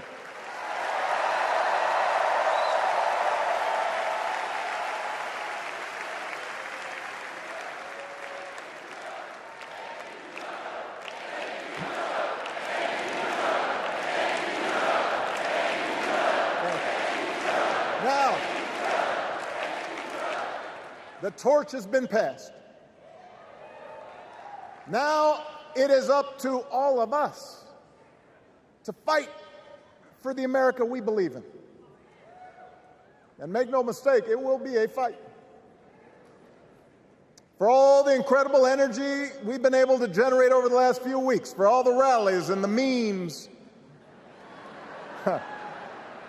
this will still be a tight race in a closely divided country. A country where too many Americans are still struggling. Where a lot of Americans don't believe government can help.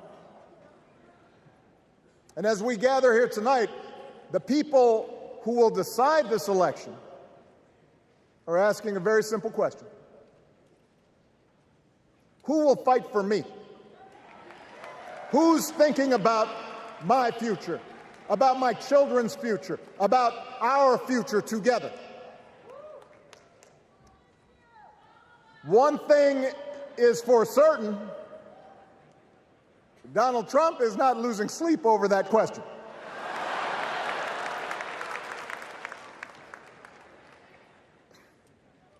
Here's a 78-year-old billionaire who has not stopped whining about his problems since he rode down his golden escalator 9 years ago.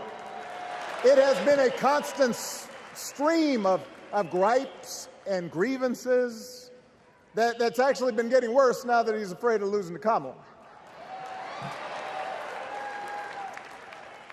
There's the childish nicknames, the crazy conspiracy theories, this weird obsession with crowd sizes.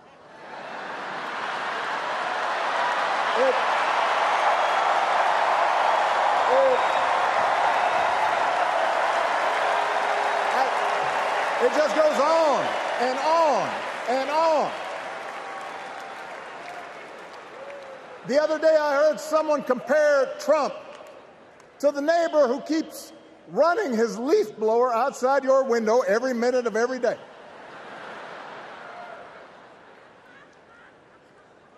Now, from a neighbor, that's exhausting. From a president, it's just dangerous. The truth is, Donald Trump sees power as nothing more than it means to his ends. He wants the middle class to pay the price for another huge tax cut that would mostly help him and his rich friends.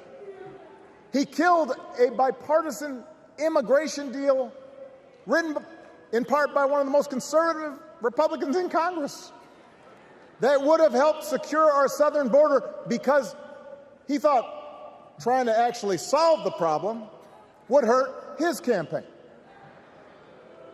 He doesn't. Do not boo.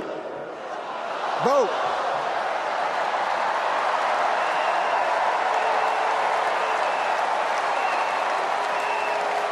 He doesn't seem to care if more women lose their reproductive freedom since it won't affect his life. And most of all, Donald Trump wants us to think that this country is hopelessly divided between us and them, between the real Americans, who of course support him, and the outsiders who don't.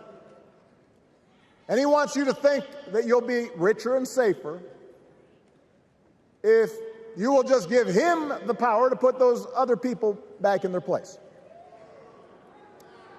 It is one of the oldest tricks in politics from a guy whose act has, let's face it, gotten pretty stale.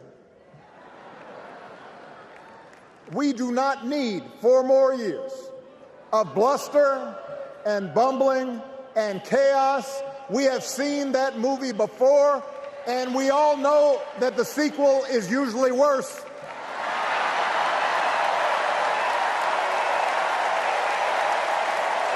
America's ready for a new chapter. America's ready for a better story. We are ready for a President Kamala Harris.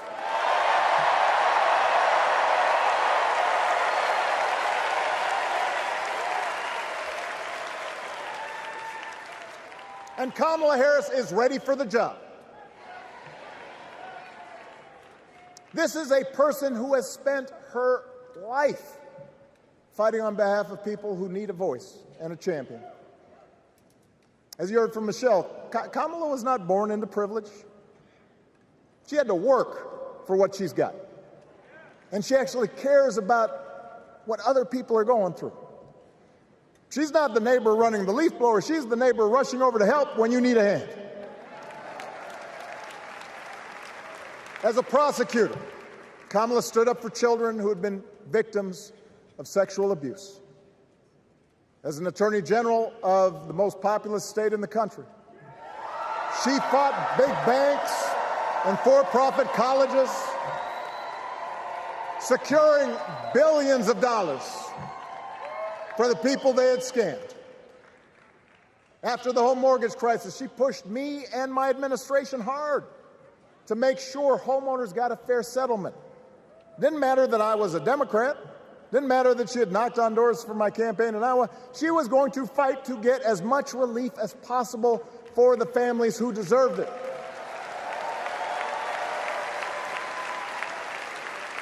As vice president, she helped take on the drug companies to cap the cost of insulin, lower the cost of health care, give families with kids a tax cut. And she is running for president with real plans to lower costs even more and protect Medicare and Medicaid and sign a law to guarantee every woman's right to make her own health care decisions.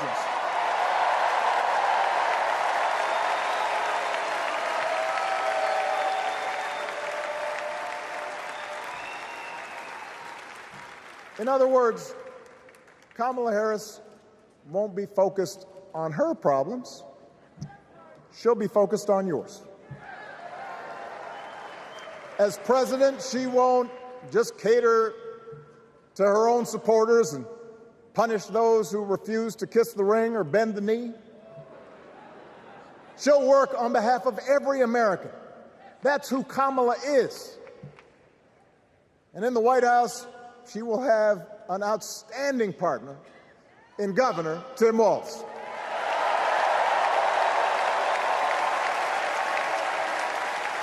Let me tell you something. Let me tell you something. I love this guy. Tim is the kind of person who should be in politics. Born in a small town, served his country, taught kids, coached football, took care of his neighbors. He knows who he is, and he knows what's important. You can tell those flannel shirts he wears don't come from some political consultant. They come from his closet, and they have been through some stuff.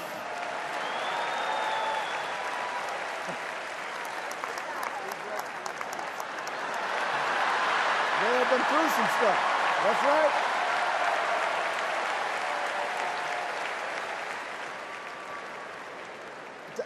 Together, Kamala and Tim have kept faith with America's central story. A story that says we are all created equal. All of us endowed with certain inalienable rights, that everyone deserves a chance, that even when we don't agree with each other, we can find a way to live with each other. That's Kamala's vision. That's Tim's vision.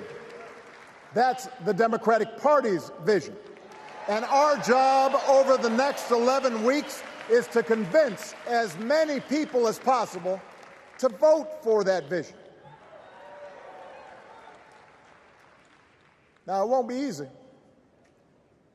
The other side knows it's easier to play on people's fears and cynicism, always has been. They will tell you that government is inherently corrupt, that sacrifice and generosity are for suckers. And since the game is rigged, it's okay to take what you want and just look after your own. That's the easy path. We have a different task. Our job is to convince people that democracy can actually deliver. And in doing that, we can't just point to what we've already accomplished. We can't just rely on the ideas of the past. We need to chart a new way forward to meet the challenges of today. And Kamala understands this. She knows, for example, that if we want to make it easier for more young people to buy a home, we need to build more units and clear away some of the outdated laws and regulations that made it harder to build homes for working people in this country. That is a priority, and she's put out a bold new plan to do just that.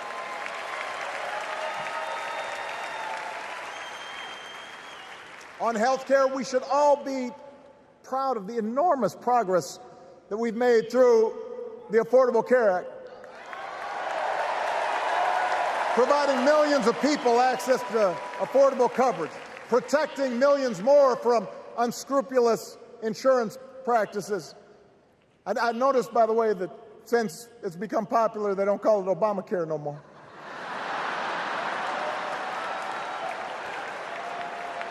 But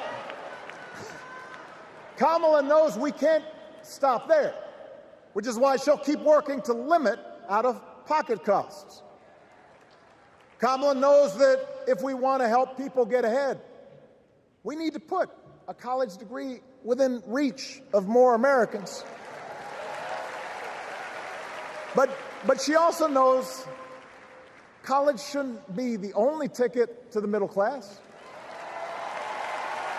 We need to follow the lead of governors like Tim Walz, who said, if you've got the skills and the drive, you shouldn't need a degree to work for state government. And in this new economy, we need a president who actually cares about the millions of people all across this country who wake up every single day to do the essential, often thankless work, to care for our sick, to clean our streets, to deliver our packages. We need a president who will stand up for their right to bargain for better wages and working conditions. And Kamala will be that president.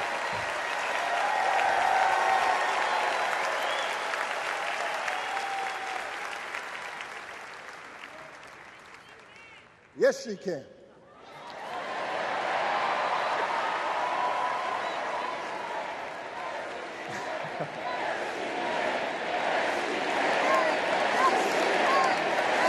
Yes, she can. A Harris-Walz administration can help us move past some of the tired old debates that keep stifling progress.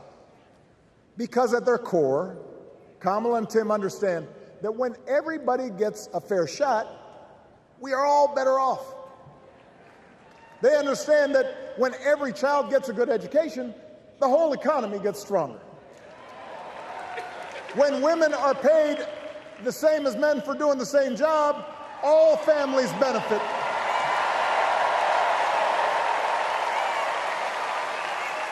They understand that we can secure our borders without tearing kids away from their parents, just like we can keep our streets safe while also building trust between law enforcement and the communities they serve and eliminating bias. That will make it better for everybody.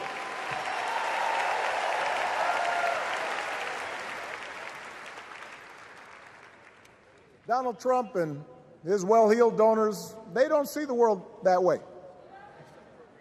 For them, one group's gains is necessarily another group's loss.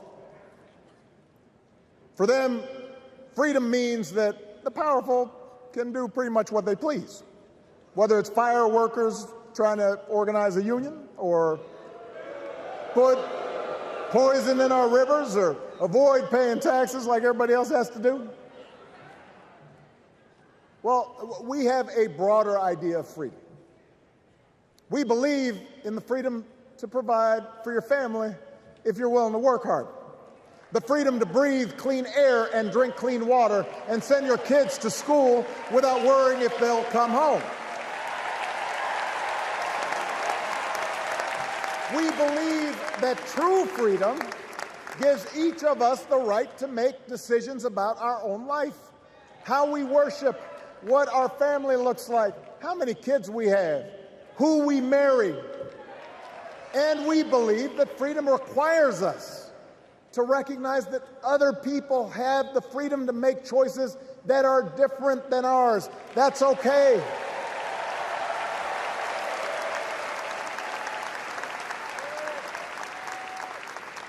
That's the America Kamala Harris and Tim Walz believe in. An America where we, the people, includes everyone. Because that's the only way this American experiment works. And despite what our politics might suggest, I think most Americans understand that. Democracy isn't just a bunch of abstract principles and dusty laws in some book somewhere. It's the values we live by. It's the way we treat each other, including those who don't look like us, or pray like us, or see the world exactly like we do.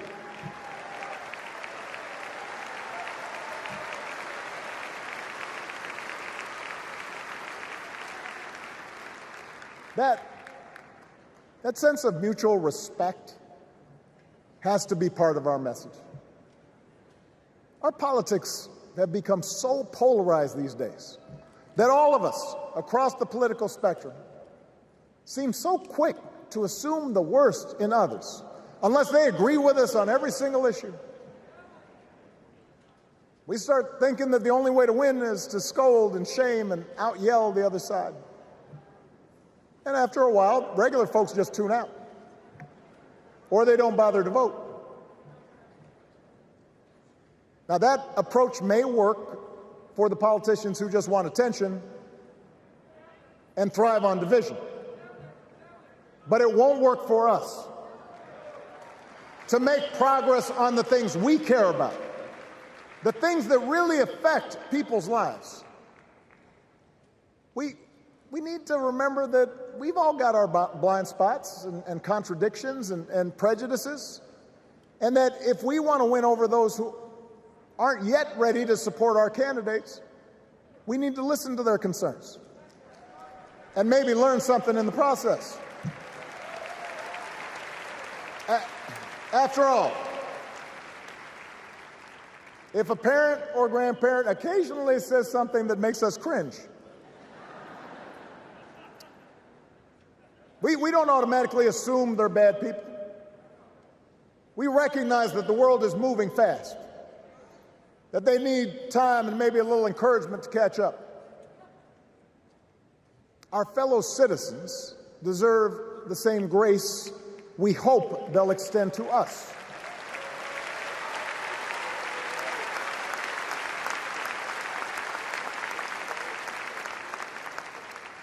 That's how we can build a true democratic majority, one that can get things done.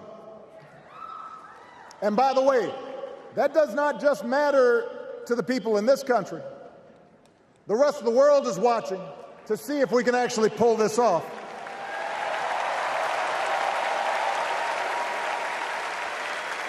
No nation, no society has ever tried to build a democracy as big and as diverse as ours before. One that includes people that over decades have come from every corner of the globe. One where our allegiances and our community are defined not by race or blood, but by a common creed. And that's why when we uphold our values, the world's a little brighter. When we don't, the world's a little dimmer. And dictators and autocrats feel emboldened. And over time, we become less safe. We shouldn't be the world's policemen, and we can't eradicate every cruelty and injustice in the world. But America can be and must be a force for good. Discouraging conflict, fighting disease, promoting human rights, protecting the planet from climate change, defending freedom, brokering peace. That's what Kamala Harris believes, and so do most Americans.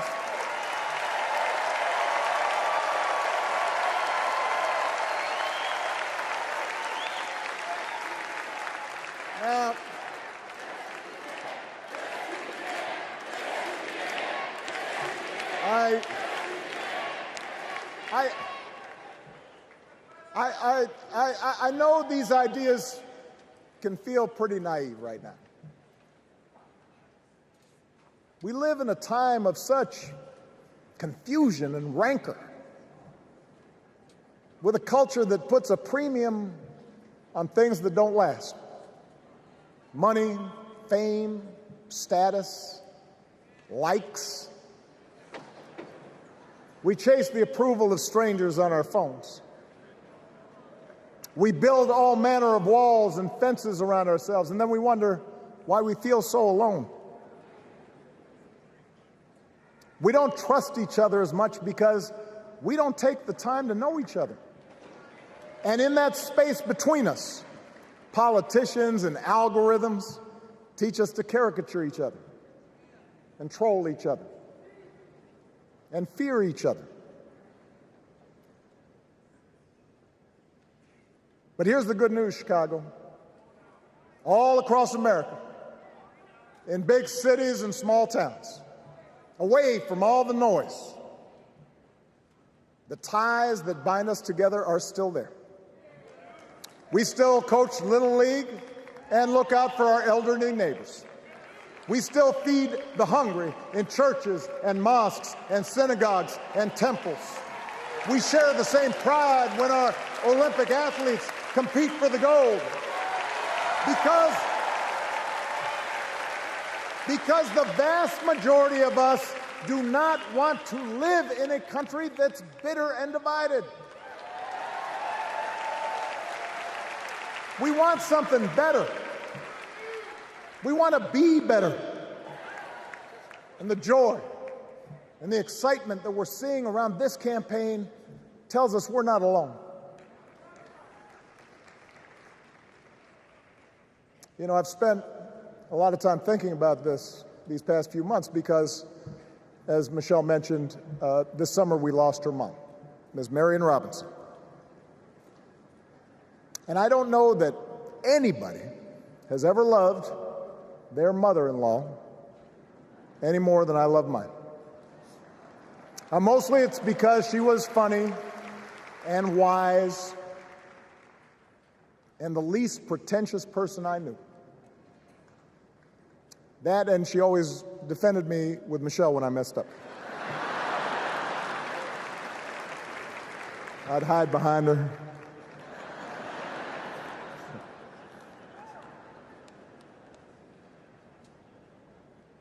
But I also think one of the reasons Mary and I became so close was she reminded me of my grandmother, the woman who helped raise me as a child. And on the surface, the two of them did not have a lot in common. One was a black woman from right here, south side of Chicago, right down the way. Went to Englewood High School. The other was a little old white lady born in a tiny town called Peru, Kansas. Now, I know there aren't that many people from Peru. And yet they shared a basic outlook on life. They were strong, smart, resourceful women, full of common sense, who, regardless of the barriers they encountered, and women growing up in the 40s and 50s and 60s, they encountered barriers. They still went about their business without fuss or complaint and provided an unshakable foundation of love for their children and their grandchildren. In that sense, they both represented an entire generation of working people who, through war and depression, discrimination and limited opportunity, helped build this country. A lot of them toiled every day at jobs that were often too small for them and didn't pay a lot. They willingly went without just to keep a roof over their families' heads, just to give their children something better. But they knew what was true. They knew what mattered. Things like honesty and integrity, kindness and hard work. They weren't impressed with braggarts or bullies. They didn't think putting other people down lifted you up or made you strong. They didn't spend a lot of time obsessing about what they didn't have. Instead, they appreciated what they did. They found pleasure in simple things. A card game with friends, a good meal, and laughter around the kitchen table. Helping others. And most of all, seeing their children do things and go places that they would have never imagined for themselves.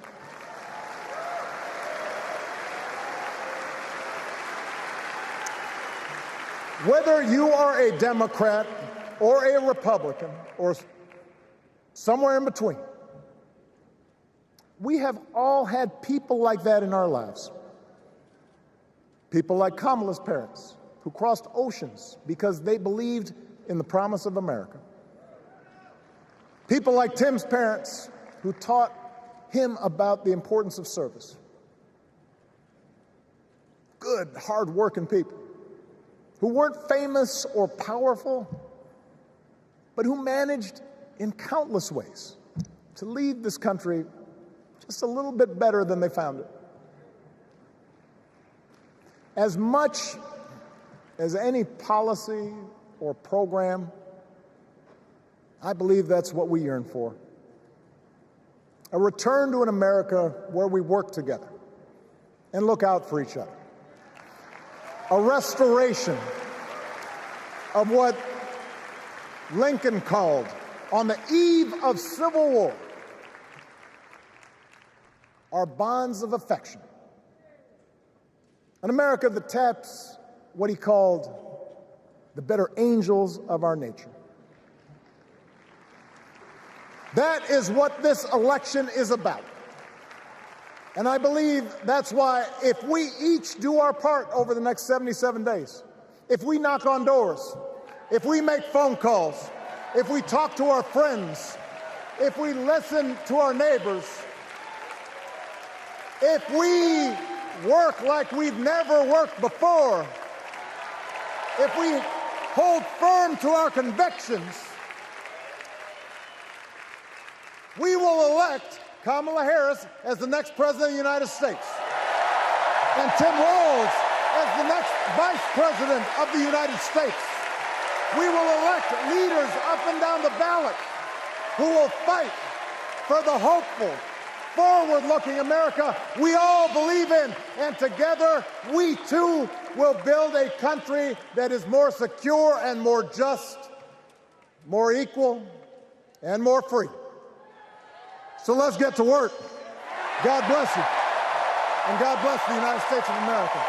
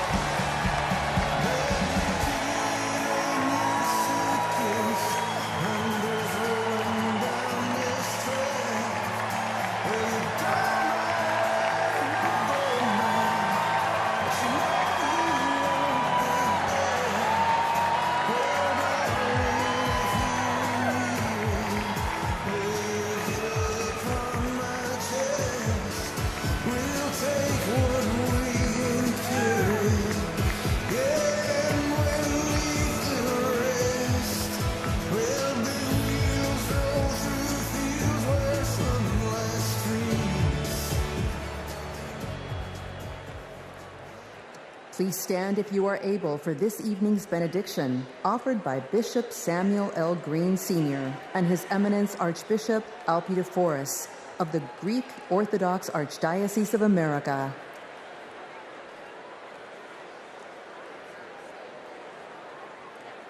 God of our weary years, God of our silent tears, thou who has brought us thus far along the way, you are the one who broods over the days of our lives, and without you, we would be nothing. So we lift our hopes and hearts to thee, and we pause tonight to say thank you. Thank you for loving us. Thank you for not giving up on us. Thank you for giving this nation the benefits of your mercy, because all of us can feel that something enthusiastic is rising in the soul of America. And all of us can tell that the tyranny of resentment has finally met its match. The candidacy of Kamala Harris has ignited an era of joy across America. Tonight, we thank you that even in the darkest of our pessimistic nights, love has not failed us, and hope has stood its ground. We who gather do so with audacity to believe that there will be compassion in America.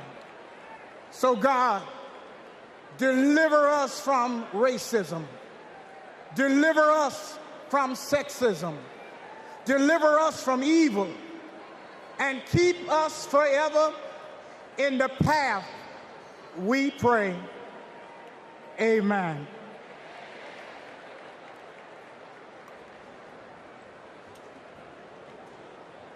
It is now time to pray to the Lord. Let us pray to the Lord. Eternal and ever-living God, source of goodness and grace, we come before you, seeking your heavenly benediction upon this democratic national convention. Grant unto the nominee for President of these United States, Vice President Kamala Harris, and her running mate, Governor Tim Walz, to pursue the highest offices in the land with love, with hope, and with faith in our nation. Grant unto the delegates to engage with their fellow citizens in a spirit of joy and duty, always seeking the best for our country. We also ask special blessings upon President Joseph Biden, First Lady Jill Biden, and their family, for he has given a lifetime of service and of sacrifice to the American people, and has stood with nobility and integrity upon the international stage to lead in the best traditions of the United States. Finally, we ask that you protect and defend the armed forces who protect and defend us, so that in peace and security we may offer to you, the one true God, the praise that is in your due. Amen.